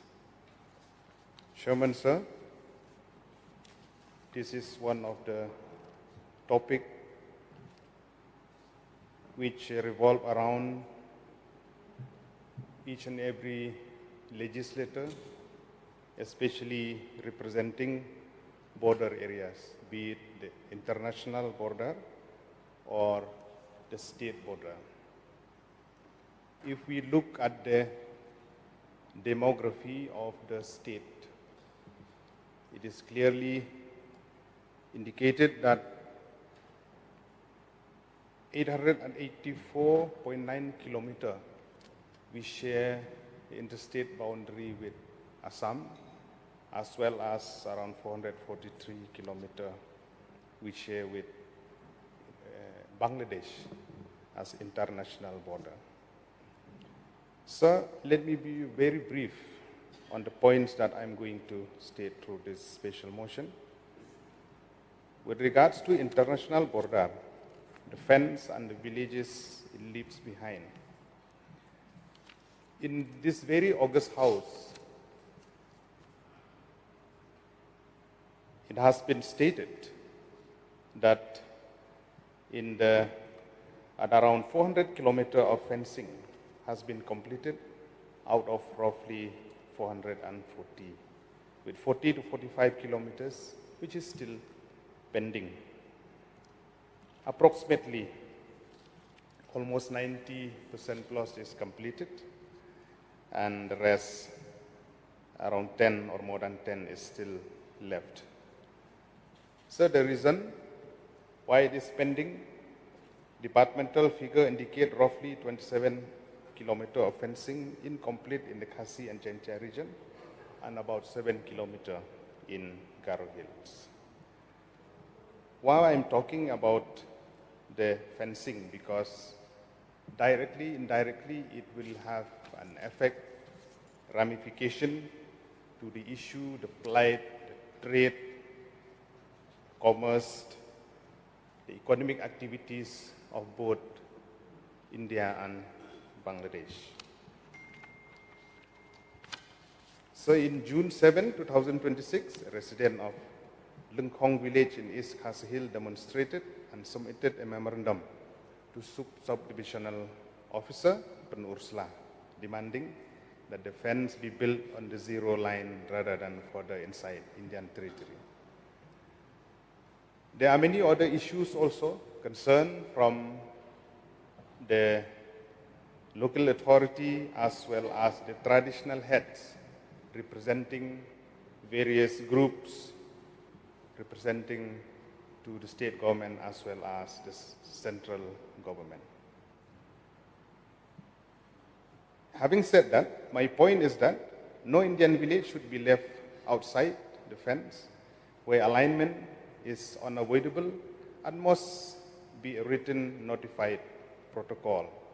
Guarantee gate hour, including emergency night access, all-weather approach road for commuters, compensation at market rate for land acquired, and the standing grievances authority at the subdivisional level as well as at the district level has to be notified.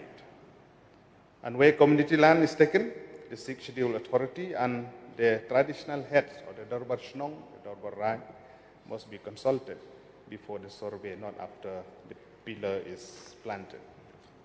So when we talk about the plight of the people, the economy at the border area, we have seen with issues with border hut in India and Bangladesh frontier, where it has been suspended since August 2024 amid the unrest in Bangladesh.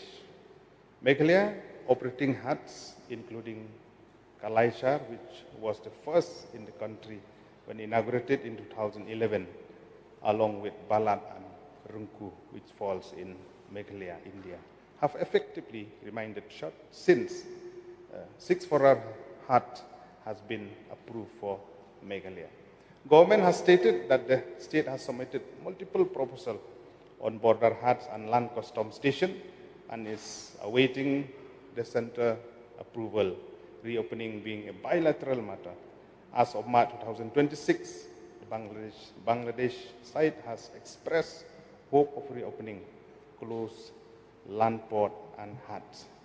In May 2026, the Federation of Licensed Exporter of Meghalaya placed before the Union Commerce Minister a list of bottlenecks: delay in consignment delivery, absence of designated entry and exit point, shortage of space, and abrupt closure of border huts, and poor coordination at land custom station owing to the absence of designated authority, which directly and indirectly affect the traders in the border area.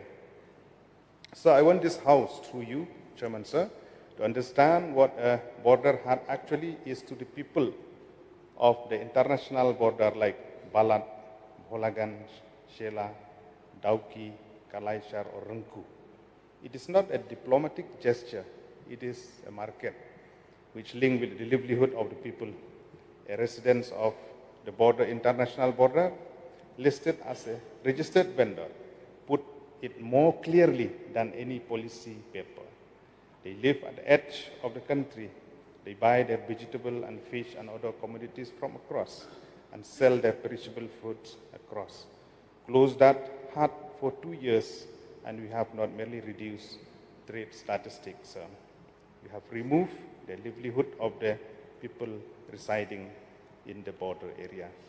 When we talk about trade and commerce, when trade is closed, it opens the illegal trade, fills the vacuum. Since January of the present year, BSF personnel who have been posted in the border with Bangladesh have arrested not less than 78 Bangladeshi nationals for illegal infiltration and cross-border crime, and also arrested 37 Indian nationals for aiding infiltration and smuggling, seizure, including 750 cattle worth approximately in crores along the areas. In July 2026, the state moved to tighten control on various illegal smuggling operating in the border area, where various checkpoints has been introduced to ensure that nothing illegal is happening in the border area. So when we talk about other initiative taken by the central government at the international border, on 24th February 2026, in this very house during question hour, the government has replied, informed that 92 villages in Meghalaya has been identified by the government of India under phase 2 of the Vibrant Villages program, which now extends to the Bangladesh border. And significantly, that the state has not been given the exact budget or project detail. With the Vibrant Villages Program 2 carries a national outlay of about 6,839 crore up to the financial year 2028-29, covering roughly 1,954 villages across 334 blocks in 15 states and 2 union territories, launched by the Home Ministry, Government of India. Nationally, the Border Area Development Program has recorded over 39,000 projects, including more than 3,200 livelihood projects covering huts, markets, sheds, tourism facilities, and skill development, which include the areas within the international border of Meghalaya with Bangladesh also. Sir, comes to the interstate border area issues that we have. We understand as had been stated by the Honorable Chief Minister in the short duration discussion about the initiative that has been taken to ensure the border talk between Meghalaya and Assam has to be resumed as soon as possible, especially with regards to the second phase. 12 out of 12 area of difference, in which 6 has been resolved in 2022, where the memorandum has been signed. Sir, it is a welcome process as one of the members of the regional committee from Indribhoi district also, being part and parcel of the ground report and meeting people who are residing in the border. Of course, in a vibrant democracy, there is always who are pro and against the decision and MOU also.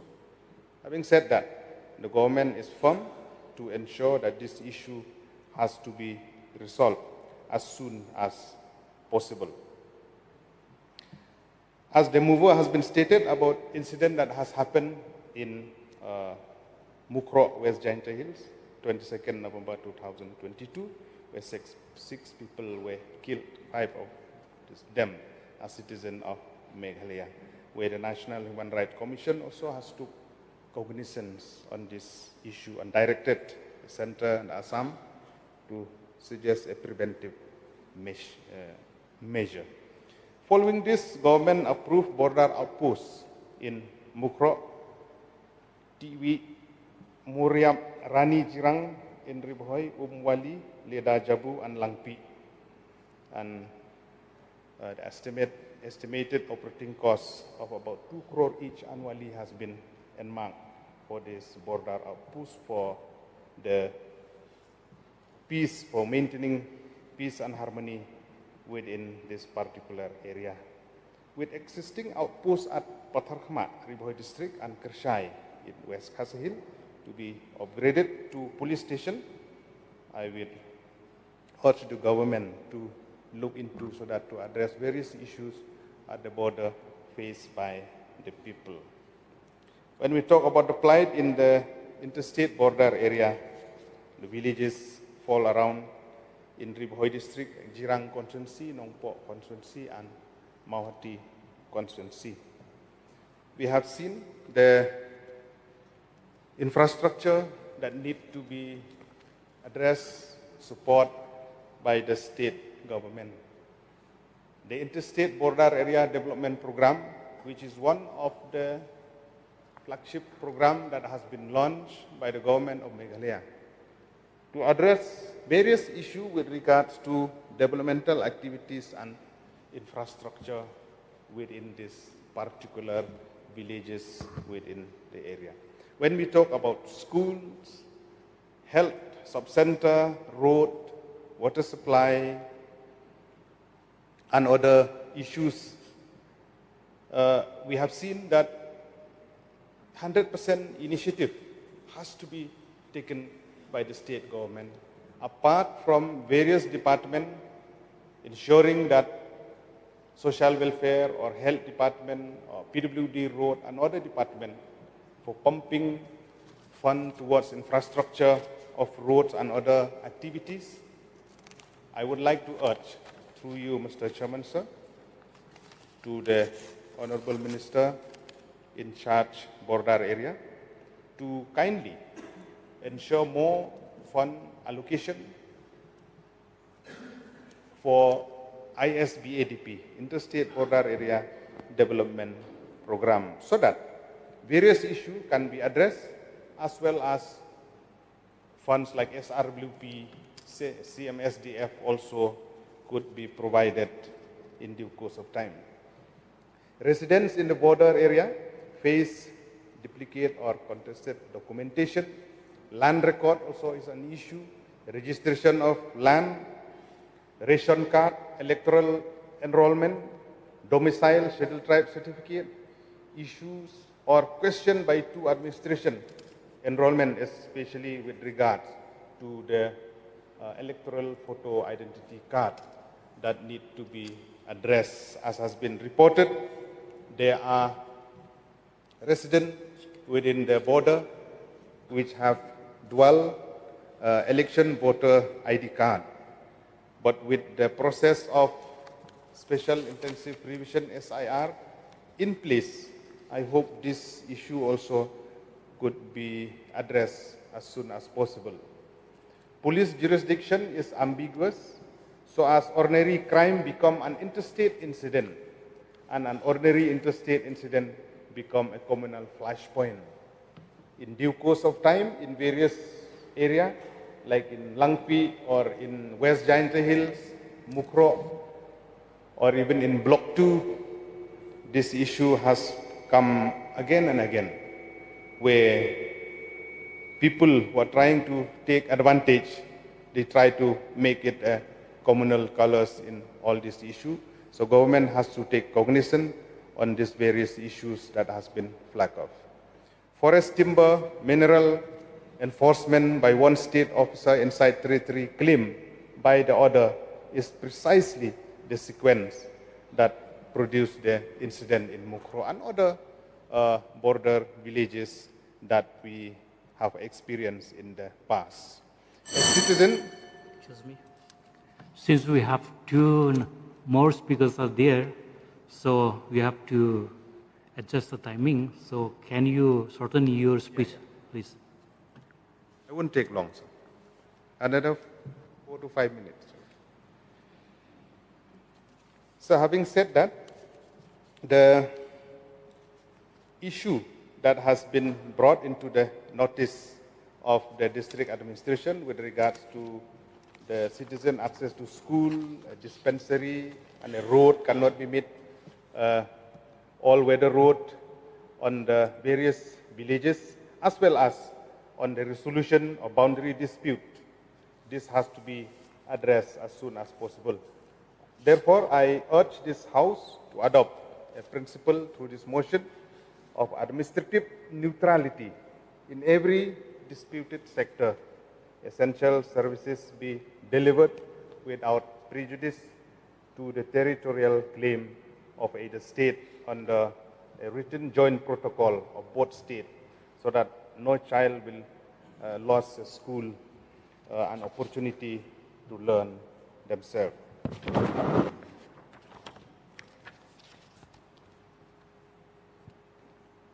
So in this regard, I would like to put forward a few points. Number one is that with regards to the international border area status report covering both the international and interstate border village by village with population distance from the boundary and the status of school, healthcare, road, water, electricity, and telecommunication should be in place. Number two,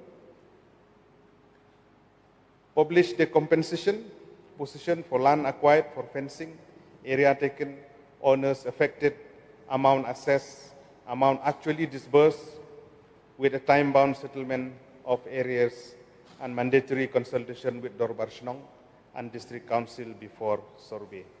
Number three, state the demarcation status of the Sikh sector settled in March 2022. This is with regard to the interstate border with Assam. Whether Survey of India has completed the survey and where the boundary pillars stand on the ground with a completion date. Number 4, sir, adopt a joint essential services protocol for all disputed sector so that school, healthcare, road, water, electricity, they won't face any hindrances or grievances while delivering these services. Report the operational status of every border outpost approved after Mukro, Tiwi, Muriab, Radi Jirang, Umwali, Jadubi, and Langpi, including sanction strength, actual posting, and expenditure in Kion. Number 5, the union government press the union government for reopening of border huts and expansion of land custom station infrastructure, and appoint a designated state nodal authority at each LCS to end the coordination vacuum identified by our exporter. As I have said in my opening remark, number 6 is to increase the fund allocation for interstate border area development program. Number 7 is with regard to registration of land to be made mandatory for the villages in the border area, and to ensure that the Land Act of District Council, which is in place, has to be made mandatory, as well as those who will register in the Revenue Department at the District Administration also has to be made mandatory, and to ease the problem and to handhold the villages so that even the stamp duty should not be at par with other area apart from 0 to 5 kilometers from borders, interstate border area. And lastly is to ensure the peace and tranquility so that it won't affect the life, the plight, the issue, and the problem faced by the people living in the border area. Due to paucity of time, sir, I have many more points, but I would like to express my sincere thanks to you for allowing me. Thank you so much, and I hope that the few points that I have put to the government to listen in due course of time. Thank you. Thank you so much. Now we have Dr. Mukul M. Sangma. You can take the floor now. Thank you, Mr. Chairman, sir. I like to participate in this special motion tabled by Honorable Member from Nongkren.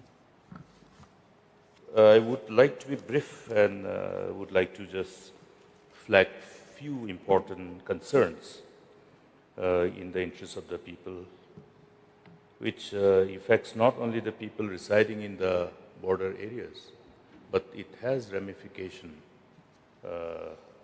across the interests of the people across the state, and also has ramification on the interests of the state as a whole. Few of the important points has been already also flagged before the government by honorable member from Nongpo. It is one important point which has been brought to the notice of this August House today. We are aware that along the Indo-Bangla border, fencing work is going on. And in some stretches, fencing has been already completed. But the landowners, there are two things, two aspects of this impact of the Indo-Bangla border fencing in respect of Meghalaya, which may be similar in other states also. One is the land which is left outside the fence, outside the fencing, which cannot be used by the landowners. And even if landowners are able to use it during the time of sowing, during the time of harvest, the people from the other side of the border will end up harvesting, and no protection whatsoever. This is one important issue which the government has to take up in sync with Government of India. The overall support, protection required to be given to our people residing in those areas who has very limited land ownership, because the land is on the other side of the fence. Now, the border is not the fencing. Border is the 0 point. So why shouldn't the securities manning the Indo-Bangla border man it at the 0 point and provide the necessary security for our people? This is one very important, pertinent issue which must be taken cognizance of by Government of India, and all the necessary support along the Indo-Bangla border must be provided for our farmers. That is one part. And another part is the pending compensation. There are some reasons, there are some issues which I'm aware of pertaining to the valuation, etc., but it has taken too long a time. Therefore, having said this, many of the landowners have, as we all know, longevity is always an issue. It's in the hand of God, not in the hand of any one of us. So I think to do justice to the landowners whose land has been alienated and utilized for the fencing, let this particular issue be resolved at the earliest, and let whatever is the due compensation payable to the landowners be expeditiously completed. The same issue has been already flagged by our honorable member of Nongpo. Then another part is this border hut. Now, the importance of border hut, even from geopolitical perspective, it's very important, based on which we were able to convince Government of India to agree to reopen the border huts. Kalachor being the first border hut, then the Balat the second, then subsequent to that we got a sanction of 4 border huts, but these are not operationalized. Only one has been operationalized recently, I think that is that Bolaganj.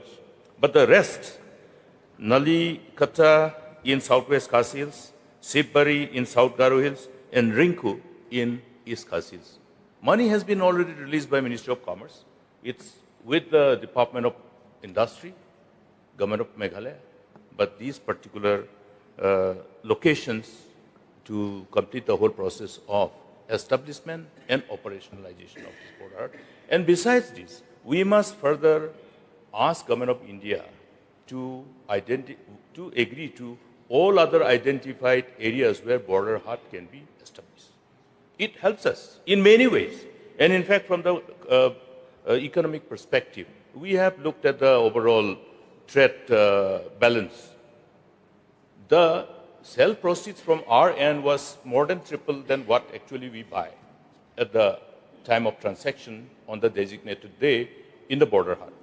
If the total turnover is, say, X amount, 70% is the sale proceeds of our own produce and 30% is the purchase part, rather the sale part from Bangladesh, the other side.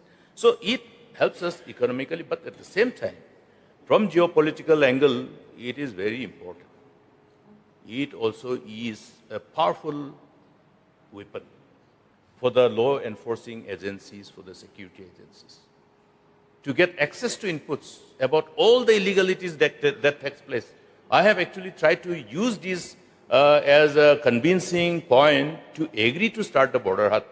At the time, in 2011, we inaugurated the first border hut, resumption of border hut after a long, I must say, the border huts were all done away with, but then we resumed it. So this is one issue I would like to ask the government. Through the Chief Minister himself, I think this issue must be taken up. There are many other aspects by which we should find the Government of India to agree to. There are many other aspects from geopolitical angle. Then another important part is that the usual problem of our people. Now, I will not dwell on those areas where we have the people facing the problem, those who are residing in those areas of difference along the Assam-Meghalaya border. It has been appropriately already articulated by the mover of the motion. But while saying so, I would also like to remind ourselves that this particular problem is often very unpleasant and avoidable as well. It is very important for government to ensure stability of governance at the district level. The deputy commissioners, the SPs. If we keep on transferring the SPs and DCs too frequently, by the time they get acclimatized with the problems, the complexities of problem, then another new man comes. This is one of the problems. I've been watching it. I have also drawn the attention of the government pertaining to this. I have made my submission in this regard earlier also. Look at the record. How many years we kept the DC of West Khasiats? How many years? One of the deputy commissioners we didn't transfer because we needed to ensure that somebody who is thoroughly acclimatized with the problems is there. Post-Langpi problem. See, these are reasons, these are compulsions sometimes. We put new man, new SP, new DC, new SP, new... It goes on and on. For whose benefit? But at the same time, look at the fallout. This is one serious issue which should be taken cognizance of by the government. And as far as these districts are concerned, whether it is North Garo Hills, whether it is West Garo Hills, whether it is West Khasi Hills, whether it is Riboy, whether it is West Giant Hills, whether it is East Giant Hills, these are very crucial, important districts. All along, we have seen the kind of challenges that we keep on encountering. And having known this, having seen this, having gone through this experience, I think it is only important to know how we should run the government and then take care of the problem and then put right people in the right place. Then another part is, even this was visibly seen by everybody recently. From Jorabat, from Barnihat, Jorabat to Khanapara, the road, we go by the revenue records. When the land compensation is awarded, it is done by the Meghalaya government. The ownership is determined by who is receiving land compensation, while land acquisition is being resorted to for the widening of the road, for the subsequent four-laning, and the east-west corridor. How is it that we surrender the complete stretch from Barnihat, Jorabat to Khanapara to the authorities of Assam government? Has the jurisdiction fall short? In fact, I made a program on Sunday to visit that area, but prior to that, of course, the other, whoever were blocking the road have called off. Very unpleasant to see. And I received so many messages are there from people from that area, from Barnihat, from Khanapara, all our people of Meghalaya. Their vehicles were not allowed to move. Who has given them the right to choke the road?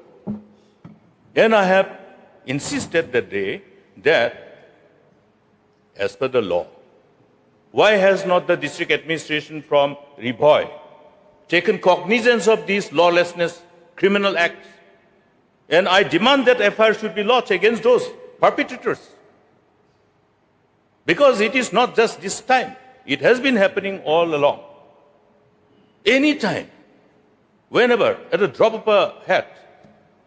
So, lawlessness must not be allowed. It will embolden. It is already emboldening. So that is one part. And I don't have to dwell and probably take the precious time of this August House, because there are many other important subjects which has already been admitted for the private members' business. In fact, short duration notice has become almost long duration. It has taken all the time. But then nevertheless, important issues are flagged, so important replies were coming, so we had to listen. But what I'm saying is that, you see, there are crucial issues. So even, like I said, samajdaro ke liye isharai kafi. I think flagging one point, even indicating a lead point.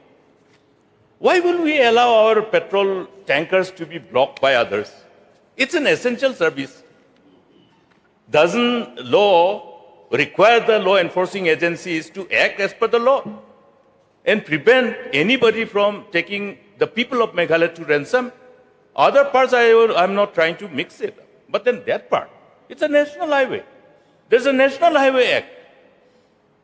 And there are fundamental rights.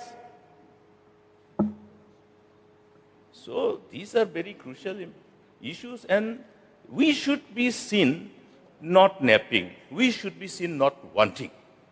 But we should be seen that we are being loyal to our responsibility, We are enforcing the provision of law. Let the people have the fear of Moses. Nobody has to fear anybody. Nobody has to fear any individual, but people have to fear the law. Let the law, I heard the Honorable Deputy CM saying law should take its own course. Yes, law should take its own course. But it cannot be just for the sake of saying. So therefore, I hope the action should be forthcoming from the government side in this regard. And no such incident should be allowed. And there is a police station in Khanapara. Is there no mandate? Is there no responsibility, legal responsibility for them to protect the, the overall secured environment to be given to our citizens? That is needed. They must do their job, otherwise it amounts to dereliction of duty, dereliction of responsibility, shying away from responsibility, thereby compromising the interests of the people. Then another part I want to say is that we started, Mr. Chairman, sir, you were also able to pass on the benefit to the people from that initiative. Special Interstate Border Area Development Program. We initiated that program. Why was it necessary? It was necessary because Assam used to be very aggressive in giving schemes. Immediately they will give electricity, immediately they will connect road, give road connection, they have been doing it. That was a kind of modus operandi that they adopted to somehow get the loyalty of our people. It is a fact. It's a well-planned modus operandi we have witnessed all over the decades. But how do we counter it? We counter it by analyzing the way they do, and then we know how to do, and that is one of it. So I would like to urge upon the government, please look at this program once again. See that people get benefit out of that. During our time, there was a committee involving the local MLAs. There was same amount of money given to Riboy, given to Jainte Hills, given to North Garo Hills, given to West Garo Hills, depending on the size of the block.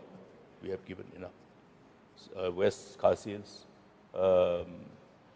After the change of regime of government, suddenly this scheme was not continued.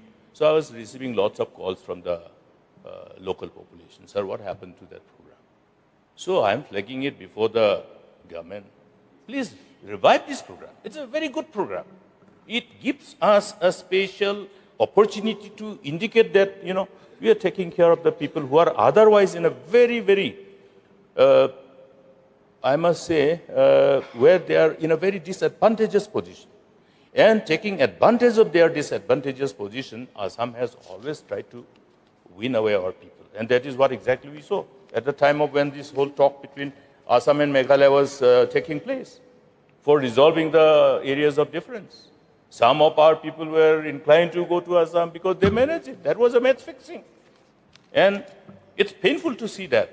But then I think it's time that we look at the agonies of our people and at the same time see how our people are by default oppressed, suppressed.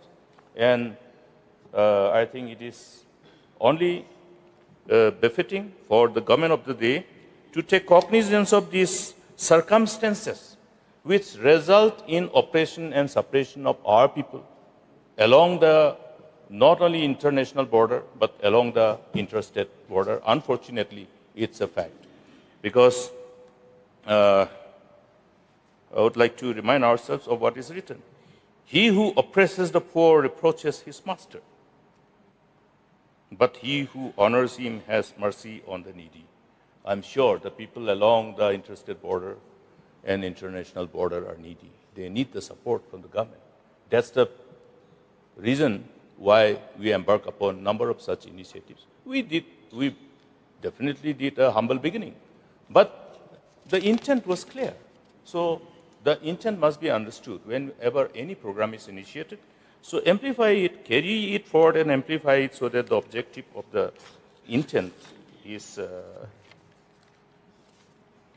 given fruition to. With these few words, Mr. Chairman, sir, I resume myself. Thank you, Doctor. Now we have one more speaker, but time is limited. So whether you'll be able to complete within 5 minutes. So Calcutta MLA report moment. Thank you, Mr. Chairman, sir, for giving me this opportunity to participate. This House do now discuss the plight of the people living in border areas. Chairman, sir, I will focus on North Garhwis district, and it's a very limited time. I'll just finish up within a stipulated time. Mr. Chairman, sir, North Garu Hills total area of the district is 1,068 square kilometer. But then we share with the neighboring state of Assam 68 kilometers. So, and it is border of, gateway of western part of the state. Speaker, sir, the area is we depends on Meghalaya, Assam, those residing in the border area. Particularly, we depends on the road. Road that we have in the border area, say like 5 kilometers is Assam, and other kilometers is Meghalaya. When we have a good road in Assam part, then the Meghalaya part is dilapidated condition. So it's very difficult to maintain. And residents are time and again complaining to the representative that the road is very bad shape. We are not getting a good road. And in the time of crisis, we face that. It's a very few kilometers from Assam. All the essential commodities, we depend on the market of Assam. Recently, we had a crisis between Assam and Meghalaya, and we are very difficult to come up to Shillong and even to Tura, those who are residing around Mendipata, Resubelpara, and Karkuta area. So my request is that, why can't we have a border road connecting from Mendipata to Ribo district, which is very easy to come to headquarters Shillong or Tura. If we have a border road, it will be very, very helpful for us to move around during the crisis. Say in medical facilities, yes, we have medical facilities in Resubelpara, Mendipata, Dainadubi, and Karkuta. But the facility is not up to the mark. In the time of emergency, our doctors refers our patient to Guwahati and Tura and Shillong. In the time of crisis, we are nowhere where to go. Yes, we have construction has started in Resubelpara Civil Hospital, but yet to function. Again, in Dainadubi area, we have already, the construction is there, but the facilities is not there. So my request to the government of the day to function it for the benefit of the people in North Garo Hills district, and by facilitating this facility, it will be very helpful. As LO said that the people who are residing in the border area is very much tempted that the Assams are encroaching, they are giving different facilities. By giving that, our people are also tempted to part of that area. And in the time of some crisis, we are part of Assam, we are part of Meghalaya. Such things come out in the discussion. Sir, Please sit down. It is now 3 o'clock.